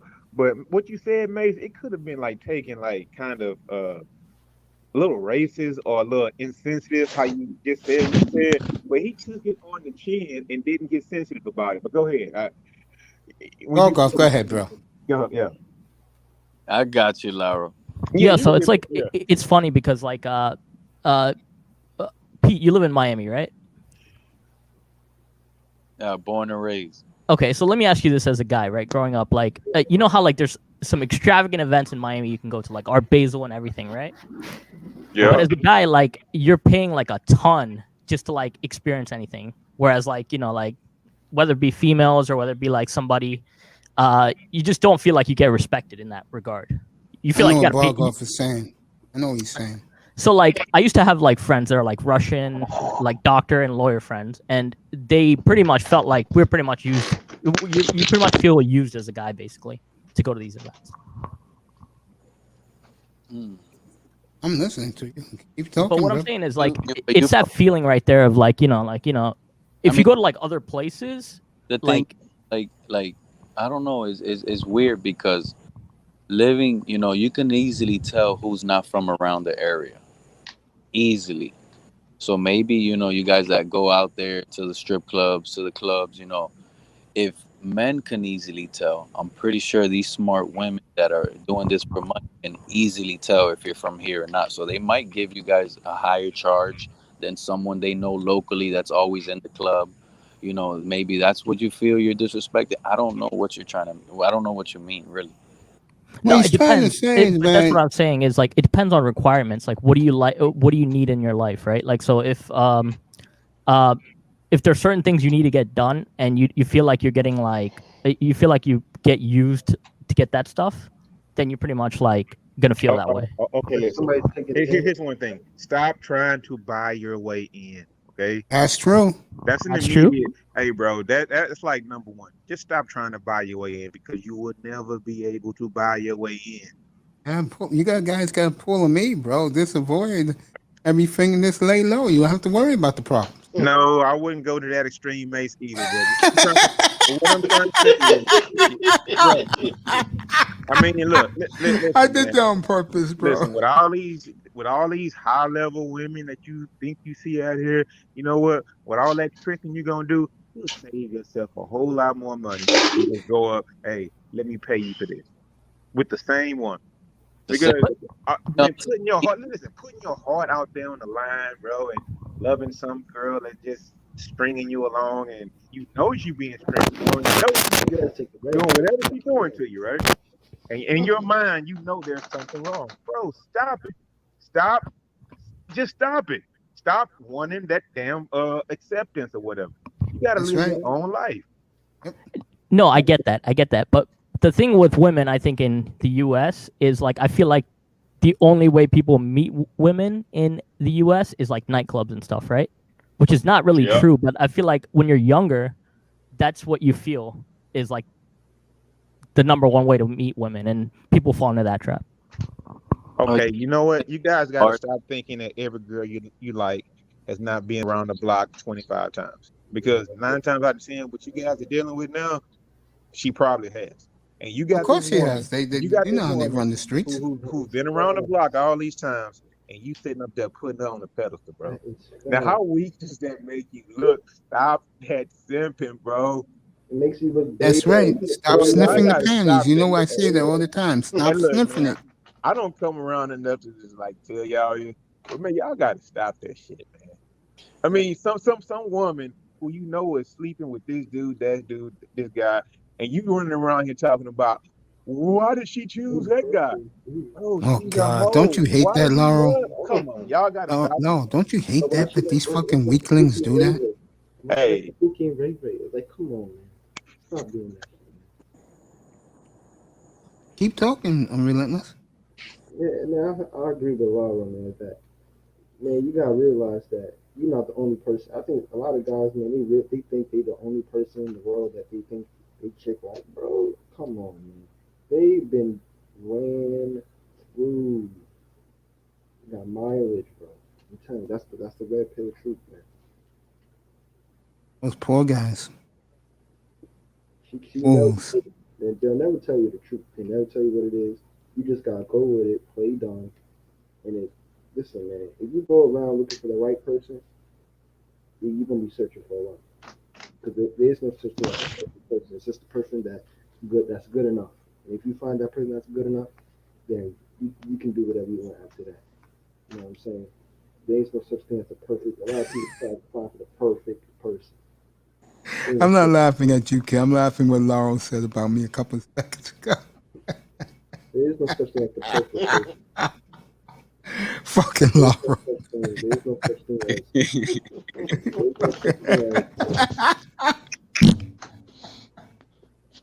There is no such thing as a soulmate. Hey, mate, say you wasn't gonna snap though. You know what? I threw that out there on purpose. I knew he was gonna say something crazy like that about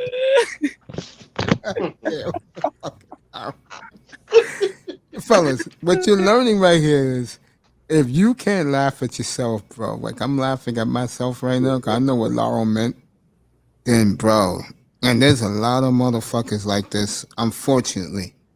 Someone said it today, and they said, man, you can't be, shout out to Rollo. There you go, shout out to Rollo. You can't be always serious all the time, man.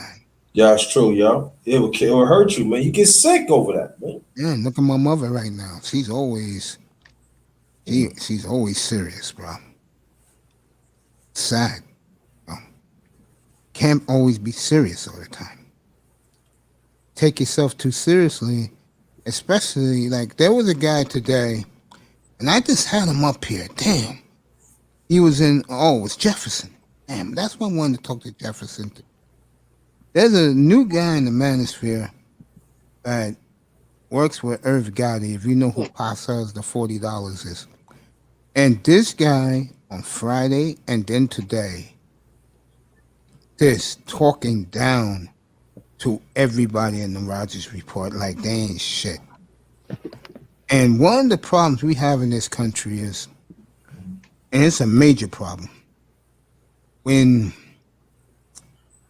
it could be any race, but when you start making, rolling in the dough, like you're making millions, the one thing you don't do, just don't chastise and step on the necks of people who are trying to strive to get up there. And basically what this story is about is Toya was in the room. I don't know if Toya's here right now. I'll bring her up here, ask her opinion if she wants to come up. The point I'm making about all this is just because you're a so-called millionaire, don't put everybody down beneath you because you swear they're better. And for this ass clown to come on his show today, totally disrespect the man. What's up, Antonio? And then asking niggas on the panel, are you millionaires? Wow. I wish I was there. Who are you talking about, man? Oh, he calls himself the man. Where he wait. This actually happened? It happened today, yeah. And it happened Friday. It's not the only time it happened either. It happened all the time. Bankrupt soon, I guess. You should have I dare his ass. He ever been? Yeah, he has a channel, yeah. All right. I'll find it out tomorrow, and you come up here tomorrow. I'll be up here in the morning, so I'll reach out. I'll reach out to Irv Gotti, tell him come up here. It's his boy. And the sad part was, I love Irv and all. He's a good guy. Always treated me well. You're actually siding with the guy, even though your friends are on the platform every day with you. What type of shit is that? Hey, Mace, leave that bullshit alone, man. Let's talk about some sports or something, man. Come on, bro. No, the reason why I'm talking, this went into this direction, but the point of what I was talking about, let's say about an hour ago, I was killing Joe Biden for his stupidity. So, all right, you guys want to talk about it? We can. Not a problem. All right, Tess is up here. Tess, you got your mic off? Tess. All right, Tess ain't ready yet. When he's ready, I'm going to let him explain to you guys his ranking of the rookies after what he saw. Hey, that's what's up, man, because you don't need to be getting to all that. Hey, dude, we're going to get back to what this platform's about. I don't have a problem with that. Yeah, don't even go down that road, man. No. I already made my speech about Biden. But getting back to the sports where we belong, I'm waiting for Tess to pop up, and then he will rank the quarterbacks that he saw on Saturday night. He had film on last night. My show got taken down for like 5 minutes. But I don't understand. You got some teams that are gonna do their dress rehearsal in week 2 in preseason, and then you got some of them that are gonna do it in week 3. So that means some teams are gonna do it week 2, play most of their starters, like it's like and then what are they gonna do week 3? Play all the backups, and then you got some teams that are gonna do it week 3. Like, why are they doing this? Which side is better for your team, if you would think about it? I would play my guys week 2. I'll play my guys week 3 because you still have like 2 weeks off anyways before the season starts. Oh, you don't? After week 3, the season starts the following week. September 12th from what? August 31st? I mean, August 28th? That's almost like a week and a half, 2 weeks. And college football season starts. I didn't think about it that way. The game start in like the 12th of September or something? Yeah, so you're right. 2 weeks. Yeah. So I would prefer my guys on the week. Good point, Pete. Keep them hot, keep them ready to go, keep them jittered, get them hot, play them a lot, let them get cracked back, let them get mad a little bit, warmed up, loosened up. Yeah. Consistently. Hey, Mace. Yeah. I heard you the other day. You saying that you're not a big fan of Waddle. No. And why is that? Have you seen? I don't like injured players, and I don't like Alabama's guys because a lot of them they get hurt. Yeah. So you're not a fan of Amari Cooper, I guess? No. Eagles fans are so mad at Devontae Smith. They're like, "Oh my God, this guy better not be injured."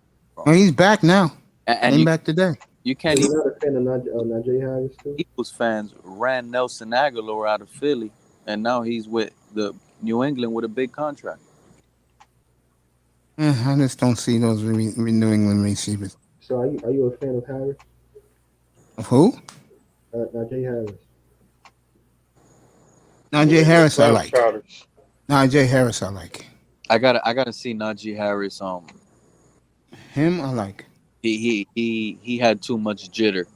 I know it was his first game, first NFL, but he looked too shaky, too scared. He's gonna have to at least knock that off, at least for me to see. Now in the NFL level, we can't argue what he did in college, but in the NFL is now what we have to judge now. So. Hey, so question for you guys. Last game on those 7 carries he had, he showed too much shakiness. He was like not trying to overpower people. He was not himself. So check this out. So which backs have been looking best so far? To me, Puka. Javonte Williams is looking like the man in Denver. This guy, I'm going with Hubbard, Chuba Hubbard. Mace, you will change your mind if you look at the film. I know Williams is going to be good. I don't have to worry about him. This guy looks like he's ready. He might sit Melvin Gordon down. Listen to what I'm telling you. I know Javonte Williams is good. A certain team should have drafted him. Hey, hold up. Wait a minute. Hold up. What's his name, Pete? Javonte Williams from Denver. Okay, so that's like a nice little subtle he ran like a fantasy pick right there, right? From North Carolina. The only thing I won't trust is because he splits. He's gonna split with Melvin, but he's gonna take that job. That's it. This guy ran like a yard rushing touchdown, but they called it back for holding last week against Minnesota. Well, I know he's good. I don't have to think about him. But this is what I was just. So Pete, would you say he's a second or third rounder? You didn't see that. Oh my bad. Hold on, Laura. You didn't see it with Javonte Williams. He was running and gunning and no fear. That's what I'm saying. Najee looked like he had a little fear. But Pittsburgh's offensive line sucks. Right. And that's what they should have addressed. Good point. Yeah, that kid's going to struggle. I wouldn't touch Najee Harris in fantasy. He's going to get a lot of carries, but he's going to get beat up. Yeah, I totally agree with that. Yeah, they had not. Yeah, Pittsburgh had not addressed the offensive line. Yeah, I agree with that. I agree with that. What was Lauro saying? Where would you pick Javonte Williams? Oh no, I don't do season long. I gamble, man. I gamble daily. Yeah, he likes playing the DraftKings. Yeah. Oh, you do? Wait. You can do that. You can do that in Florida. Yeah. Yeah, play DraftKings. Yeah. No, DraftKings is universal. You could play over the world. No. I'm trying to bet on UFC fights, but Florida has like a law on it, so it will be. I recommend you guys buy the stock. I think it's at 53 each share right now. Once the whole United States accepts it and everybody could DraftKings, you're gonna get new guys and new states playing. That shit is gonna go up, dude. Oh yeah, I keep forgetting today's Monday. I keep forgetting. Really, Pete? And we'll see Bob Costas tomorrow. And the thing about DraftKings is they just acquired the Golden Nugget also. Well, listen, I don't know. I got blocked don't know what they locked my account. I don't know. Mr. Baseball. I'm on FanDuel heavy now.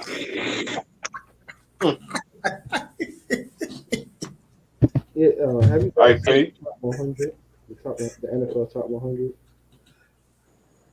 Hey, Pete, Braxton Break took another shot at TD on Saturday.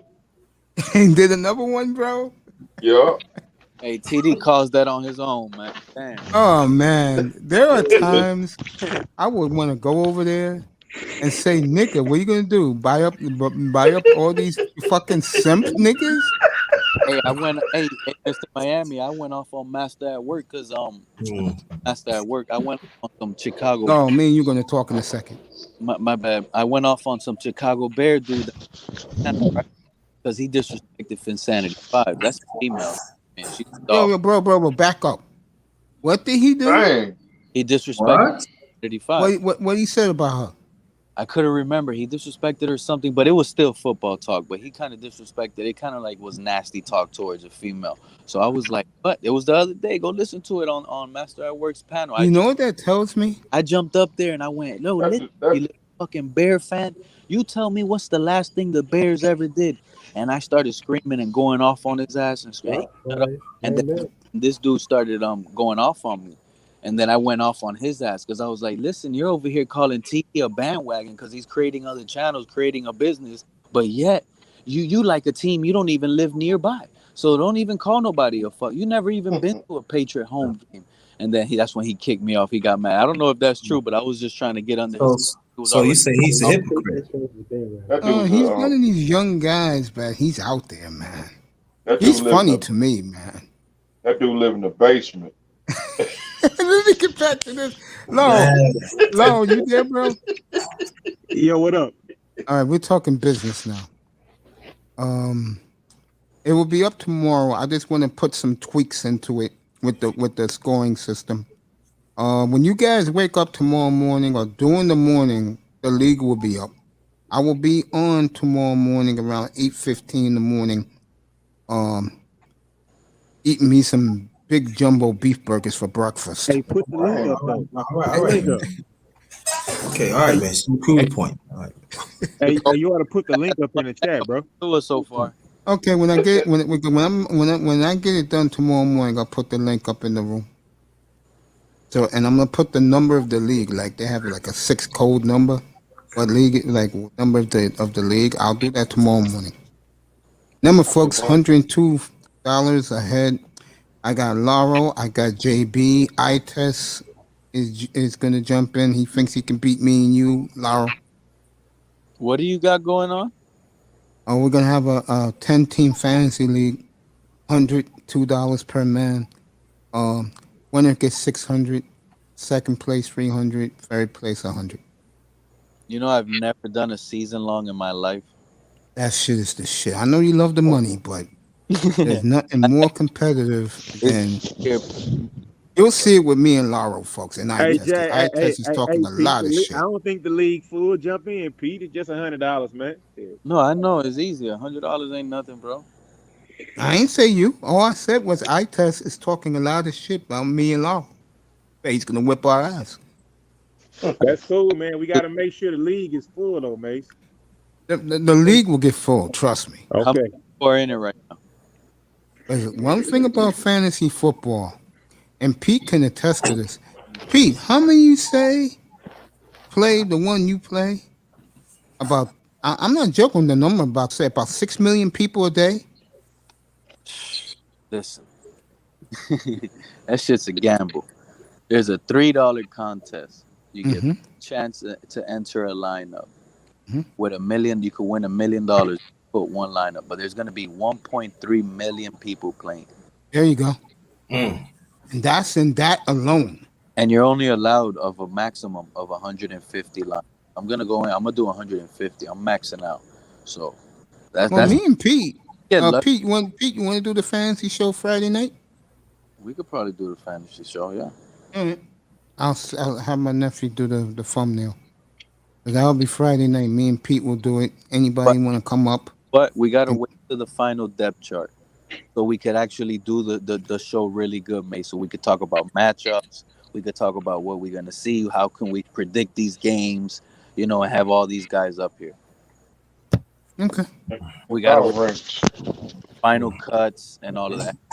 Well, the only reason why I said we could start is we could just talk about some potential stars breaking out. Who's gonna finally grow up? I'll tell you one thing. I know Bridgewater looked good on Saturday. No one cares. Drew Lock was tremendous Saturday. Now that's the Drew Lock I know. You're looking at quarterbacks more is like you got to look at running backs and receivers that's who you're gonna really think you're gonna break out. And right now, you honestly got to look at teams with let's say the team has no running game. It doesn't matter. You get these teams win or lose. If you feel this team is gonna always be passing like the Bengals, you got to get their receivers. Yeah, the Bengals, bro. They're always gonna be passing the ball. Cardinals. Yeah, I agree with that. Cardinals are always going to be passing the ball. I agree with that, especially if the guy who used to be on the Steelers, he's hurt. Yeah, Steelers. Connor, that bum's hurt already. Steelers are always already. Yeah. Hey, when you're a fantasy guy like me, and Laurel's too busy. When you're a fantasy guy like me, Pete, we're following the fucking league, bro. You're that fantasy guy. You don't care about wins or losses. Yeah, in your league, they care about how much money they're gonna make a week. Exactly. And when you play the NBA, shit, your ass is playing every day. Hell no. I played the NBA for like 3 months, lost so much money, I never looked back. This was like 2015, 2016 when I first started football. And again, I'm glad you just said that. I will have an NBA league also. The draft for that will be the 17th. No, the 16th. I'll make it on a Saturday. Fellas, October 16th. Let me charge the phone and I'll be back in like 20 minutes. Yeah, go ahead, buddy. Is the NFL like easy to predict, like gambling wise? Hell no. Like losing at the casino. Also, because now StreamYards let you pre-record. Now you get your wish every Friday. I'll make my picks and post them. That was a good move, StreamYards. You know what? Okay, one second, Mace. Fridays may be a little early because you never know who's going to be injured and who's. All right, I'll do it Sunday morning. On the last minute, because those injuries are a big thing now. Right? I know that. That's one of the things I do up here on Sunday mornings. You've been up here many times during the football season. I do the injury report. Because you know what? One thing, before those guys get on the planes or whatever, they're going to have to get tested. And it could be like last minute guys cannot make the trip because they probably tested positive. So, yeah, you got to wait on that. I mean, it's going to be a gambling nightmare this year, bro. Yeah, the Atlanta Falcons, by the way, congratulate them. They were the first NFL team on 100% clear of the plague. That's how I want to put it in a nice way. Well, give the Falcons a lot of credit. They may suck, but their players did the smart thing, especially in a city like that. And they went home after practice instead of going out clubbing. Those are smart men. The last thing you need to do is go to a nightclub with riffraff there. I've been saying that for years. No clubbing? That's right. No clubbing. No partying? No partying. Smoking, no drinking. Recreational drugs. Hey, Mace, I think it's more than riffraff that get sick from the plague, bro. I'm gonna leave that alone. There's other things besides the plague. Like if they go hang out with the people, they automatically have it. Nah, man, stop that shit. You can go around upstanding people of the other persuasion or whatever, right? And they could be having the plague. It doesn't matter. It doesn't target a specific group. I mean, come on, baby. That's why black people are smart. 85% haven't taken the test yet. And black folks are living their lives every day, like everything okay, bitching, complaining, getting fucking beat up by baby mama, same old shit. Yes. Got the worshipers out there worshiping Bob and Tom, right? Relentless. Buster by going over there. That's right. Shots fired. Damn, make it sound so bad, bro. There you go. About Dwayne Haskins' life. That's right. You live my life, you're safe. Hey man, stop being safe, bro. You got to get out the house sometime, man. I'm always out of the house, Lord. You guys don't see it. I do things during the day. I come up at 7 o'clock at night. Outside New York, man. You tell him, kid. Yeah, crazy. Living here in New York, he knows. Grinder knows. Hey, Mason, remember I made that video for you, man? Get your ass outside.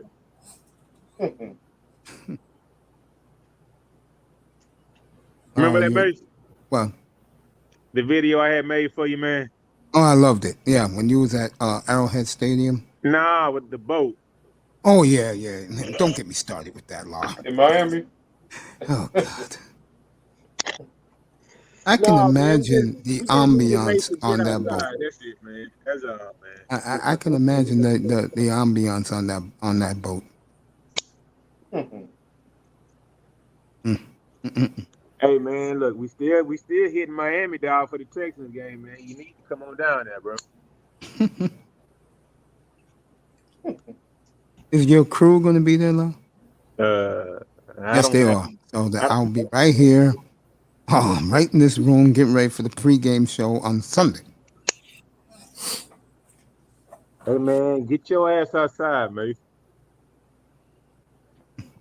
Hey, Mace, you should at least go to the bars for the I've been there and done that already, kid. I did that for nearly 30 years.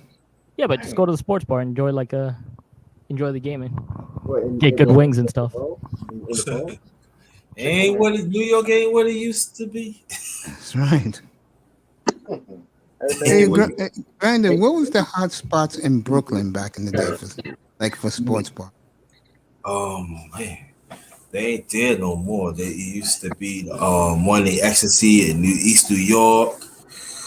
They had one downtown Brooklyn. I can never but it was deep downtown, but then right off the Brooklyn Bridge. Thanks, Pete. Appreciate it. You go inside. Mm-hmm. It was like TVs all around. But all of them left though. But we only had a few in Brooklyn though. But those were spots though.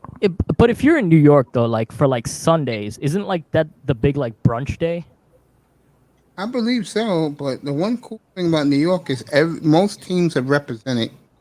And if you go to the Upper East Side, that's from you want to say 34th Street on the East Side all the way up to 96th Street. There's sports bars all over that place, man. Oh, the East Side, yeah. Yo, you go to, let's say, 83rd and 3rd, there's 10 bars right there. Mm-hmm. What's the best day to go out for a quiet day in New York? Would that be Sunday? Would that be Sunday afternoon? Saturday. Okay. Yeah, Saturday. Yeah. What's that one place? That pizza place in down in Miami? Is a Stone Fire Pizza? They got the license. Yeah, they closed the one up here, bro. I used to love eating at Anthony Stone Fire Pizza. Well, they got some good chicken wings. Hells yeah. Man, they just never close. And they got some nice. The ribs are good too. Yeah, ribs are good too. I eat their ribs now, and that's all your point, Mr. Miami. You made that place close up in New York. The corporation. Yeah, the corporation closed that shit up, you motherfucker. I'm talking about, it was a no white man's owning something that I'm paying down on. You're out. You're fired. Fuck it, I'll shut it down. Oh boy. We didn't have nothing to do with that. See, the other corporation. But there's one spot in New York. It's still open, but I don't know how the food is. BBQs. You gotta pay Mace to get up. I don't know what that means. Oh, get up to go out. To go out. No, me and Rollo got some plans coming up. Okay. Yeah, we got some things in the works. Yeah, like I said, you go BBQs is pretty good. Oh, that shit, yo! I want to eat the wings there. I tried most stuff. I don't really like it, but the wings, oh God, yes. What about you, Relentless? You ate like BBQs before? Gotta go there, yo. Them drinks is official. Look, if you really want to get a little something, bro, take a chick and let her drink all the fucking pina coladas out of those big glasses that she wants, bro. And get the and don't get her the little glass. Get her the Texas. Get her the Texas glass, size. yes. The Texas. Just said the Texas size. They know. I don't try to be funny. I want Relentless to hear this because he's from New York. I don't want to be funny, but damn, these women, when they go to BBQs, they act like they've never been somewhere like that before. And to me, BBQs is small school. You know what I'm saying? It's like they hit the jackpot. Yeah. And we're not talking baby mamas either. No. These are the office chicks that tell you guys to stay away from. Right. Mm-hmm. The one come with the mini skirts and all that. Those chicks act like it's the holy grail, bro. Try to get shut up, nigga. And I'm telling you, they be down them drinks too. All right. I'll tell them. I'll tell them.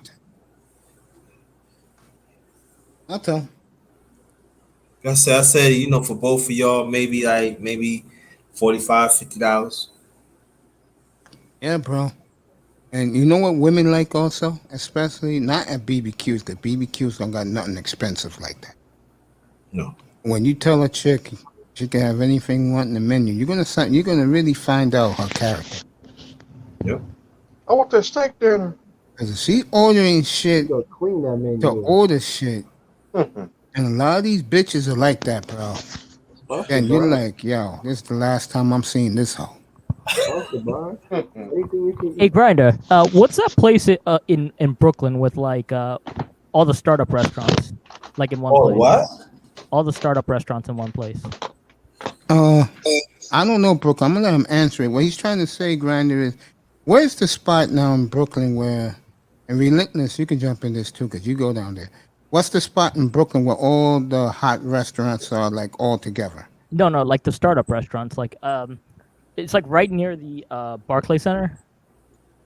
Oh, you talking about that's the new spot at right there. Oh, that's what he's asking about. Yeah, that's the new spot. But back in the days, you go like downtown Brooklyn, like Brooklyn Heights. They used to have all the restaurants like near Brooklyn Bridge, Manhattan Bridge, and stuff like that. But the new spot right now is Barclays, and they still food, baby. No, food wise, like there's like a place with like all the. That's what I'm telling you. Yeah, he's telling you the place. What's the name of it? You don't know? No, I don't know. But they still building, so. Yeah, it's right across from the Barclays Center. You can't miss it. Like if you was in New York, any train will take you to the Barclays except the 1 and the 6 because they stop at the end of the Manhattan. Right. They stop at South Ferry. So if you live in the New York area, you're a tourist. Any train will get you from Manhattan to the Barclays in like 15 to 20 minutes. Yeah. They all go into Atlantic Yards. That's where they call Atlantic Yards. So every train goes there. And then like if you go to Barclays, you don't have to cook. You don't have to go out. You come right straight into it. Yeah, you go right into it from the train. Yep. I've never been there, believe it or not. It's been there, 12 years? I've never been there. It's nice, yo. When I wanted to go, I got sick, so.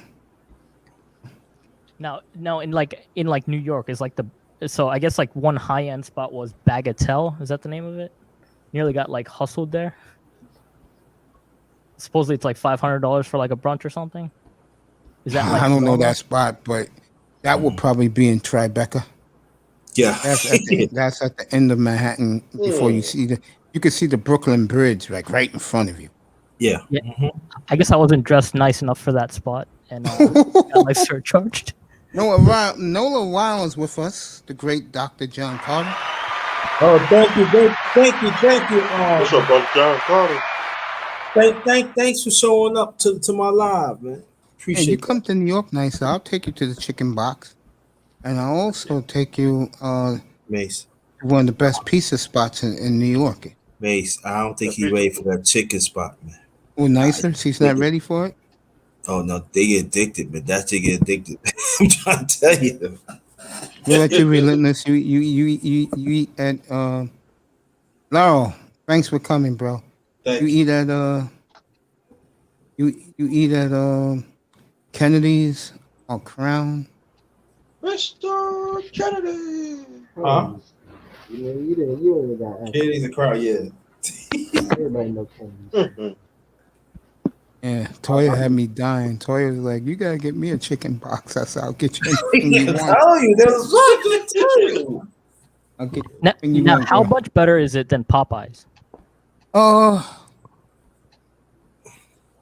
It's cheaper. Cheaper. You get more. You get more. But if it was me, if the chicken is taken fresh out of the frying pit, I'm taking spicy chicken legs from Popeyes all day every day. Yeah. That's my favorite piece at Popeyes. Yeah. Is the drumsticks with mash with extra gravy on top.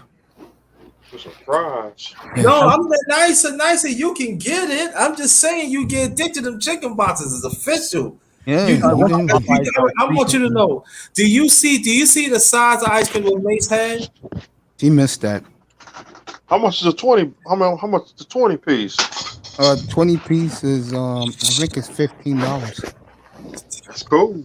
Yeah, and you get a free 2 ounce free liter of like the 32 ounce soda. Yeah. Yeah, you get one of those. Yeah. And you get what you call it, 2 French fries. French fries. Yeah. Dang. It's pretty good right there. Yo, I'm telling you. You can get 10 chicken wings with French fries and a free soda. You get that for $4. $4, yeah, easy. And then sometimes if they have a nice deal, they throw apple pie on it. Yeah. Or sweet potato pie. Sweet potato pie, yeah. I get the 20 piece and I get them wings go with it too. Listen, Mr. Miami. No, let me explain y'all the reference. You know what I'm talking about. You get the 20 piece, you get it for yourself. Yeah, Don't you do. share it. Yeah, guy did that today. He got the 24 piece, that greedy bastard. And that motherfucker made sure that all the pieces he wanted was in there too. Right. I'm getting it for me. I ain't sharing with nobody. No. Listen to me, Miami. When you get it, make sure nobody don't. Make sure nobody not around. Don't even let them smell it. That's right, girl. You don't have to come here for Popeyes. We're talking the chicken box. Chicken Up box. here, we're talking chicken box, honey, not Popeyes. Yeah, we're gonna shut down again, John. I mean, Dr. Carter. Yep, no doubt. Just a matter of time. With that idiot in the White House? I can't see that happening though. Yeah, I see it. I can't see Because they ain't people- gonna let people lose lives again. Look at what happened to Florida the last 2 weeks. 80,000. But the thing is, like, I can't see people being able to do it. So, like now it's just probably at that point where things are. Trump is off the stay hook, open. folks. It's all on Joey B now. Right. Trump is off the hook. And you know what? Thanks for Carly B and that other one. Thanks for that. Now you know everything about shoeless Joe. I mean, rephrase that. Clueless Joe. Man, did you see Joe Biden fall? While he was walking up the stairs, he don't fall. He tripped over the staircase like about 3 times when he was walking. I'm like, God damn, what the hell's going on with this guy, man? He was going up the stairs. He tripped up the stairs like about 3 times within like 20 seconds. And you know he pushing 80 is. You know he pushing 80 too. Yeah, he's the oldest president. He's the oldest president of all time. No, Reagan. Reagan was. Ronald Reagan was older. You sure? Yeah, Reagan was in his 80s when he did it. Yeah. What you call it? Yeah. What? Put down the steps. Yeah. No, Reagan as president. President, and you're not people know. Let me tell you, one thing people don't understand. Like 40 years before that, Reagan was one of the top actors of that time. You know Clint Eastwood? Yeah. Yeah. You know, he was in the military. You know, he had to make it back to the military base before they was gonna beat his ass, like the officers and whatnot. So he had to hop he had to hop in a cargo plane, and the cargo plane ended up crashing into the water, and he had to swim. He had to swim like 2 hours to White House. Y'all know that? This was No, his story. The never heard White about that. House, like during World War One, he crashed into like the sea because he was trying. He hopped on a. It's a crazy story. He was in the back of a cargo plane, right? And I guess the bottom of the door of the cargo plane broke off. So this man was literally flying, and he had to hang on. Also, if he didn't hang on, he would have flew out. He would have flew out that bitch. He would have flew out that plane. So he ended up crashing in the water with the plane, crashing in the water. The guy who was in the plane, he ended up surviving too, and they both swam to White House. Now he swam to the White House because they lost each other because it was raining too. So he had to swim to the White House for like 2 hours.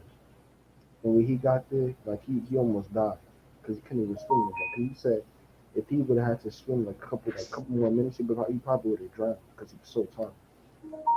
So that's why like Clint Eastwood, when you see him now, I'd be like, God damn, he should be dead.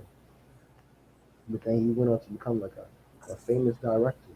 Like he's one of the most like accomplished people in Hollywood. Man. It's crazy. He's still alive right now. I'm like, God damn, that's crazy. Man crashed in the middle of the sea, bro. Imagine falling out of the sky, bro. You know how, like, you ever been to Six Flags and you go on those rides? Imagine falling out of the sky, like, with no belt or, man, that's crazy. Crashing in some water. Oh yeah. Shit. Oh, keep talking, Relentless. What flavor you got, baby?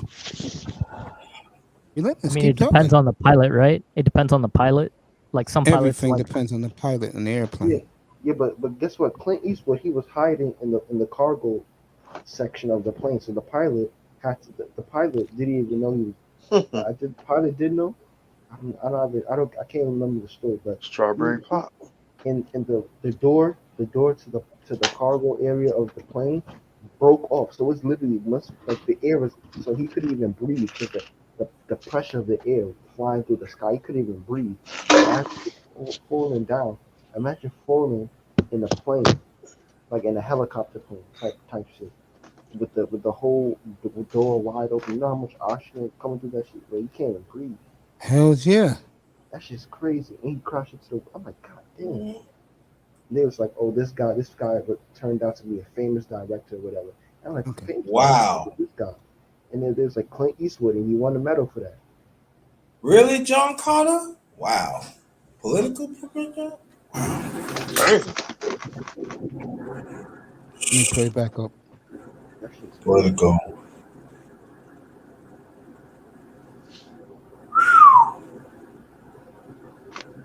You know, a lot of celebrities, they was drafting people like back in the day, like with the World War II and the Vietnam War. A lot of these like celebrities, they was in the military.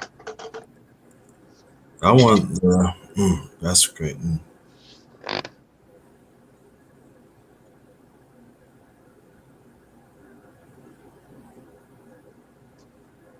Oh, okay, we got you.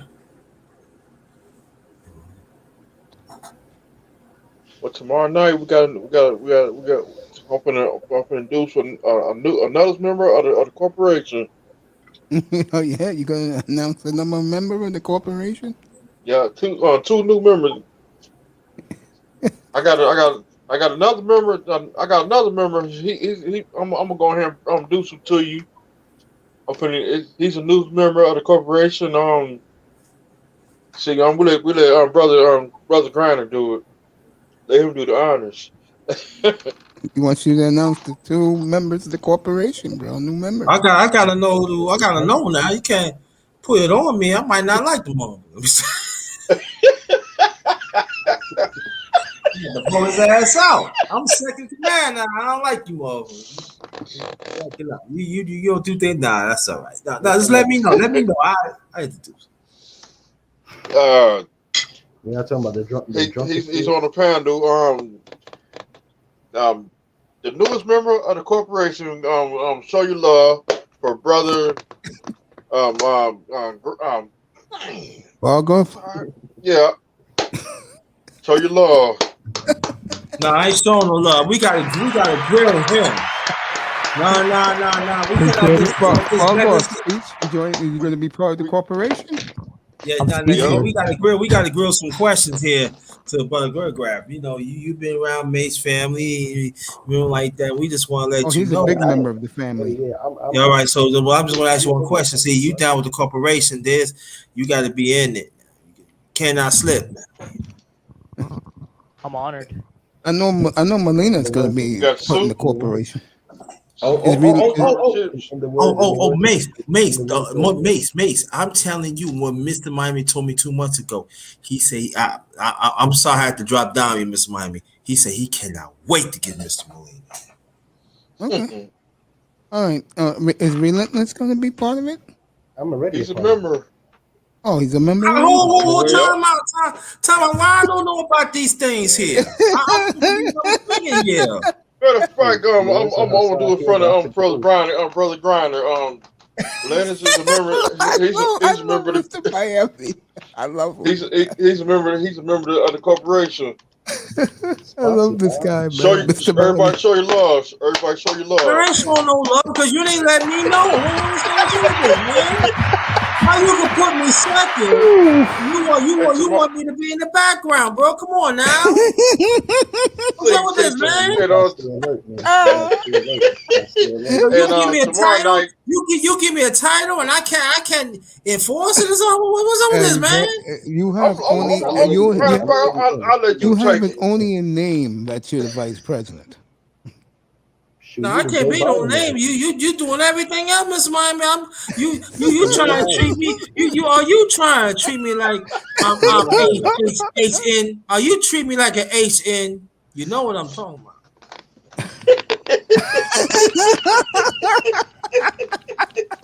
Now, I don't like that now. I'm damn numb on grinders. I ain't no HN. I ain't no HN now. Matter of fact, you the general manager. You the executive VP. Don't you think that's a little bit too much, Mr. Miami? Yeah, all those titles.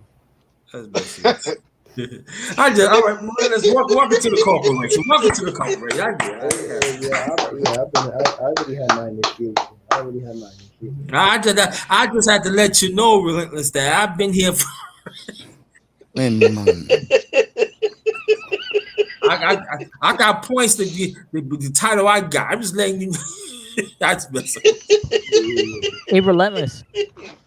Stop acting like them people on acting like them people on in these spaces. Yo, listen, man. I've been here a long time, man. You need to put some respect in them. I don't know you like that. What you talking about? Over a conversation? I remember the night Platinum and Quinte Riddle went at it. I was up here. I was getting on. There were guys in the chat room getting on Quinte saying, "You better put some respect to Platinum's name." I was like, "Oh shit!" Word. I'm like, "Damn." Yeah. I was getting on. I think I moved it. I think I was moving that. I think I got done moving. Yeah. And I hopped on the Panda. Hey, Bargain. I was tired that day.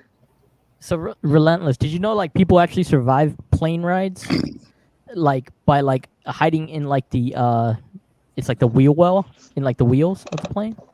Yeah, what? But his predicament, his thing was that the door that closed, the door that opens up to the plane, it was wide open. Like his section was wide open, so it was getting filled with water, and he had to basically, like, he couldn't swim out of it because the pressure of the water kept on pinning him back. So he literally had to hold his breath for like a couple minutes, nearly died until he got to the surface, until like the water pressure like kind of like chilled out so he can swim to the surface.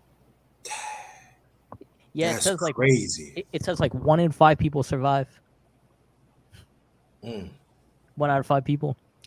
Cold, because when you go up, like it's gonna get colder. So and he wasn't even in a regular plane. He was in like a cargo helicopter, bro, or cargo like one of them small little jets.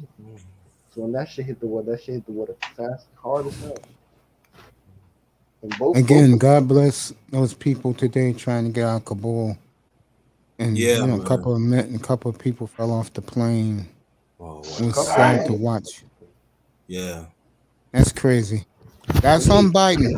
I started my monologue with that before Jefferson kept playing a buffoon. And they knew they was gonna die. They knew they knew they was gonna die, but they was willing to take the chance. I just want to show you what the Taliban was doing. Man, I'm telling you, man, the Taliban, they've been around for so long, but now time, man. you saw them in the office of like one of the political leaders' office. They took over the office. Yo, the CNN show a picture when they had some Americans. Of course, they still got Americans over there. Of course. Yeah, but you know, like there's the other side of that is like 20 years is a long ass time to be in like a war like that, though, right? Of course. Like, Yeah. I mean, I don't know why it wasn't done beforehand. That's the thing. Like before, like this year. Not that I'm defending Joe Biden or anything, but like it's just like, I feel like we should have ended that war like maybe 4 years ago. But see, Booger, you gotta understand this one thing too. Anything that deals with policy, Excuse me, fellas. that's what it comes down to. And at times the people do not have no saying of that. You gotta understand we are dealing with crooked politicians have been at this for a long time. They working all for the lobbyists. And then people say, oh, they work for the lobbyists United States. No, they work for global lobbyists too. Oh yeah. So you gotta think about that. I ain't saying you don't know. You gotta think about that too. So that's what I'm saying. Whatever the United States, what they do, I look at it like this. Man. Whatever that happens, they always gonna have balloon payments. They want the war to fight. And the ones and the innocent ones, they're the ones die. That's true. And so you got the Taliban, you got Al Qaeda, you got ISIS, then you got the ones in Nigeria. What's the name? Oh my God, what's the name? They're gonna keep it going because of money.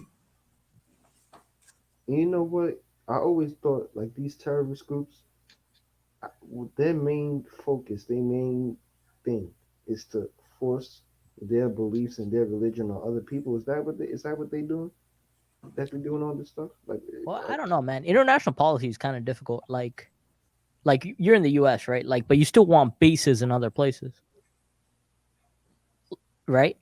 I mean, if something goes down, you want to be able to like make it to other parts of the world. That's true too, but also the one thing too we have to understand too, and I know the United States do not like to talk about it though too. When these countries do want to cause war against us and everything, you know what happened? The same countries they be in United Nations, so you know what they do? They bring their own here to make them as diplomats. So when the war come by, they still be at the table, and that's what one of the ways they keep it going. But they're not going to talk about it because too much politics involved, and money is changing. It's more than money, though. It's like oil resources. is changing. It's resources also, like technology. Everything, and then right, the new technology is social media. Oh yeah.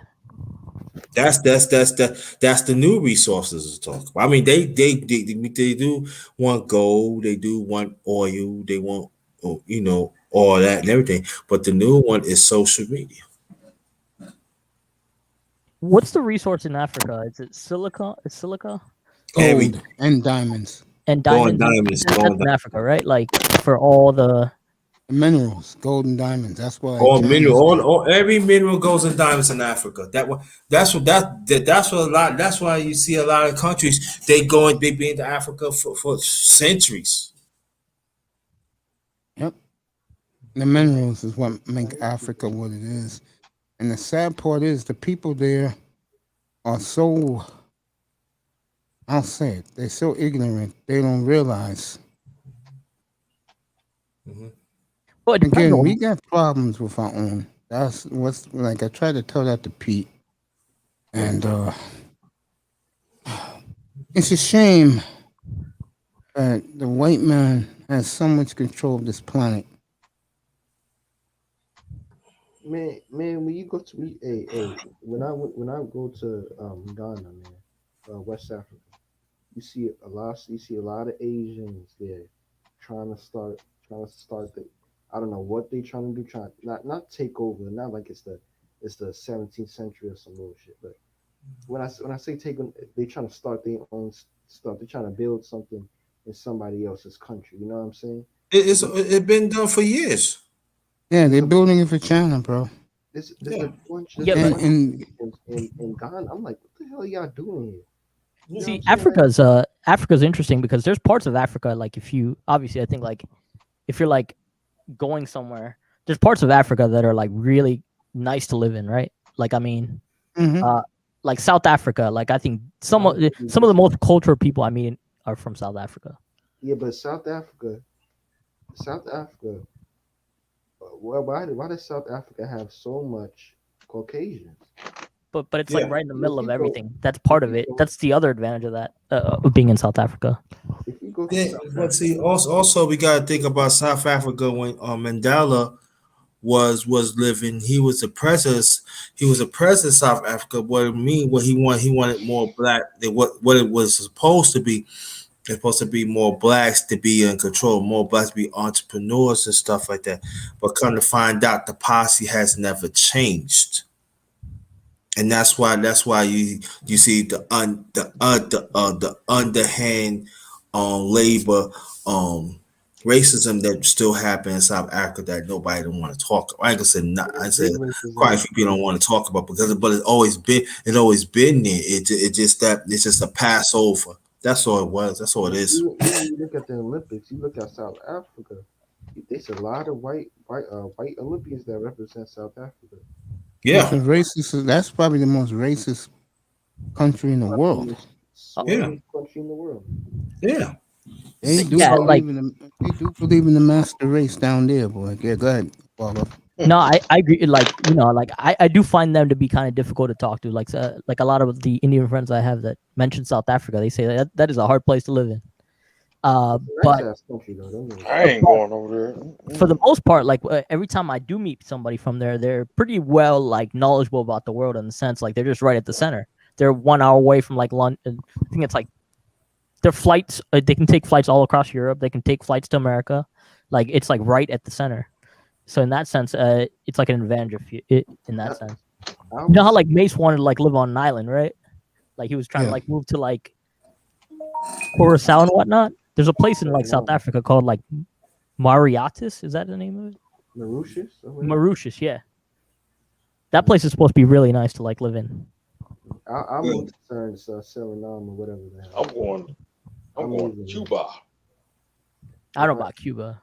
If I ever move, I'm going to Suriname or whatever. Nevada. Suriname or whatever. Not Nevada, nah. No, Sierra Leone. I know you do. No, not Yeah, Sierra Leone. that's where the diamonds is really at. No, I'm not talking about Sierra Leone. I'm talking about Suriname. Oh, okay. Where is that? It's in South America. Suriname.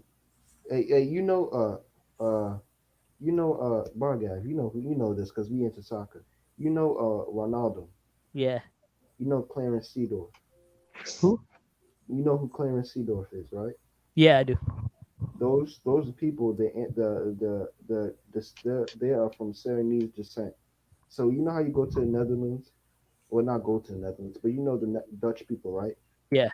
A lot of the black Dutch people, if they're not African, they're from Suriname.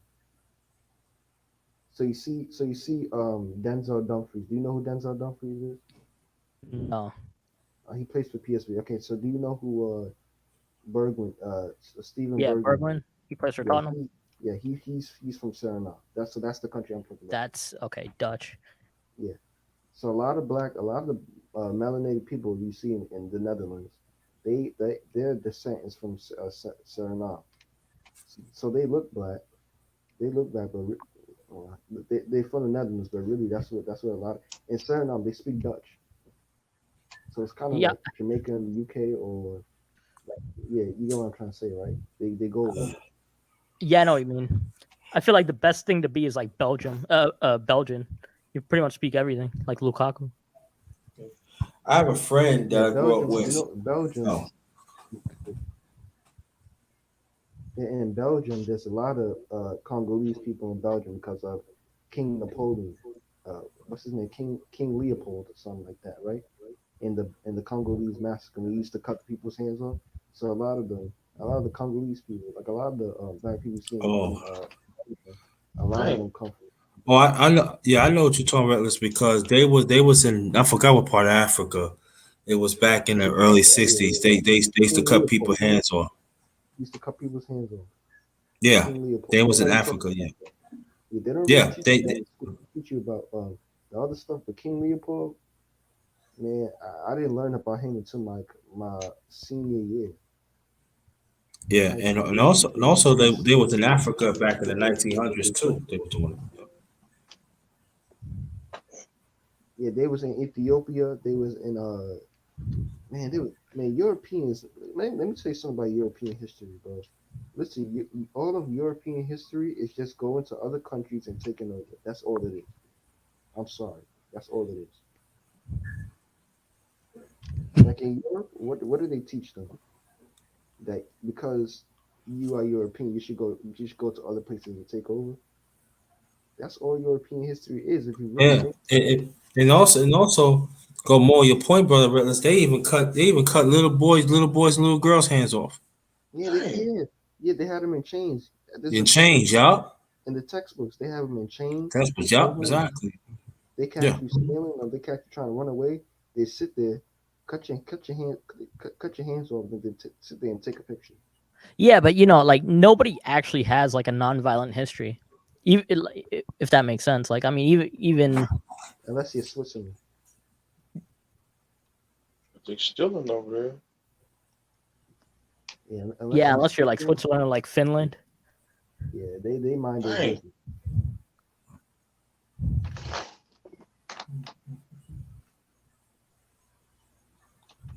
Yeah, my God. Because I have a friend.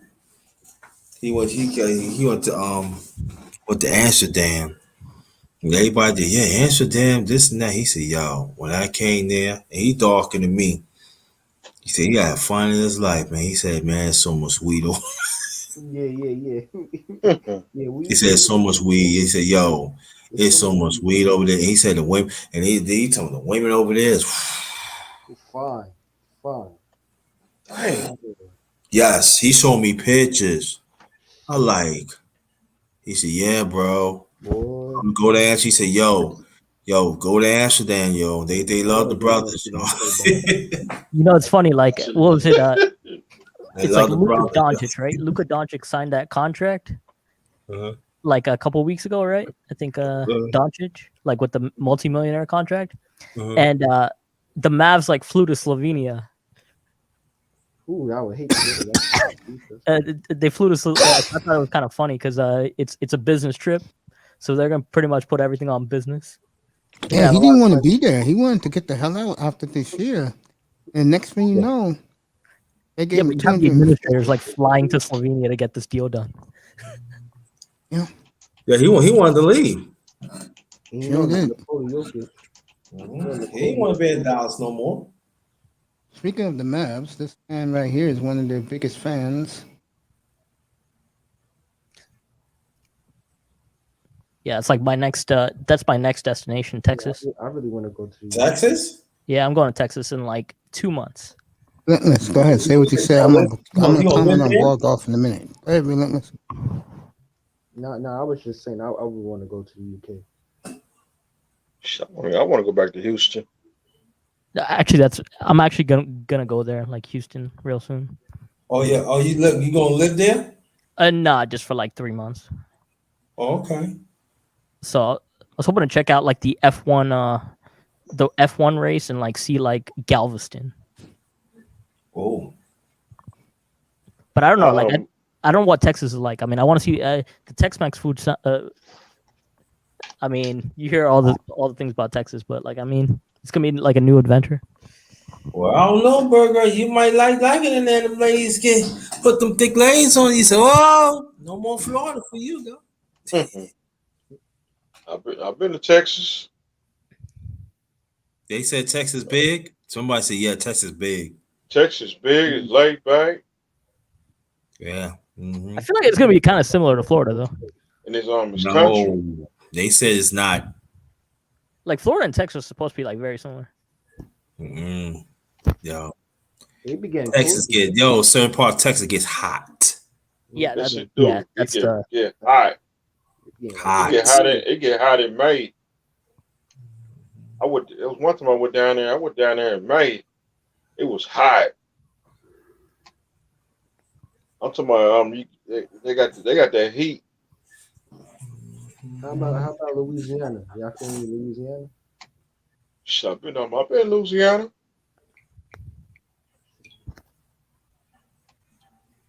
So what's one state that you've been to that's like y'all ever been to, like, what's a random state that I can think of? Like Arkansas? Yeah, Michigan would be mine, but I've been to Arkansas. I've been to Tennessee. I've been to Mississippi.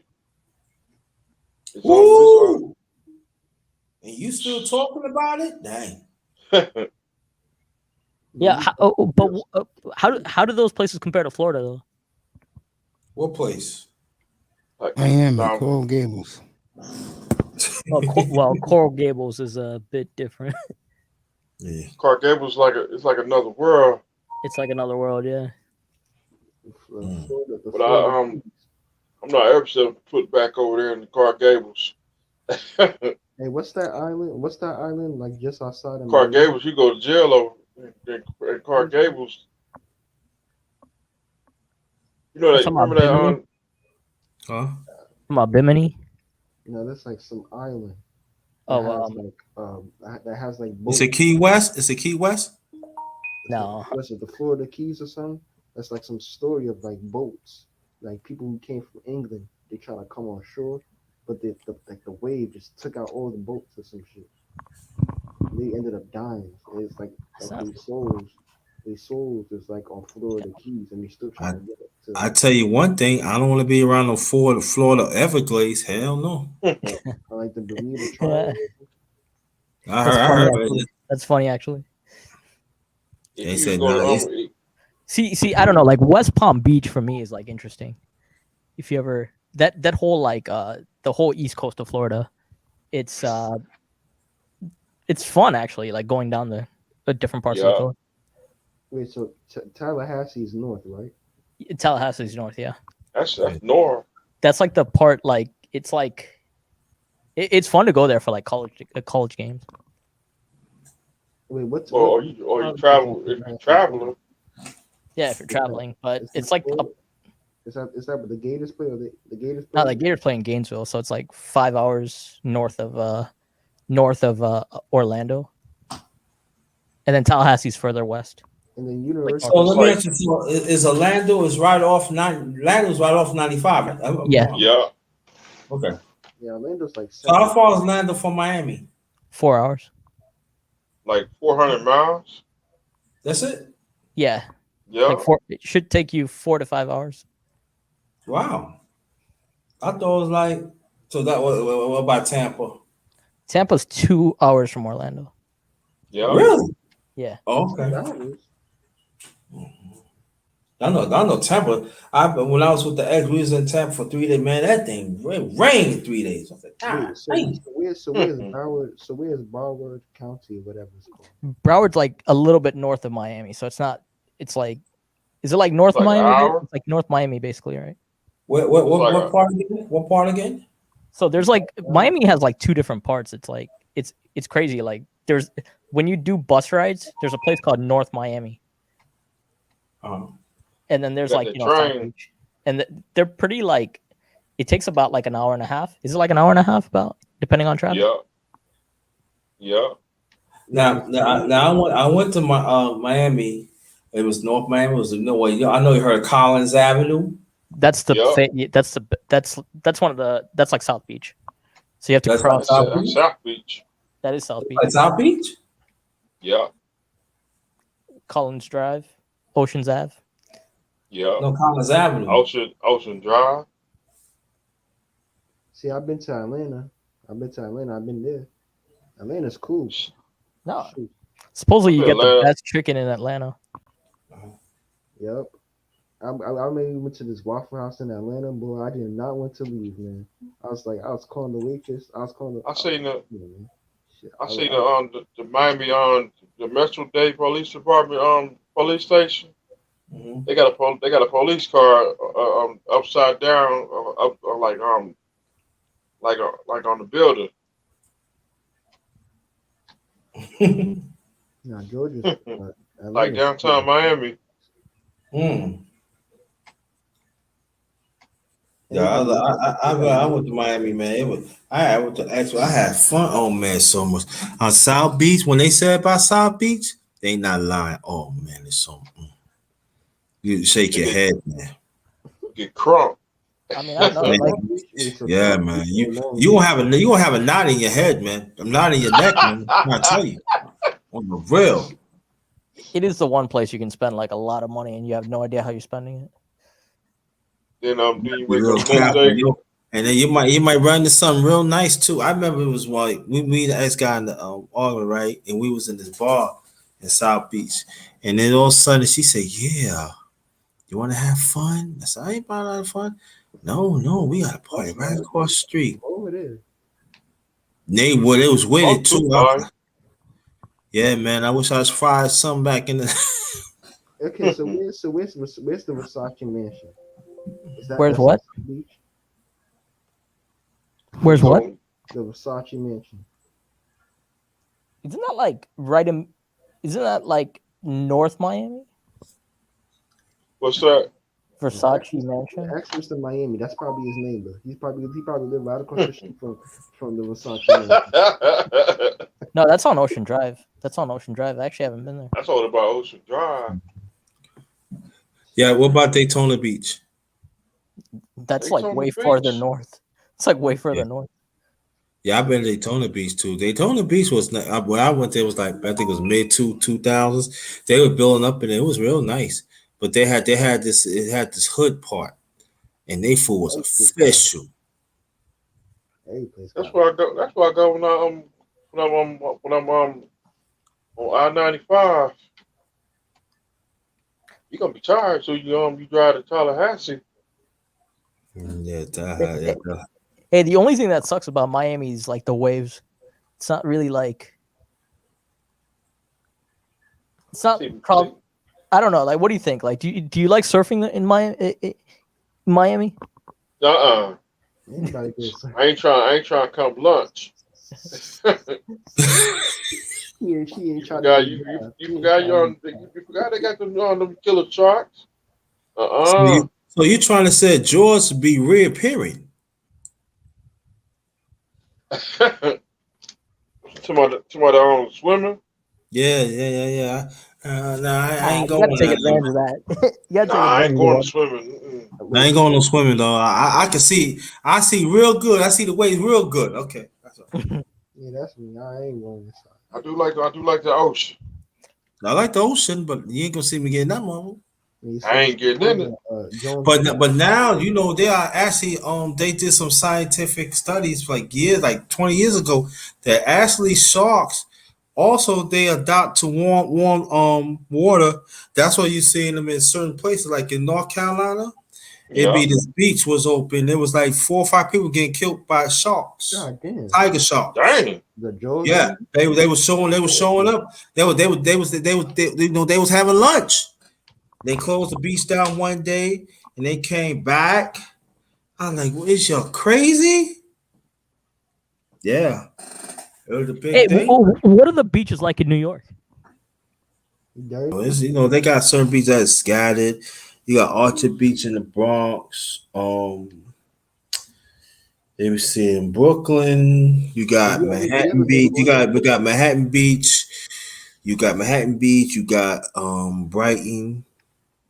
You got Brighton Beach. Then you got Coney Island. I forgot. She said Bay, but see them beaches like run a long line and stuff like that. And those are places that I mean Brighton Beach. That's the name of Brighton Beach. Those are the places that if you this color, you just don't go. Yeah. Like, but it's nice though. The nighttime is a nice scenery. Don't get me wrong, but I think you might be a little safe at Coney Island. Coney Island Beach. Is that like? Is there a Lido Beach in New York also? They what? Lido Beach, Lido. Never heard of it. Never mind. I think now there is a beach like Long Island. You go on Long Island. They call it Montauk. They have like the famous lighthouse and stuff like that. Yeah. That's the Montauk Beach. That's the beach. It's a nice size beach. That's when you take it straight towards the end. And you can actually, there's people say you can actually see Connecticut. See, that's the thing about like being up north over there. It's like like Maine, I think, has all the lighthouses, right? Maine is like supposed to be really nice for that. Yeah. Oh no, I ain't going to Maine. Hell no. Like New England is like a different world, though. Hey, if you want some seafood, that's you go to the place you go to New England. But don't go to Boston. Don't go to Boston. Now this black people in Boston. That's where New Edition. Yeah. The thing is, Boston can be difficult though. Right, like Boston can be difficult with. Yes, it is. I know. When I used to play ball, we played in Boston on my own. No. They said, It's a big college town though, like Boston. Like 50 million like colleges in like Boston, so. That's what Harvard is. Harvard's in Boston or whatever, or near Boston. Then you got not that far. You got King David. You got Cape Cod. UMass, yeah. University of also Boston. Red Sox. University. Yeah. Oh yeah. In Boston, man. What's Virginia like? It's supposed to be it's supposed to be. I mean, every license plate it says it's for lovers, but they lied. That's what every license plate says. I've been 9 years. It's not true. It's a Commonwealth. Anything go. Do not get caught, because you get caught, you can get caught with by city. Or after that, they want to, they can push it up to federal. It's supposed to be good for nature, though. That's like it's supposed to be good for nature. Okay, where at? What's one state? Virginia. What's one state that y'all would never live in? Never living in? Alaska would be like at the top of that list, but that y'all would never live in. Oh, I might live there. No, you ain't catch me. Not Mississippi. Hell no. I was thinking the same thing. Mississippi, hell no.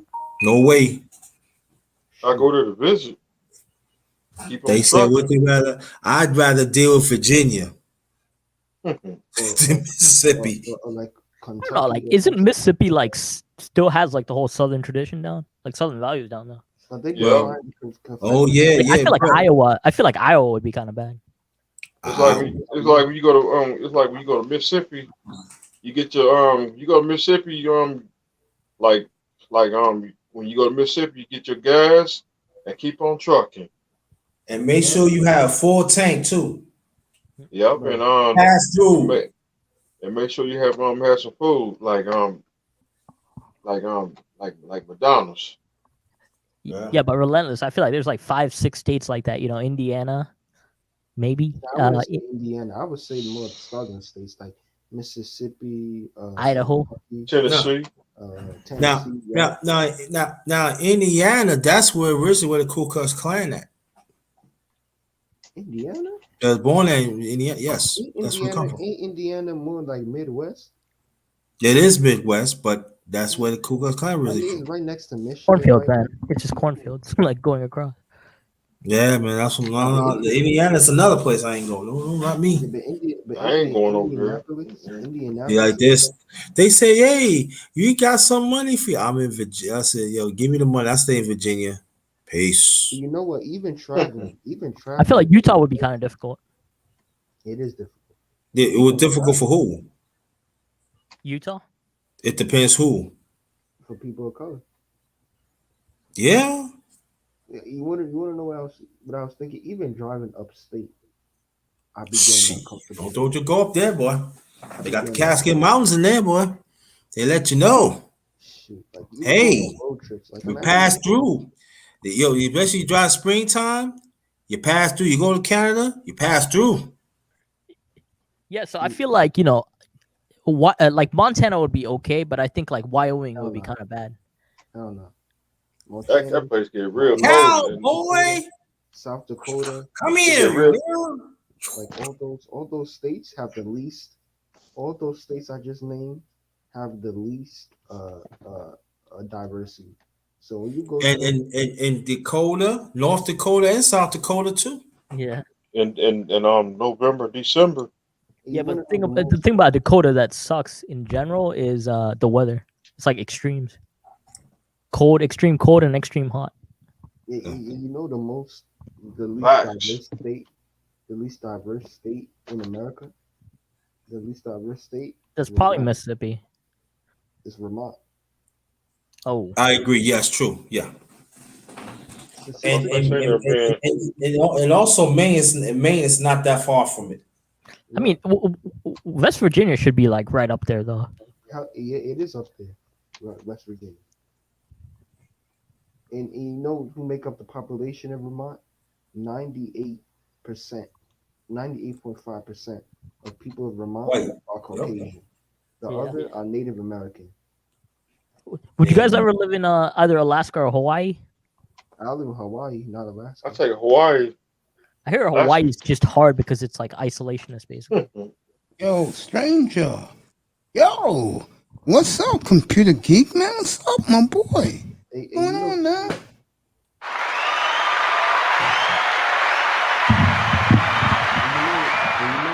Welcome, man. It's great to see you, computer geek. How's life treating you? Hey, you know, Another New York brother in the house. Okay. In Hawaii. Where is he from? I've had Deacon Dave's in the building. And of course, my boy Fireman in the building. Computer geek, I believe, is Queens. Oh, okay. I know Terabell, Staten Island. Staten Island. Dang. God damn. Everybody. The New York brothers, bro. Welcome me. Yo. In the Manosphere 2 years ago. I'll never forget that. Staten Island Yankee. Staten Island is another place you better really chill out at nighttime. Hell yeah, Howard Beach, of course. In Queens too, yeah. They just stay in Park Hill. And don't sleep on don't, women, bro. Yeah, don't sleep on the side. Staten Island. Staten Island is big. It's the most. Staten Island is big though. Trust me. They got one train that goes through almost through Staten Island. Yeah. They got buses. They got like really buses out there. Man. Oh, man. I mean, what's Rhode Island like? Oh, I got a ghetto. Rhode Island. White. Rhode Island. And they got a lot of blacks there. That's why they call it ghetto New England. Oh, Rhode Island? Like you talking about problem? Yeah, like Rhode Island. The New England clam chowders. Those are the Patriots. AKA on the New England clam They chowders. They love the Patriots there, bro. Hey, you know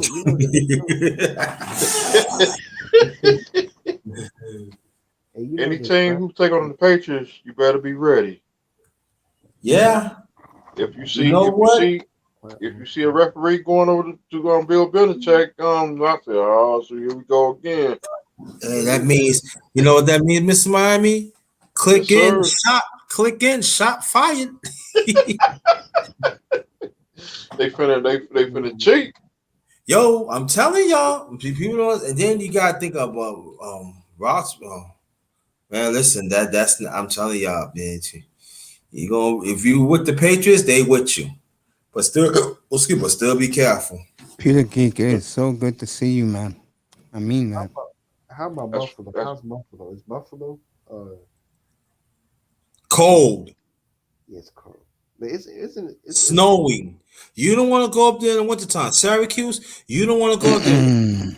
No, you don't. No. No. Minnesota cold. And no, Minnesota's worse because you got 10,000 lakes. Right.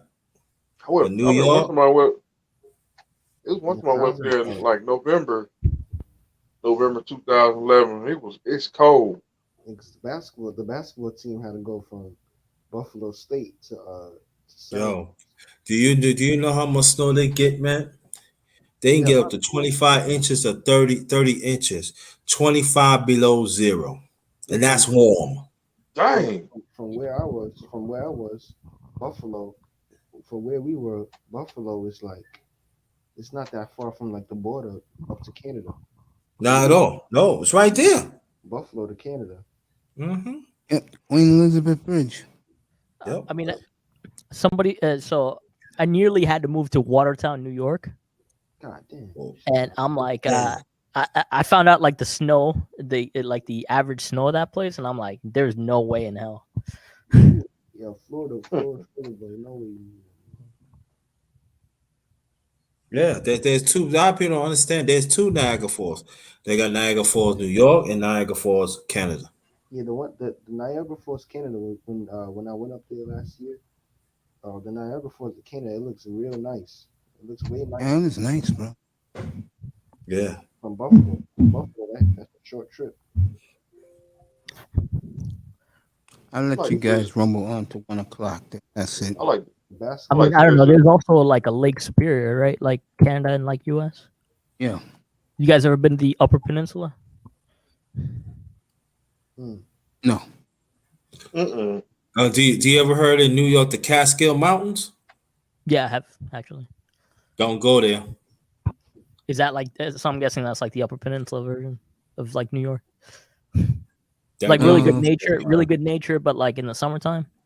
It's nature, all right. I'm just saying, pass through. Like, yeah, I know what you mean. If you go up there, you can if you go up like far enough to Vermont, and where New Hampshire is, you can see like they still have like some communities full of Native Americans. So you go there, they still live in that tradition. Like they still live in those kind of houses over there. You can still see it. You can still hunt. I mean, you can go up there and still hunt and everything. And there's certain parts where you'll hunt, but you gotta be careful. Yeah, and those Native Americans, they got their own community. They got their own school. They teach their own the children. They got their own language. They still live in that lifestyle. It's like they still stuck in the matrix or something. They still stuck in like. And they getting paid. Yeah, they got their own thing. It's kind of like how the Jewish people do. They got their own education system, their own everything, their own businesses. They don't buy from nobody else. They go hunting. They do everything by themselves. And that's our biggest downfall. Well, you know, the same way like the Amish people in Pennsylvania, they got their own town. Yeah, in Ohio, they got their own town. Everything go to them. Yep. Missouri got them people too. Yeah, but that's that's like everywhere. That's the same thing with like the UP in like Michigan. It's like French. It's very French, and it's like they're different than like mainland Michigan, which is like Detroit and everything. See, I've always thought Amish people and like the way they live, I always found it interesting. Like, cause I remember when I was younger and the church took us to like this show, right? And we had to drive through Pennsylvania, and we was driving through the Amish country, right? And I'm looking, there's like no cell towers, there's no like not cell towers, but you know, there's no like cells, like lines, there's nothing there. There's a bunch of people walking around in dresses. They look at you crazy, like who is this? Like, have you ever seen the show Amish Mafia? Yeah, that was a great show. That was a great show. My dude Levi, they caught him with a phone.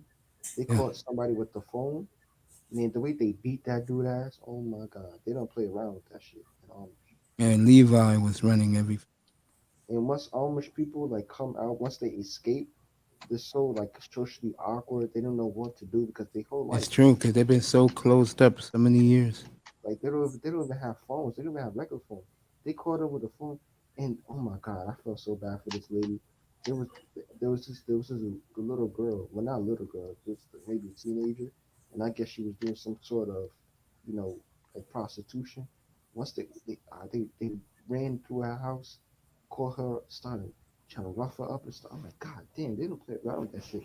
Like Amish people, they got to be one of the more strictest like people. Like they have like a strict lifestyle, man. That shit is crazy. I'm like, God damn, they can't do nothing. I be feeling bad for them, man. And then they got another show called Escaping Amish, where people basically go against like the culture and like they try to escape and that shit's crazy, bro. I guess we might have to get another booster shot. Yeah, that's the word on the street. Another Biden fuck up. Sometimes we gotta get another. We gotta get another. Another COVID shot. Yeah, me and you, Mr. Miami, gotta take another one. Oh shoot! The military. That's Clueless Joe. The military. Oh man, another shot? We gotta get another 2 more shots? No, just one. They're saying if you don't get the COVID shot, But that's like in December. you can't go back to work if you don't get the COVID shot. I have mine before December.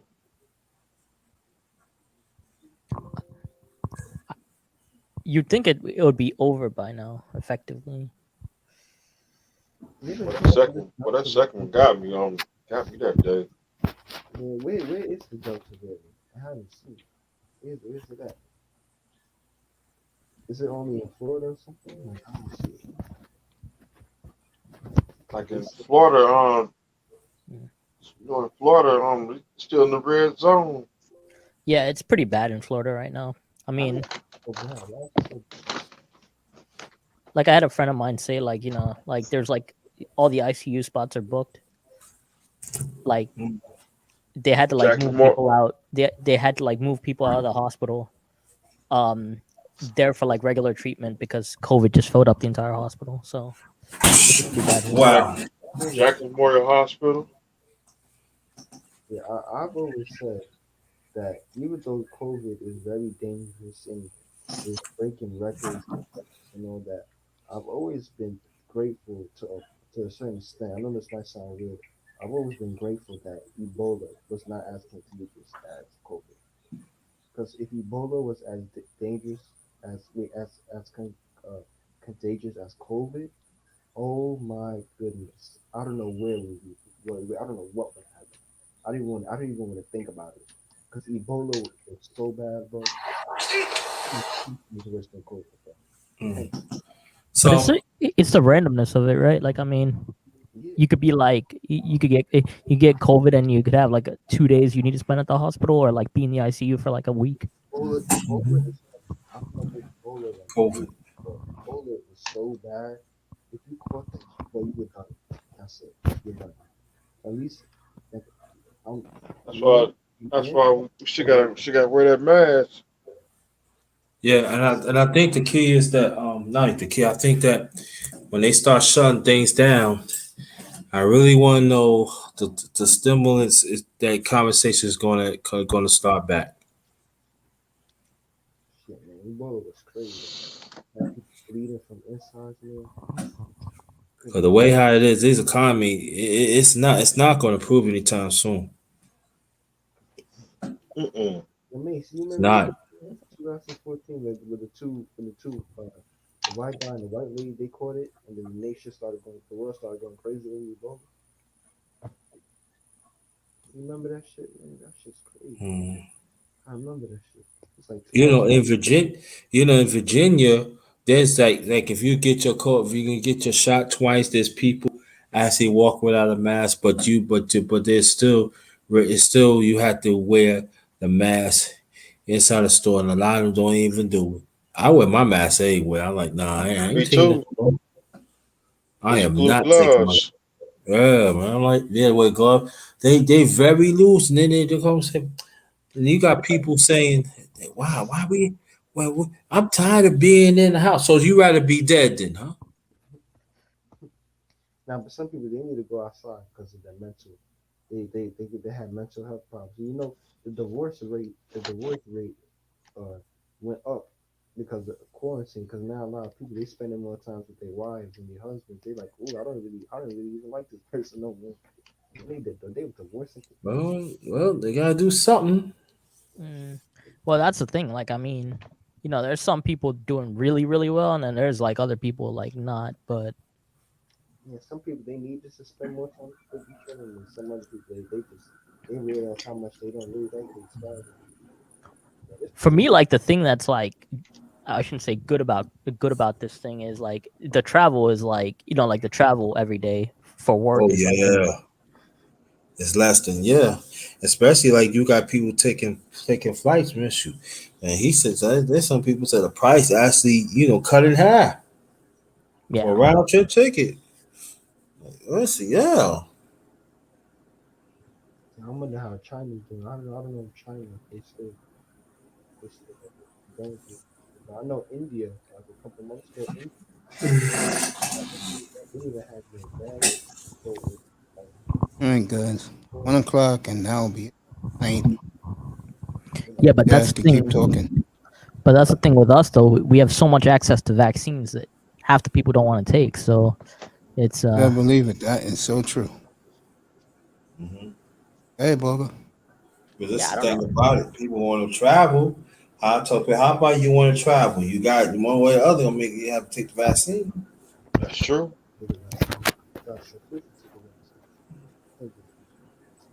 Because I think they're gonna mandate this. I'm telling you, I don't care anybody say. Are you traveling? Oh, do you have shots? Nope. Can't come here. I mean, some countries and some islands they don't require that. Hey, since COVID started, how often have you guys traveled?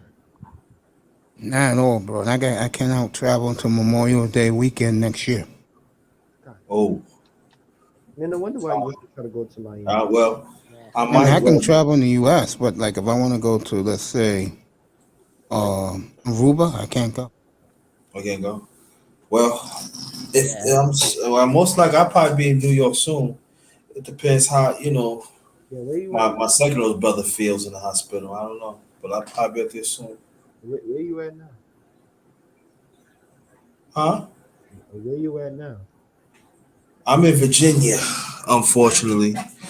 Virginia or West? Military. Yeah, they look out for the military down here, man. Oh, yes, they do. Yeah.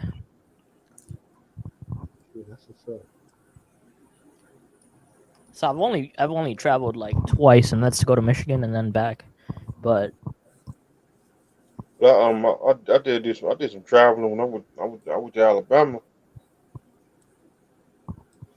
You went to Bama? Yeah, Alabama. Yeah. Another state. What part?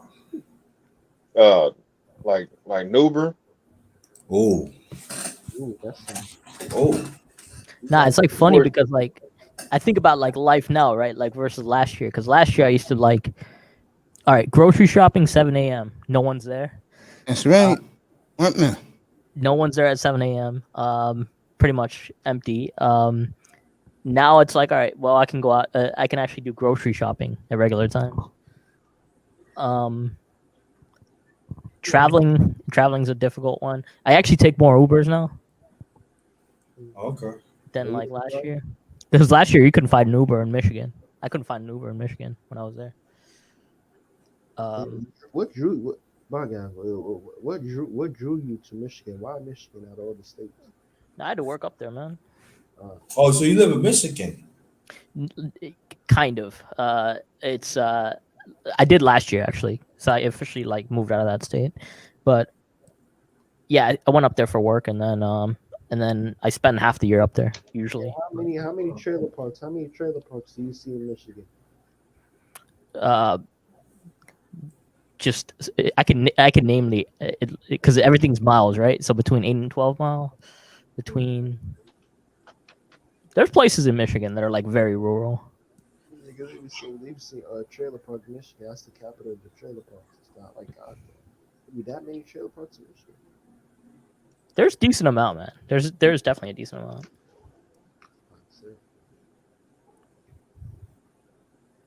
Yeah, I met what's his name? God damn, what's his name? Zach Gowen. I met Zach Gowen, the WWE wrestler. Yeah. I met him. And he was saying how he's from Detroit and how he grew up in the trailer park. That's how he learned to wrestle. So, you know, after WWE, he told me the story. He told everybody the story. After he went to WWE, like when he retired, he used to be in the building. He went up to this guy's door, and I guess he went up the wrong door. The guy had a baby, right? And he woke the baby up. So the guy came out with the gun and pointed it right to his face. He was like, "You ever come to my porch again? I'm blast his head off." And he ended up robbing him and stuff. He was like, "Oh, I'm thankful to still be." I'm like, God damn, the crazy story. And he fell off he started. Yeah, he was in the W. And Mr. Miami, you know who Zach Gowen is? Yeah. Yeah, he used to be. He got beat up by Brock Lesnar. You remember when Brock Lesnar threw him down the stairs? Yeah. Yeah, he was in the WWE, and then after the WWE, he started getting into drugs, and then he almost got killed. He was telling me that when I met him over Zoom, because from my college we had this like program where you like meet inspirational people. And I met Zach Gowen. I was like, God damn, Zach Gowen out old people. I'm like, what's he doing here? That shit was cool as fuck. I'm like, damn.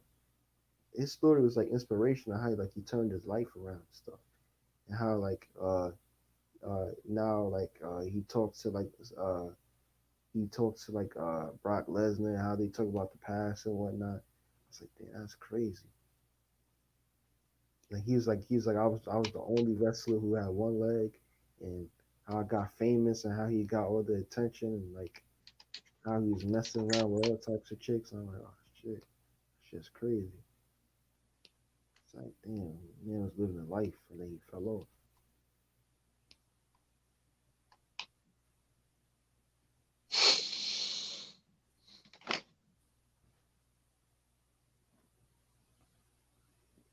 I can see Brock Lesnar coming back.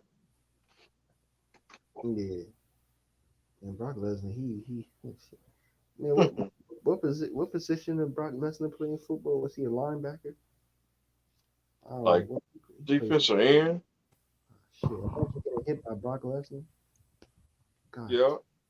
I mean, that guy, if he picked up MMA sooner, he would probably be up there. He had everything. I mean, he'd be like John Jones in a lot of ways.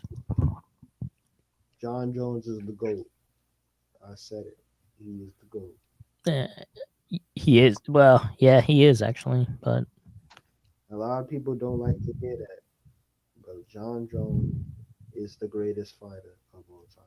Well, I don't know if he fought Khabib, who's at a similar weight. Yeah, I say him. I still say Khabib wins him. Yeah.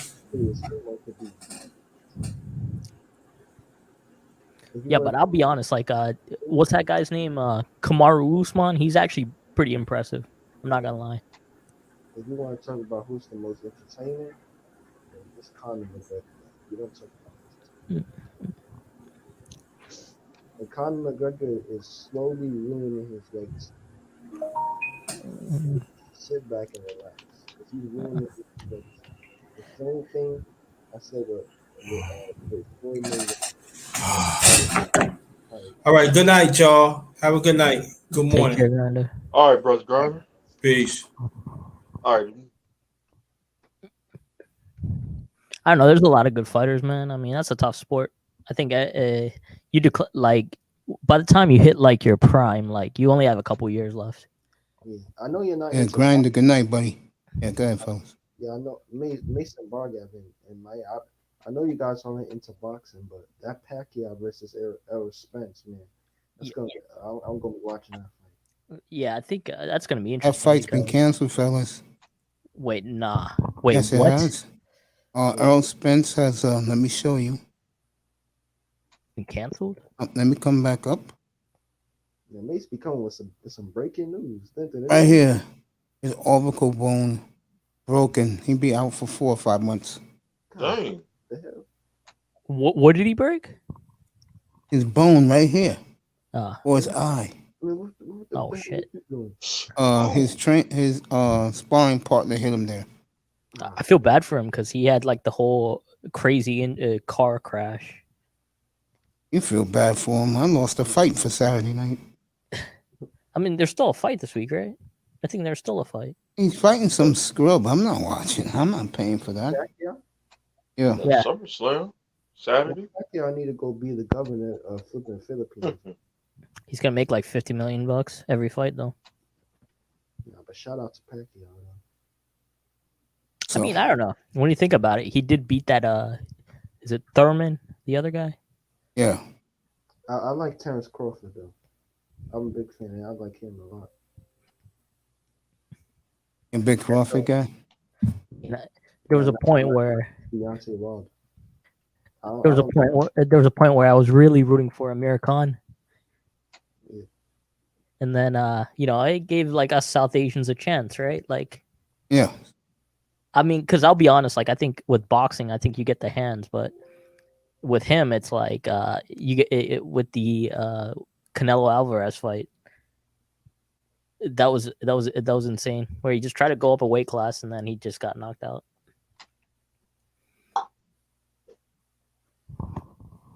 I hear you, man. I'm not a big boxing fan. Like, yeah, I know you're not into boxing. You seem like you'd be into boxing, but you're not. I don't know. See, with me, cage fighting, I'm not into that. Hey, so you seem like you the type of dude back in the day to be like a watching Sugar Ray Leonard or whatever his name is. Man. Back in those days, I was watching. Not now. Oh man. See, the only reason I'm like not into boxing is like they do punch harder, right? Like, and I think there's a little bit of a boredom that comes with it, right? But for me, I'm like without kicking, I feel like you can do more with like MMA. Yeah, without boxing, there wouldn't be no UFC, man. That's the thing. I mean, they open the way for them, man. And plus, boxers make more money. I feel like the training for you'd think like the training for MMA would be more intense, but you're working on like just punching all day. It must get boring. Punching and kicking.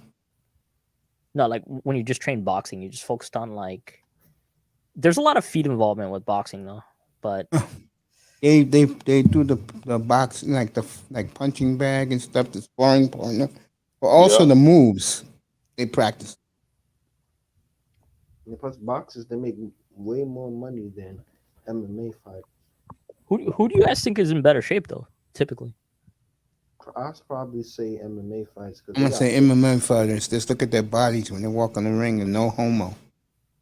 They're in great shape. They got good builds, like good slim builds, and they got stamina. Especially like the 145, the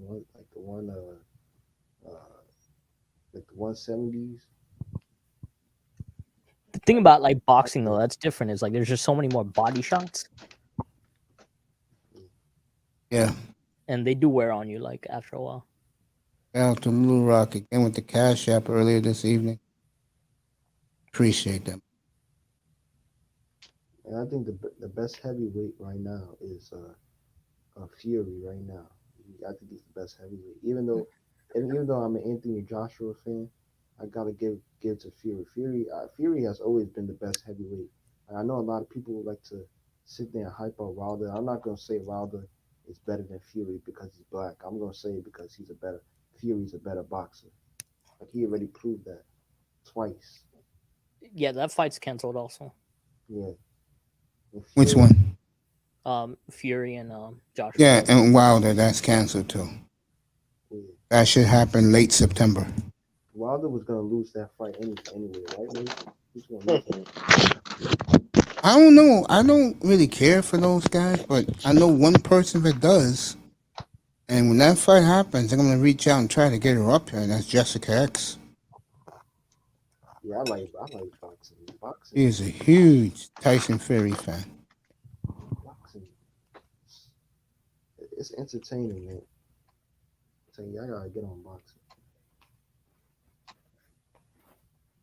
Man, you gotta start watching boxing. You gotta start watching that shit, man. I don't know. I think the thing is, like, I feel like Wilder would have had the training camp of his life to win that fight.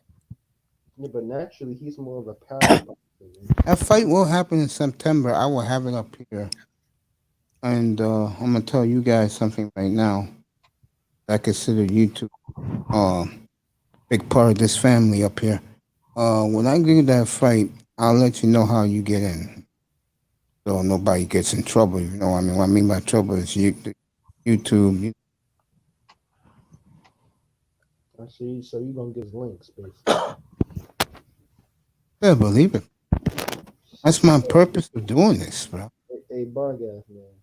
Yeah. What's that nonsense we saw the other day? You talking about the Arsenal game? Yep. Yeah, I don't know. I mean, nonsense is like a good way to describe it. Piece of shit performance. You spent 50 million. You spent 70 million US dollars on a defender who can't even win a header in the air. And he's not even like he's that short. Ben White is actually like he's kind of tall. He's 6'4". That's kind of tall. That's taller than the average person. You're not able to jump. Come on, bro. See. All right. So somebody the other day was like, "Give Arteta time," right? And I said, if you're a good coach, right? Like, wouldn't you put a center mid in the game to actually make runs inside the box? You're crossing a bunch. And the Tigers are taking the lead. Go ahead, Bogoff. I mean, look. I mean, that was shambolics, man. I mean, let's see. Like the clearance. All right, fine. You know, you go 1-0 down. It's like a lucky goal, right? Because it was a split second. But at the same time, I mean, where is our chances coming from in that game? It's coming from nowhere because there's no system. No one's running it. No one's taking people on. No one's. Are we supposed to like just pass around until we score? And you want to know what it is, right? It's that I had told the Arsenal fan base. I told the fan base. I told them this when I was on Steven's panel. I told Natish. I told United fans I was on. I said, if you thought last season was hard, just wait until this season. I said this season we will not finish in the top 10, and I stand by that. We're not finishing in the top 10. It's not happening. You'll be lucky if you finish in the top 10. And I said, you know what? If you look at all the signings that Arteta has made, the permanent signings, he's made 9 signings, right? And the only offensive signing he made was Willian. That's it. All the other signings he made was a bunch of defenders, right? Yep. So our defense. First of all, if you concede a goal, if the other team scores off a throw-in, like even like your middle school coach would get pissed off at that shit. Now, is he still alive, Willian? I don't know. Yeah, I mean that's another issue. He came to preseason looking like Homer Simpson. Did you see? Nah, actually, no. It was just a belt. It was just a belt. He was looking like Homer Simpson when he came from.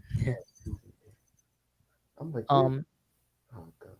I mean, so we're supposed to get Odegaard. Very exciting. I don't want him, bro. I don't want him. He's coming, or it might have broken down actually. Hopefully, because of a buyback clause. I think that's probably what happened. Because Real Madrid wants a buyback clause. Hold on, go for you guys. Let me ask you. Is that true? The World Cup will be next winter? Yeah, it's next winter. It hasn't been 4 years already? God damn. No, it hasn't. But the Euros it's supposed to be 2 years between the Euros and the World Cup typically, but because of the COVID, it is next year. I don't care. I still got France winning the World Cup. I don't care. That'll be insane in Dubai. Or sorry, in Qatar. Yeah, I'm looking forward to that. And why do they have the players playing in Qatar? I don't understand that. Whoever puts They the pay best good bid money. gets it. They pay good money. Oh yeah, money to them. Yeah, they print money over there, bro. Are they gonna take water breaks every 5 minutes? Is that what's gonna happen? No, it's in the winter. Our winter is their summer. Like Brazil. Brazil's winter. Yeah, but Brazil's winter is our summer. Yeah, but Qatar, like I've been So to. it get warm. No. I think Qatar is normal. I think that's Australia where it's the flip seasons. I've been to the Middle East. It's hot. It's hot. Like it's dry heat. So how are they gonna? I don't get it. And if they're doing it in the winter, that's gonna kill. That's gonna like kill the hype about it because every World Cup is in the summer. Well, yeah, that's the hard part because like now our schedule is gonna have to be adjusted. What's gonna happen with the season? That's like the NFL season. No, I think it's gonna be normal, and then there'll be a 2-month break in for the season. That's stupid. It's like when the hockey players go to the Olympics.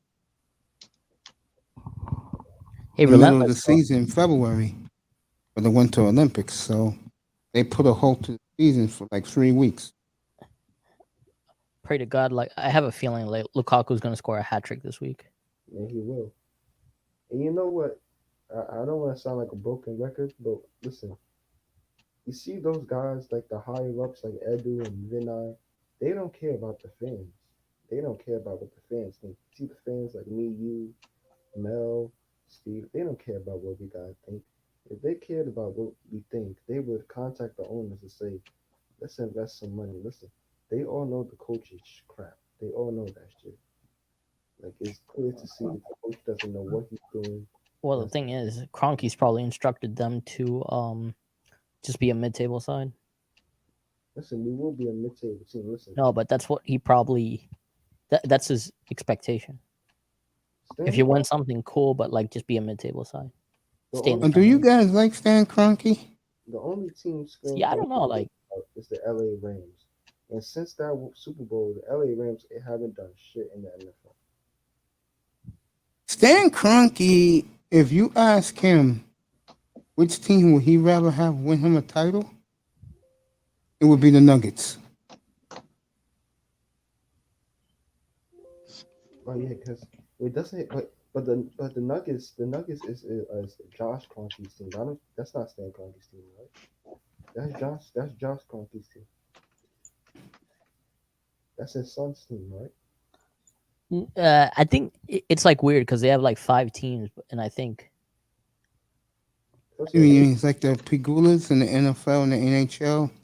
Yeah, they have like a little bit of. They have like 6 or 7 teams in the collection. Like the husband, which is I forgot his first name. He took the Sabres, gave his wife the Bills.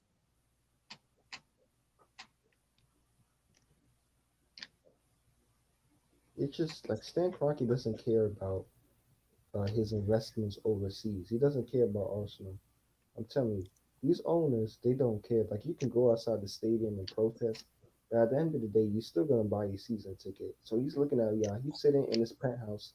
That's true. He's sitting in his penthouse counting money. You should know that better than anybody else. He's sitting. Jimmy Dolan. You don't give a damn about the Knicks. So the KSE Sports, right? They have Los Angeles Rams. They have Denver Nuggets. They have the Colorado Avalanche. I know you own the Avalanche. The Colorado Rapids. That's the soccer team, MLS. Colorado Mammoth, which is probably that's like the National Lacrosse League team. Okay. They have the Los Angeles Gladiators and Los Angeles Gorillas. What the hell is that? The Gladiators are that's an esports team. So they got into esports. God damn. What's the teams I ain't never heard of before? Yeah, Los Angeles Gladiators. They're a esports team. plays Overwatch. But they got a darts team or something. Overwatch, and then the Los Angeles Guerrillas are a Call of Duty team. That's crazy. No more Cronky. Oh, Cronky. I fucking Call of Duty with a bunch of geeks. But real estate wise, here's the thing. They also have they have SoFi Stadium. That's the Rams and the Chargers. Yeah, that's the Rams and the Chargers. How did They have the Emirates Stadium, Yep, Emirates Stadium. the Ball Arena, the Dick's Sporting Goods Park. And all this is in Southern California. Yep. I mean, So when people in LA, people in London ask about like, do the Cronkies care? Yeah, I know someone. I have a friend. He works in real estate. She was telling me shit about Sophie State Arena or Sophie Stadium when they was beginning to build it. that's the only investment he's done in terms of trying to help things like in the stadium, like our stadium. Like, you don't care about Arsenal Football Club. You Got a few minutes left. Yeah, I mean, I feel like we have we definitely have probably like a top 10. We have a top 10 stadium. I wouldn't say it's top 5. It's a nice. Or for Arsenal. Yeah, and that's because I think the Tottenham Stadium has to be better because it came later. See, you want to know one thing I don't understand about Tottenham is that why would you make a 62,000 technology if your franchise has not won anything since 1962? Why does that? That doesn't make any sense. That's like the flipping Cleveland Browns. Well, maybe not so much Cleveland Browns. That's like the Detroit, That's a good analogy. Cleveland Browns. That's like the Detroit Lions. Detroit Lions building an Ohio State type state. Bengals. They haven't won anything. What the hell? Bengals. What the Can you imagine if they get top 4 this year? They have a chance. Yes, who else ain't never won Super Bowl? Carolina. Yeah, like all these Detroit. Yeah, and I'm sick Cleveland Browns. I'm sick and tired of these NFL teams being lazy with these goddamn names. Like, what the hell? What do you mean Cincinnati Bengals? Have you ever seen a Bengal or a Tiger in Cincinnati? No. Have you ever seen a lion in Detroit? No. Have you ever seen a jaguar in Jacksonville? No. Have you ever seen? Also, Jacksonville ain't never won Super Bowl. Have you ever seen a cardinal in Arizona? No. It was in the Super Bowl 12 years ago. What the hell? Have you ever seen the Oakland Raiders? Like the Oakland Raiders make sense, right? Because I saw all 3 of their Super Bowl. yeah, because the Oakland Raiders. Oh, the Raiders. It was on the coast of California. I seen 2 of their Super Bowls. I saw all of them, except the first one, of course. I was like my little brother here, Mr. Miami. I was in diapers. I think I was like the first Super Bowl for the You Raiders. wasn't born yet, bro. I was born in '70. They lost Super Bowl 1 or Super Bowl 2. They lost. You mean They lost to the Packers. Super Bowl Super Bowl 9? Let me see. No, Super Bowl 8. Raiders won Super Bowl 11. Oh, so the Super Bowl is in California this year? Yes. What stadium is it in? Sophie Stadium. Do you think the Super Bowl will ever be in London? They're trying to do it. Yeah, they got games and they got bringing that Super Bowl back down to Miami. I think Miami's in 2 years again. I mean, that's every 3 years, right? Yeah. I think Miami's in, I think 2025 or 26. I feel like all the Florida teams get it every three. Yeah, 4 every years. 4, yeah. Except Jacksonville, they're out of the loop. Yeah, nobody cares about I remember Jacksonville got Super Bowl. Wait, New York? Yeah, They don't do it in New Eagles York, and Patriots, the first one. There's no stadium in New York. Yeah. New York got it, the Seahawks and the Broncos. Yeah, but they don't do it. But that's like they only.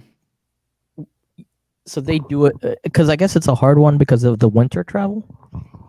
Yeah, and that whole week, let me tell you something. I remember this like it happened 5 minutes ago. That whole week, the weather was in. Remember this, Relentless? The weather was in the 20s. It was snow. It was bad. But come Super Bowl Sunday, fucking 54 degrees, a beautiful night for a Super Bowl in New York. Yeah, and didn't they have What, the Broncos and the Seahawks? Yeah. Yeah, but didn't they have Super Bowl 50? The one that came in, I swear they had it in that live stadium. Say it again? They had a Super Bowl 50 with the Panthers and the Broncos. Yeah, that was in San Francisco. Which one was in Minneapolis? Minneapolis was the Eagles and the Patriots. Eagles won. Right. That's right. Their rematch. But I feel like domes shouldn't make a difference, right? I feel like domes do make a difference. Yeah, to a degree. Real nice. But also, you know what I think makes a difference? And you saw that 2 years ago. When it's a beautiful night in Miami on grass. That was a very good Super Bowl, Chiefs and the 49ers. I did like Super Bowl 40. They had it in Florida. They had it in Florida 2 years ago. What the hell? Yeah, it was in Miami 2 years ago. What, the Chiefs and the 49ers? That was Yeah. Shakira and J-Lo. Well, because That I mean, That was a beautiful night. No rain.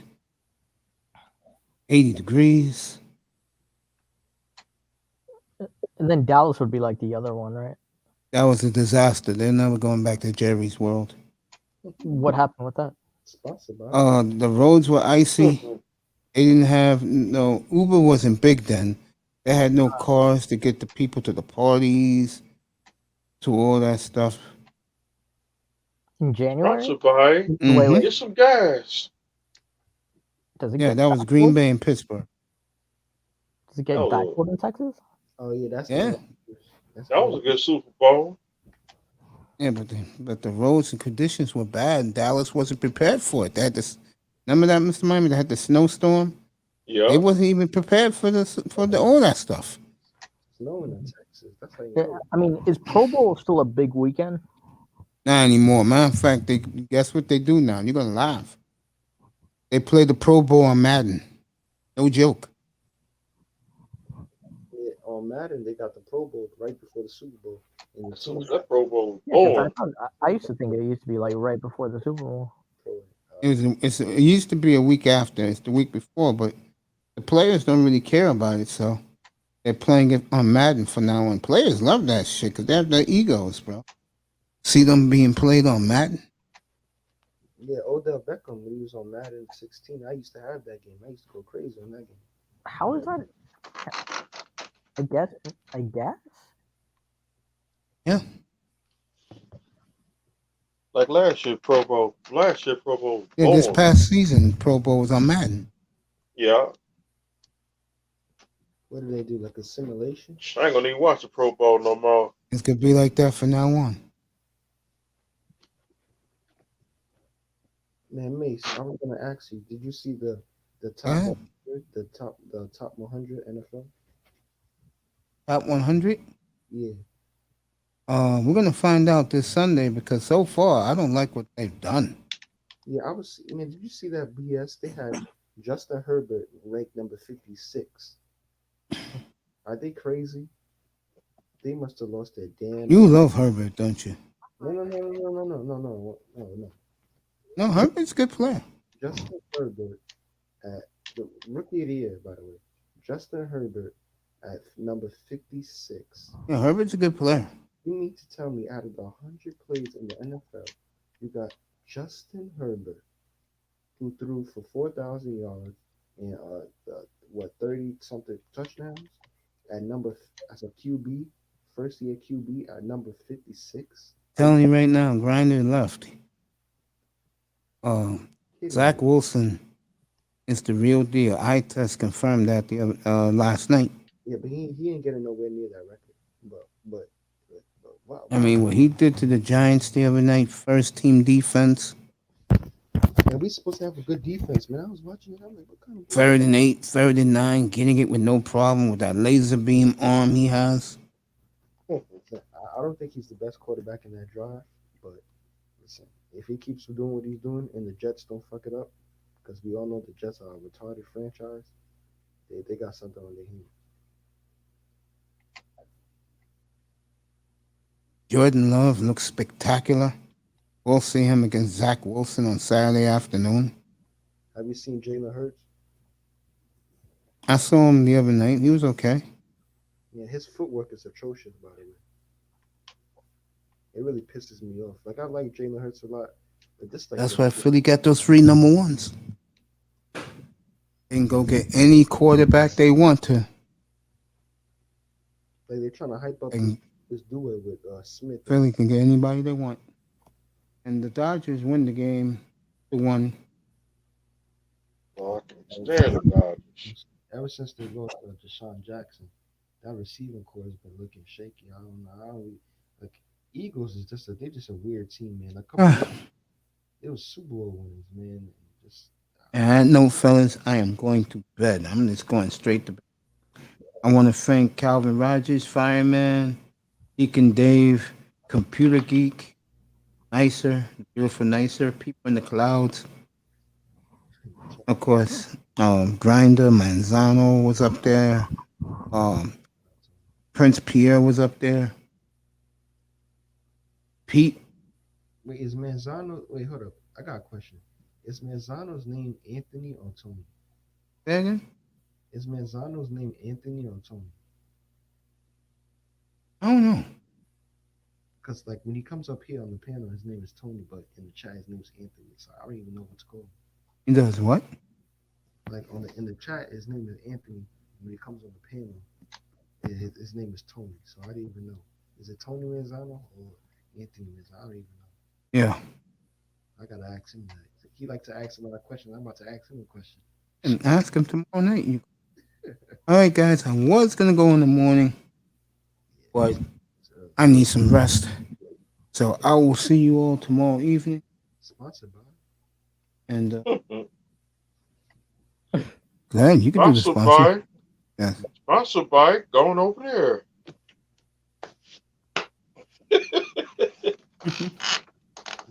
Come on down. Sponsored by Enjoy Your Breakfast. Sponsored by Kennedy's Fried Chicken. Come on. All right, the Mets are out to last 3 outs. As I'll keep it here, then we're done for the night. San Francisco. I tell you, if Mets lose this series, they're as good as done. Took up a team with season slipping away. The Mets is a Queens team, man. Nobody cares. Even people in Queens don't like the Mets. They be secret. They be closet Yankees fans, man. It's like the Rangers and the Islanders, man. Anybody care about no Islanders, man? It's amazing how ever since the Yankees went out and got Rizzo and got The star winner.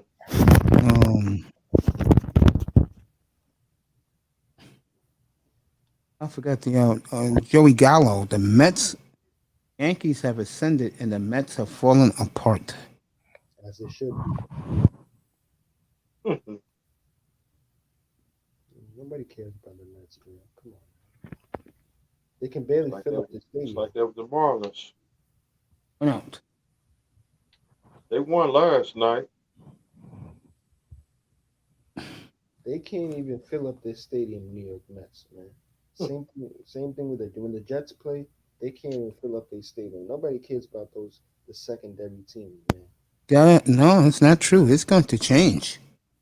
No. Jets got the Jets got the quarterback that people type of New York people like. No, Mace. Nobody's gonna. I'm telling you right now. They are not going to sell out seats. They're not gonna sell out. Trust me. Seats for Jets games. I bet you the Jets will sell out seats because of the quarterback.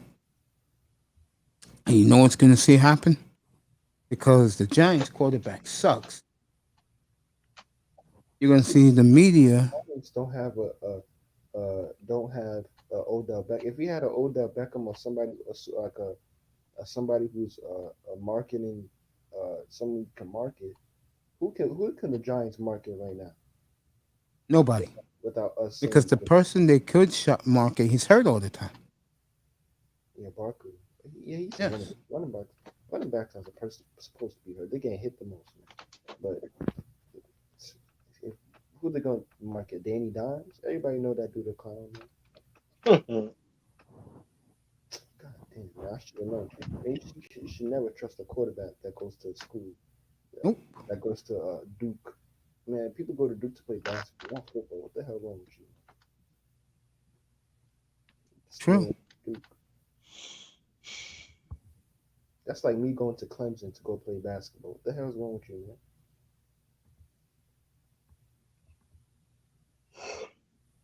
Doesn't that suck? Like, grind this back with. Doesn't that suck? Like these schools separate. One's a football school, the other's a. I wonder how they do it in the Big 12. I mean, the Big 10, because most of those schools are both for sports. Yeah, sir. Hey, Grinder heard us talking about his boy Zach Wilson, so he was like, "Yeah, back on you." Huh? All right, the Mets are down to their last out. So you heard us. What is it? What is it? Is it a 3-game series or 4-game series, Mace? 3. They played the Dodgers a 4-game series beginning Thursday night. Oh, okay. Yeah, the in Dodger Stadium. Mets don't have no pitcher, man. Like, yo. The hype around the Jets in terms of like the New York area, once that dies down, then they're gonna start peak. Once that dies down, the way this quarterback is throwing the football is not going to die down. It's not gonna die down, bro. This is just the beginning. Yes, I totally agree. Let's go into the Giants. You know he's going to say. He said, "I bet you, I throw the ball longer than the Hudson River." That was funny. He told the Giants defense, "You can't touch me." And he did it too. They couldn't touch him. No, but Zach Mace is the marathon man. Mace is the marathon man. We at 6 minutes 8 seconds and 4 seconds.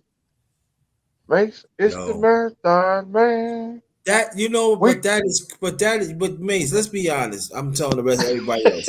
You never hear a rookie quarterback, right? In preseason that you cannot touch me, and he did it. Hey, he better be the next Aaron Rodgers. The way he talk, he better be the next Aaron Rodgers. It's going to be interesting Saturday, him against Jordan Love. I will be watching that game intensely. Oh, yeah, definitely. And Love is on fire right now, folks. And we're going to be on till like 10 o'clock in the morning. Jordan Love puts on a show Saturday. I might have to come on the air after the game. You'll never hear the end of it from me. The picture that both of them put on the show. Making it seem like he the next Mahomes.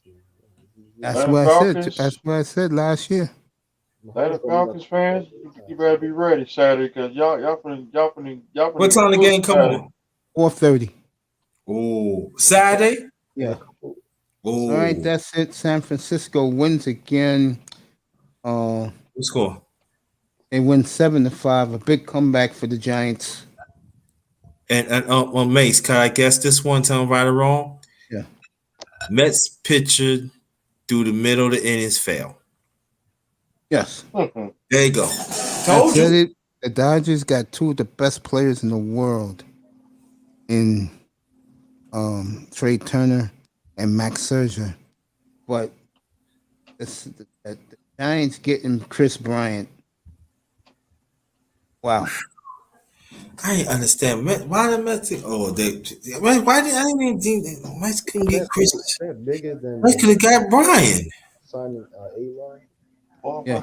I hate playing the same dreams back over. The Giants gave the Cubs their two best prospects.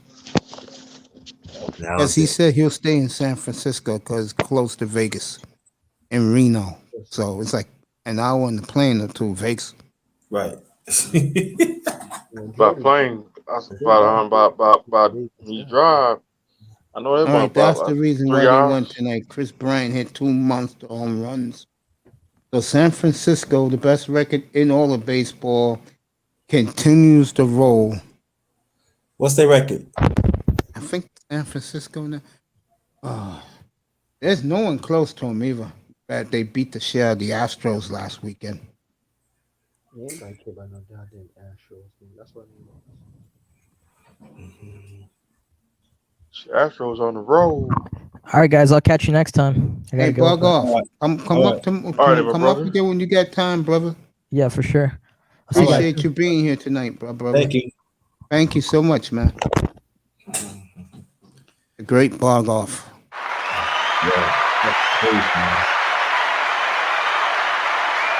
You know, I would say this, Mace. I think if the Mets gonna get in the play, that's gonna be a skin in their teeth. They got to get their pitching together. Well, they got If money.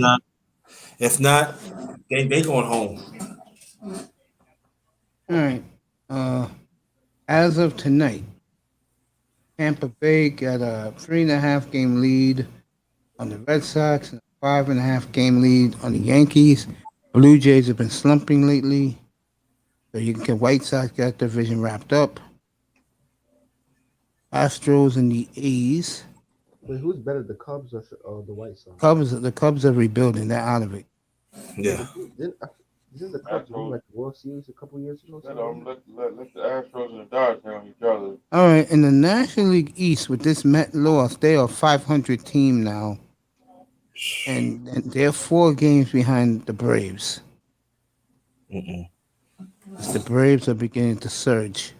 Yeah, I don't. Yeah. Brewers won that division. They got a nice 7.5 game lead. They're going to win that division. And in the West, the Giants are 77-42, clearly the best record in baseball. They win 100 games.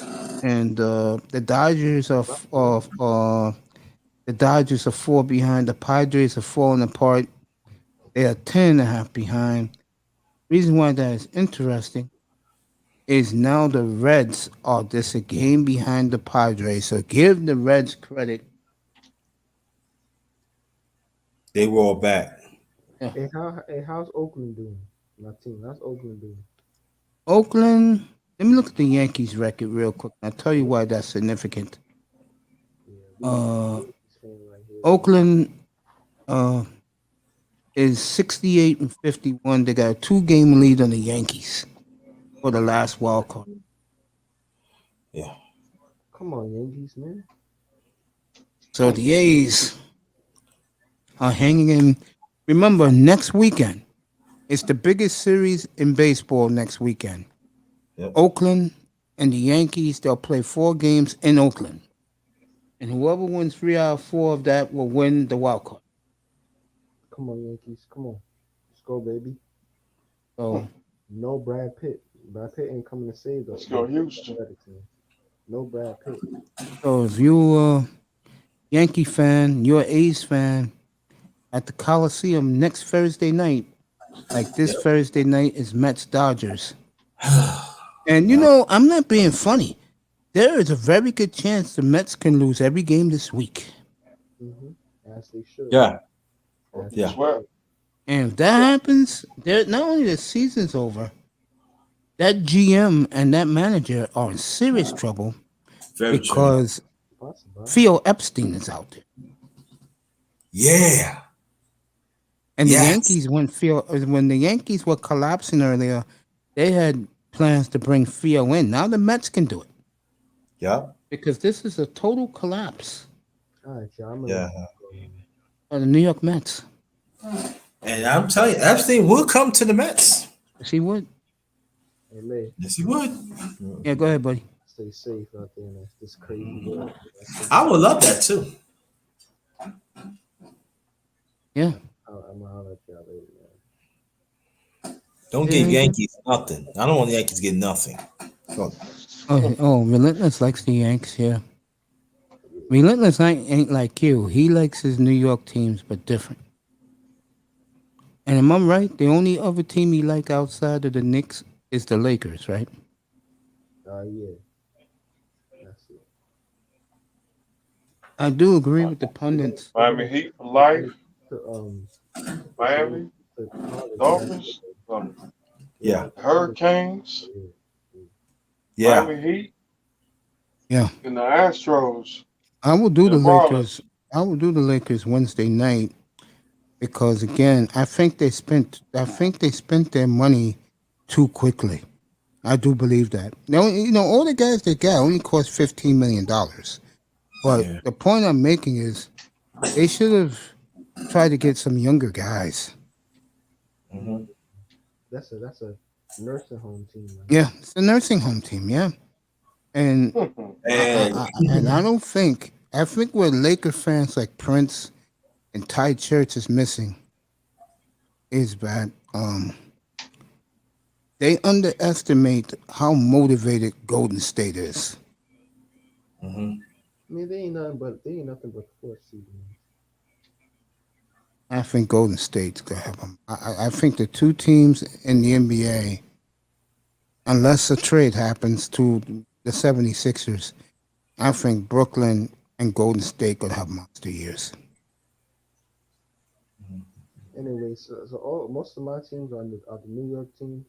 Like I forgot to say this though. Yeah. There is some talking out there that Lance Stevenson might come to the NBA. And the Bucks are looking at him very hard. If he goes to the Bucks, and if you haven't seen Lance Stevenson lately, he is bulked up like the Incredible Hulk. Yeah, in China. Mm-hmm. Oh, he went to China? Yeah. Yeah, and Milwaukee gets him, then Milwaukee goes right back to the top. Mm-hmm. If they don't get him, we go to Brooklyn? Mm.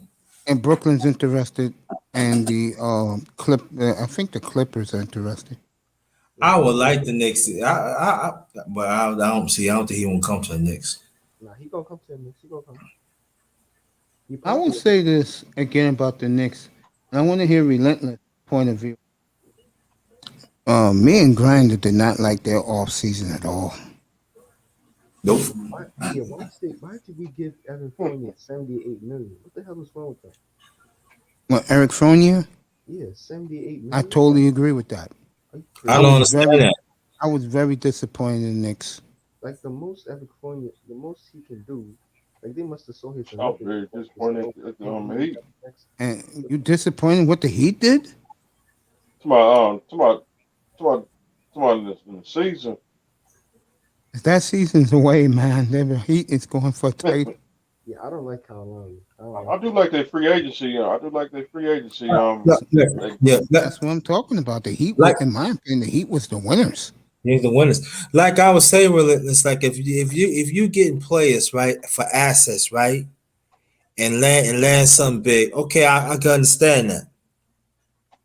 But it look like y'all not gonna pull a trigger. They can't. They can't now. So all that cash space, the only thing they really did, that made no sense to me. And it's not guaranteed that the Knicks can make it to the playoffs. And here's the only shining light for the Knicks fan, like you two. They still got $50 million in the bank for next year. Listen, Kemba was a marketing move. That was a bad move. What, for Kemba? For the Knicks. The reason why I say that, I'm not knocking him, because I like him a lot. I remember him in UConn carrying him to a title. Hey, listen, Yeah. I think his injuries, man. Again, I don't like injured players. Yeah, he injured prone. He always hurt his knees, man. By the way, Damian Lillard dropped his album today, and I listened to a couple of his tracks, and he's doing all the rapping in this album, and he shows off his mansion, his weight room, his 10 cars. Damian Lillard? Yeah. They've been rapping. Yeah. Damian Lillard is clearly the best rapper in sports. Yeah, I know. Right. So I'm not being biased here. I really didn't care until his album 2 years ago, Moneyball. Now the album he had before that, where Lil Wayne was on, that album was better than that. Moneyball, that song is ridiculous. And now he's cursing now in the songs. Before he didn't curse in the song. Yeah. Now he's starting to curse. Really This album is called The GOAT. Considers himself the GOAT. He is the GOAT. And if you're a woman out there, you're gonna love him because he shows off his entire body. Oh yeah. He has his son in the videos. He makes some of the videos with his little boy. And the coolest song is when he goes back to Oakland and puts all of his family, his friends, his neighbors in the video. And let me say one more thing for Dame. And this is how cool Dame is, because he plays in Portland. You don't really see his background. God damn, he loves ratchet women, boy.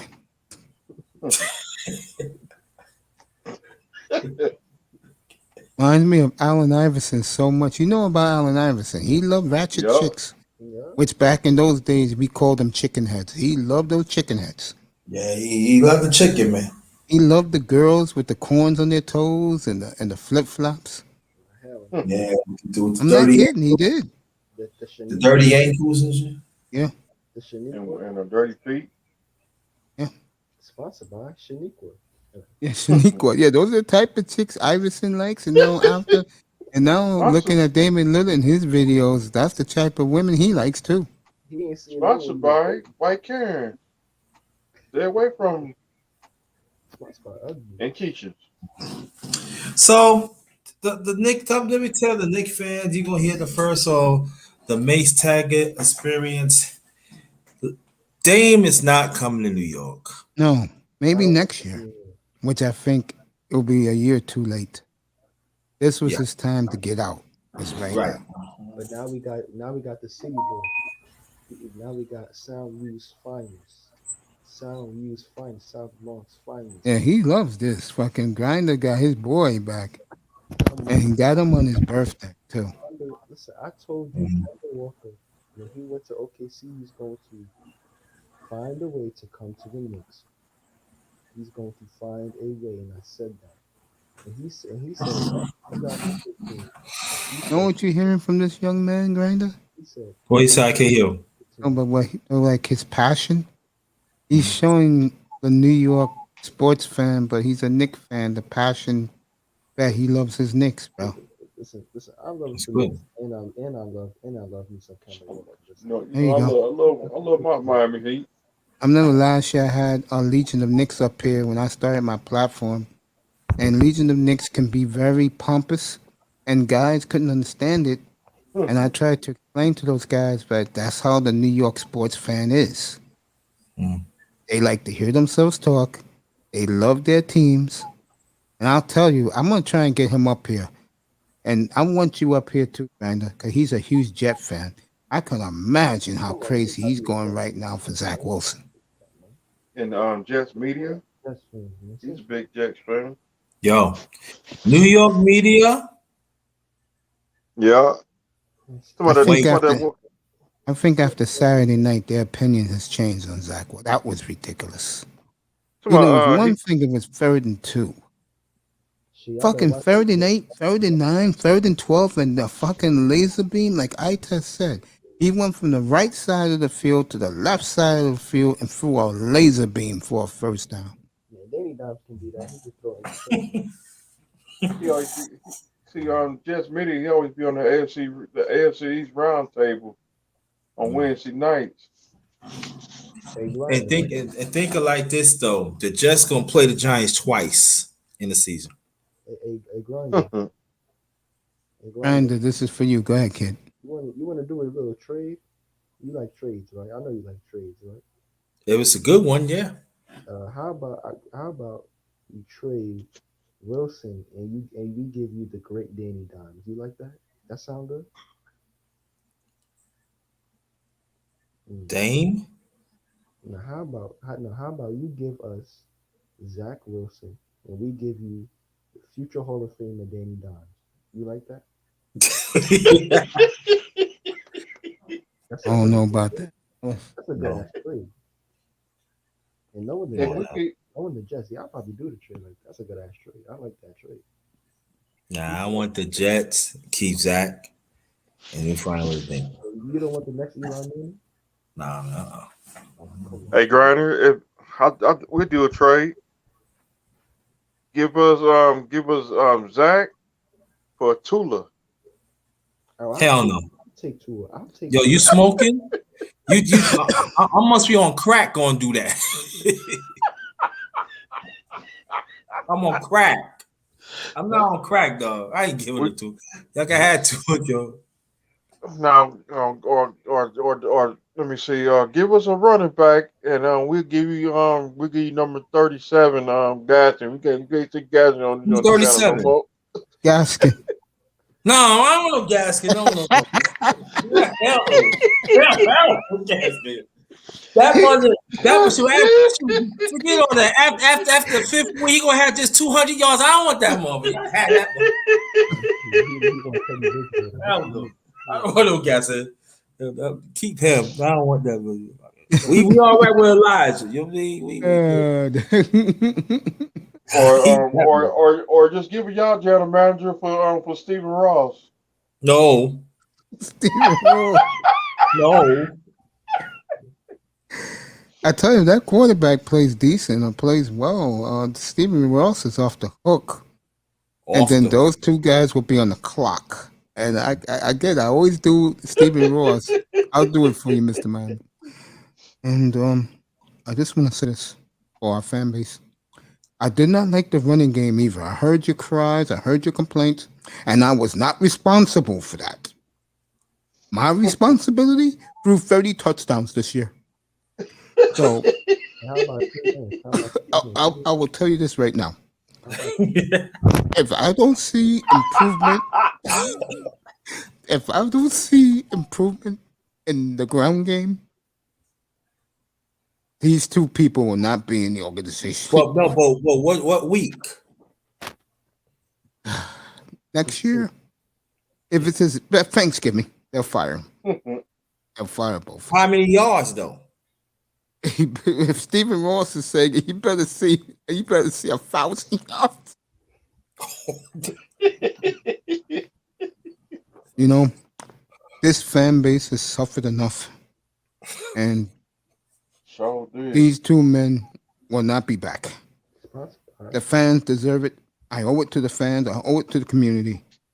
If I don't see the running game improve, those two will be dismissed. Gaskin might get 1,000. Gaskin might get 1,000. No, that's not good enough. If he get 4,000 yards. I mean, I'm gonna do that video. I'm gonna do that video before the season starts too, so you guys can crack up. I'm gonna do that video. Yo, how about Gaskin get 1,000 like in seven weeks? No. You never know, right? 1,500 for Gaskin. If I don't see that, if I don't see that, go over there. Now you talking about end of the season or before the end of the season? End of the season. It better be 1,500. Oh, that's he gonna have. So that means he had to average like maybe 125, 150 yards. No, he has to average about 85 yards. Okay. Coach, can I sit down? My feet hurts. No, you ain't getting. No, you don't get the 500. You don't get the yardage. So Mace gonna cook you. Mace gonna throw you out of the team. You better get that 300 yards. You know what they should do? They should have some what you say. Get your ass up. Get your ass up and run. You fourth down. Come on, shit. Come on. I'm gonna tell you something. I'm not joking. If that happens again this Saturday in front of a standing Rooney crowd down in Miami, that Malcolm Brown, whatever his name is, that clown, getting stopped and a loss of 2 yards, I swear to God, and I'm not kidding, Dolphin fan, especially if Tua is playing well Saturday night, they will boo their asses out of the stadium. Amen. It was putrid on Saturday afternoon. Amen. Well, you know, Eisenberg was hurt. Bullshit. Those young linemen were playing well Saturday. It protected Tua's ass. Tua wasn't even touched. Yeah, he was like Brady. Brady on it. Yeah. No, I know Pete hates Tua. I'm gonna say it again. I'm not a Tua. You guys know, if you know me well, I don't like Tua Tagovailoa. I'm just a fair person, and if he plays the way I think he is, Ross is vindicated, and I'm with Ross. Cause I know he's gonna say that. Those two are on fire. If the running game is as putrid as I'm seeing right now, it's already started. If you watch the Bear game Saturday, they couldn't even move a half inch. So It was embarrassing. Amen. Yeah. It's offensive coordinators. Yeah, I'm gonna head out, man. Yeah, I'm gonna head out too. But hey, thanks for coming, kid. too. Be up here tomorrow night. All right, All right. I said good night to everybody. Grinder's about to do it. I guess Grinder, you loading up? You get ready to do a live? No, nothing. All right, everybody. Justin Herbert, the MVP. Justin Herbert, MVP. A lot of people think that too. Yeah. A lot of people high on Herbert. I'm telling you right now, Drew Lock played like he did Saturday. Telling you, the Broncos can overthrow the Chiefs in that division. Their defense is out of this world. And you saw what the Chiefs defense was made of. Second play of the game when Trey Lance threw a rocket for 80 yards. He ain't broke a sweat. All right, man. See y'all. Hey. Relentless, I love you. Sleep well, kid. All right, have a good day at work tomorrow. All right, man. That's the great Relentless. I am about to say adieu. There will be no morning show tomorrow. I stood up too late. What's this? Over 6.5 hours? Yeah. Sorry about that, folks. But I'll be back tomorrow evening. I may come on a little early tomorrow, like I did yesterday. I came on at 5:30. Yeah. So. Yeah. I didn't do that yesterday. I think I did that Friday. Yesterday I did 12 hours almost. Yeah, you did. Yeah. So. Yeah. I'll be on to I'm doing another boxing thing today, 2:35 p.m. Eastern. I'm popping in the clouds. Say what's up. Yeah. All right, folks. I love you. Good night from the Oasis, Love you too. everybody. Thank you. Yeah, man. Peace. Take care, man. Peace, bro. Yeah, man. Let me cut this off and do the sponsors. No sponsors, Mr. Miami? Oh yeah, sponsored by Lysol.